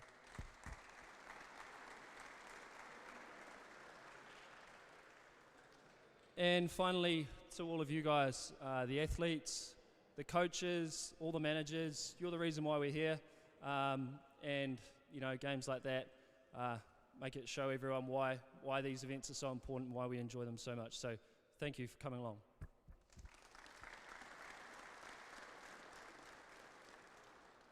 Right, let's get into it. The first award that we'll present is the Spirit Award. So this is an award that is voted on by all of the teams present here. There are three criteria, or three po that make up the criteria for the Spirit Award, and that is kotahitanga, or a sense of unity, manaakitanga, or care and love for others, and rangatiratanga, or leadership. And this year, the winners of the Spirit Award, the University of Waikato men.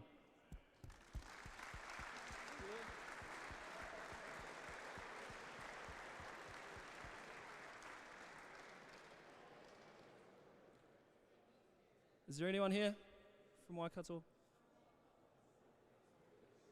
I think they're out doing charity work or something. I'll just hand over quickly to Melanie O'Connor to announce the awards for the officials.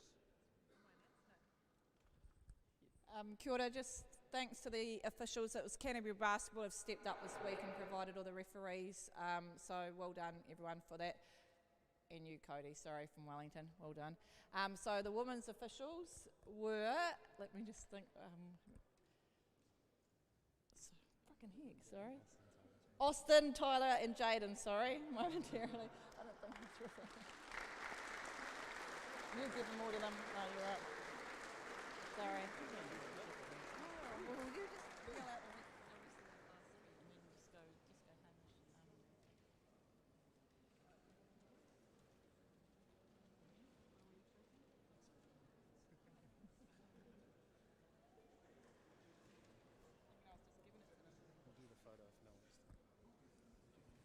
Yep. Okay.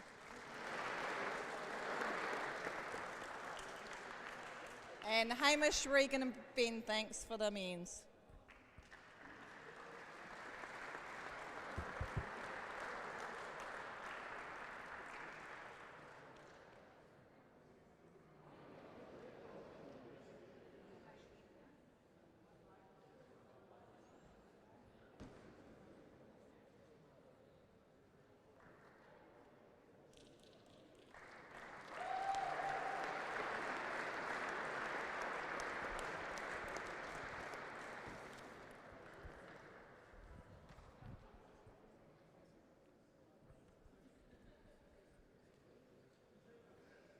Right, now moving on to our team awards. We'll start off with the women's bronze medalists. When we announce the team, if the captain can please come forward first, and we'll ask them to announce their team members as they come through to collect their medals. So, the women's bronze medalists for 2023, AUT.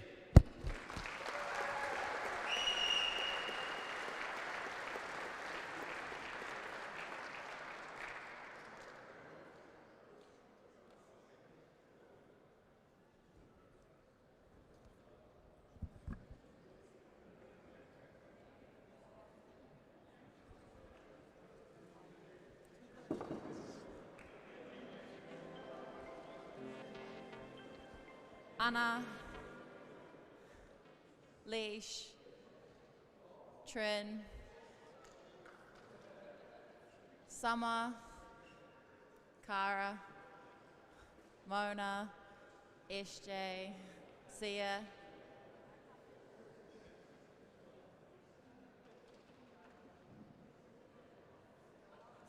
Keith and Darcy.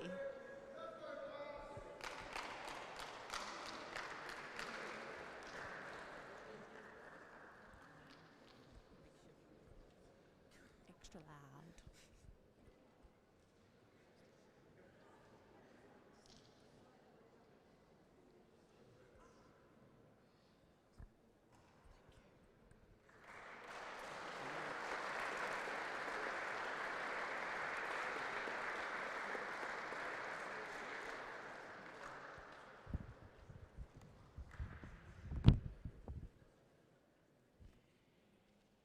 And moving on to our runners-up, they faced a whole lot of adversity throughout the week. They were low on numbers, but they still pushed right through with the buzzer beater in the semi-final, and then obviously had to grind it out in the grand final. This year's runners-up, Lincoln University.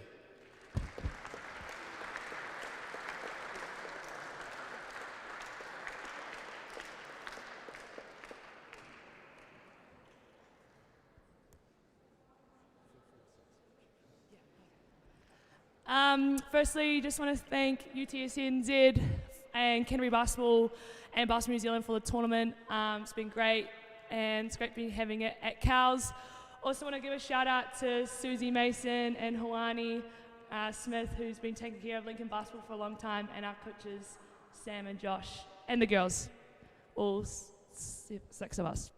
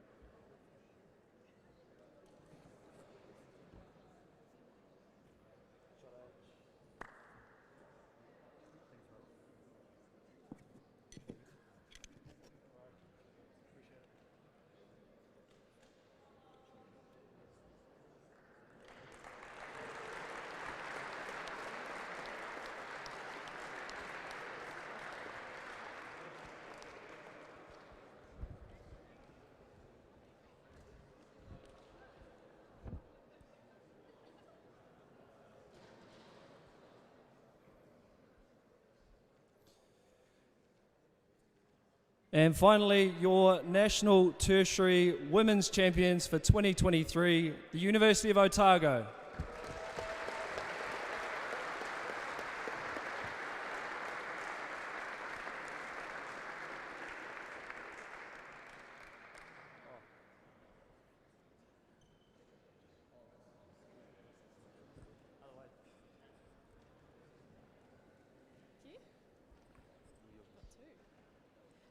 Just firstly like to thank UTNZ for hosting us this weekend and Christchurch Basketball.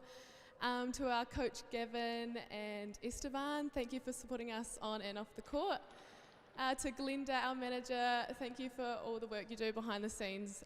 You've been amazing to get us here. To Lincoln, thank you for such a great game, always so tough playing you guys. And to the girls, so proud of you guys. So we've got Millie, SJ, Josie, Abby, Layla, Maddie, Tyler, Pop, Legacy, Kira, and Esteban.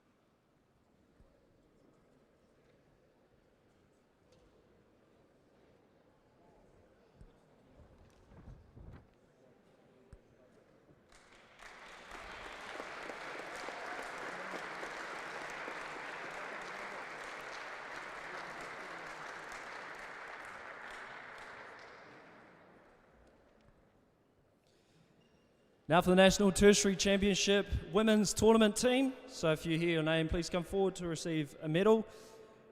From the University of Canterbury, Laura Jackson.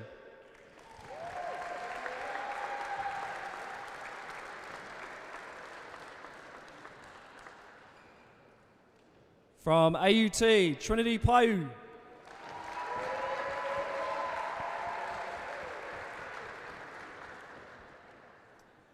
From Lincoln University, Lauren Hippolyte.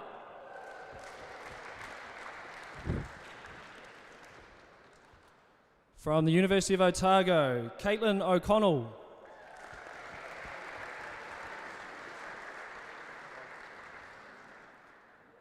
And finally, your MVP from the University of Otago, Tyler Mitchell.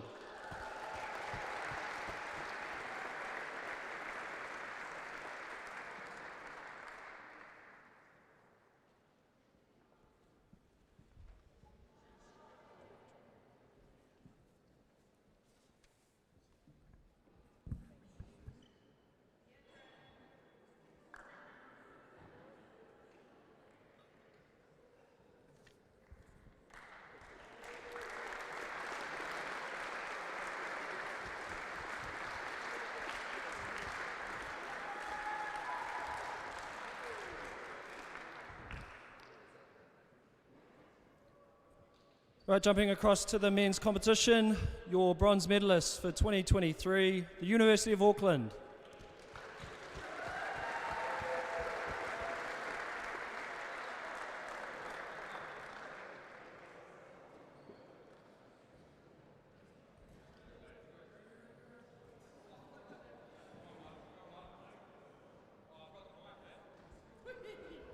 Say thank you. All right, Martin, Big Danny, Josh, Theo, Harry, TJ, Jay, Big Jace, Charlie, Reef, Margan, and Jake the Snake. Shot boys, way to win. Nice.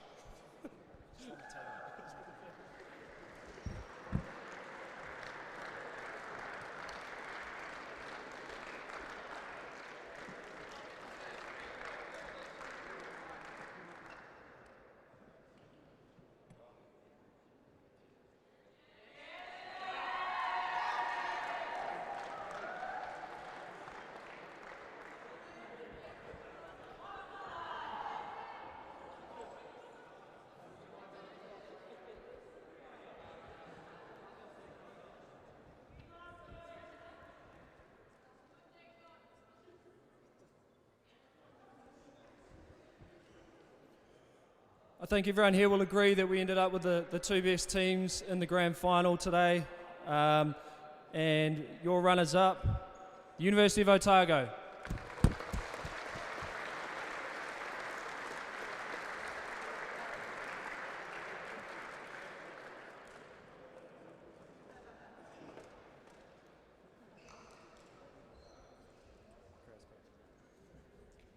Kia ora. Firstly, great game, Canterbury. You guys are awesome. Obviously, very well drilled. Great team. You deserve the win. Cheers to UTS-NZ and Basketball New Zealand for running this tournament. You guys are great. Cheers to the refs. Cheers to Greg, and the biggest thank you to Leachy, our manager / 12th man. You're the bro. Cheers, lads.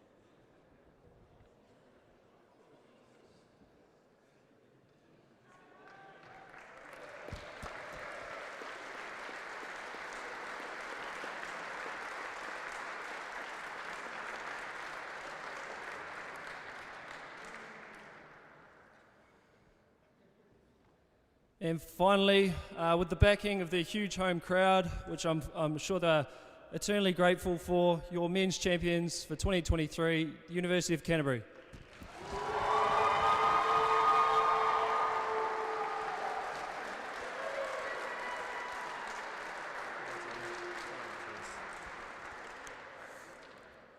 Firstly, just like to say thank you to Otago. Great game, fellas. Really made us earn it. To UTS-NZ and Canterbury Basketball, really appreciate it, guys. Great efforts behind the scenes. And then to our staff, support staff, managers, physios, it was a great team effort today and throughout the weekend, so we really appreciate you guys. Thank you.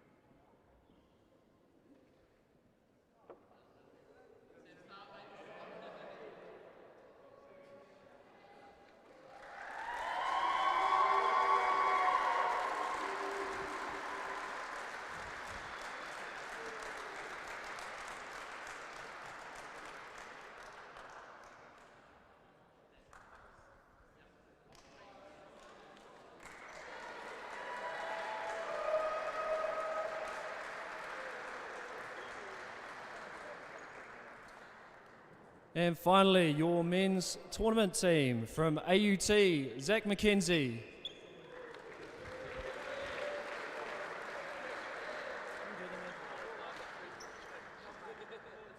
From the University of Auckland, Ruben Fitzgerald.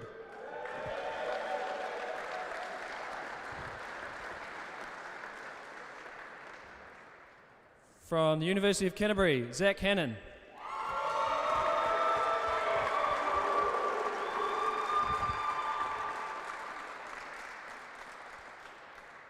From the University of Otago, Robbie Coman.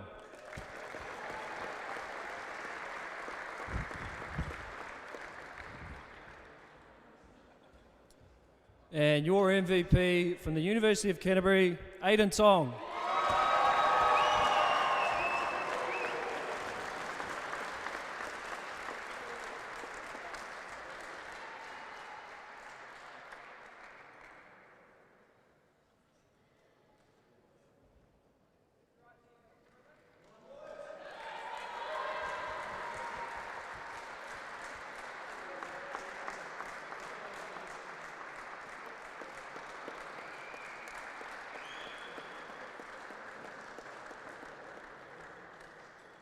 Congratulations once again to all of our award winners. Thanks for hanging around for that award ceremony. Safe travels home, and we'll see you next year.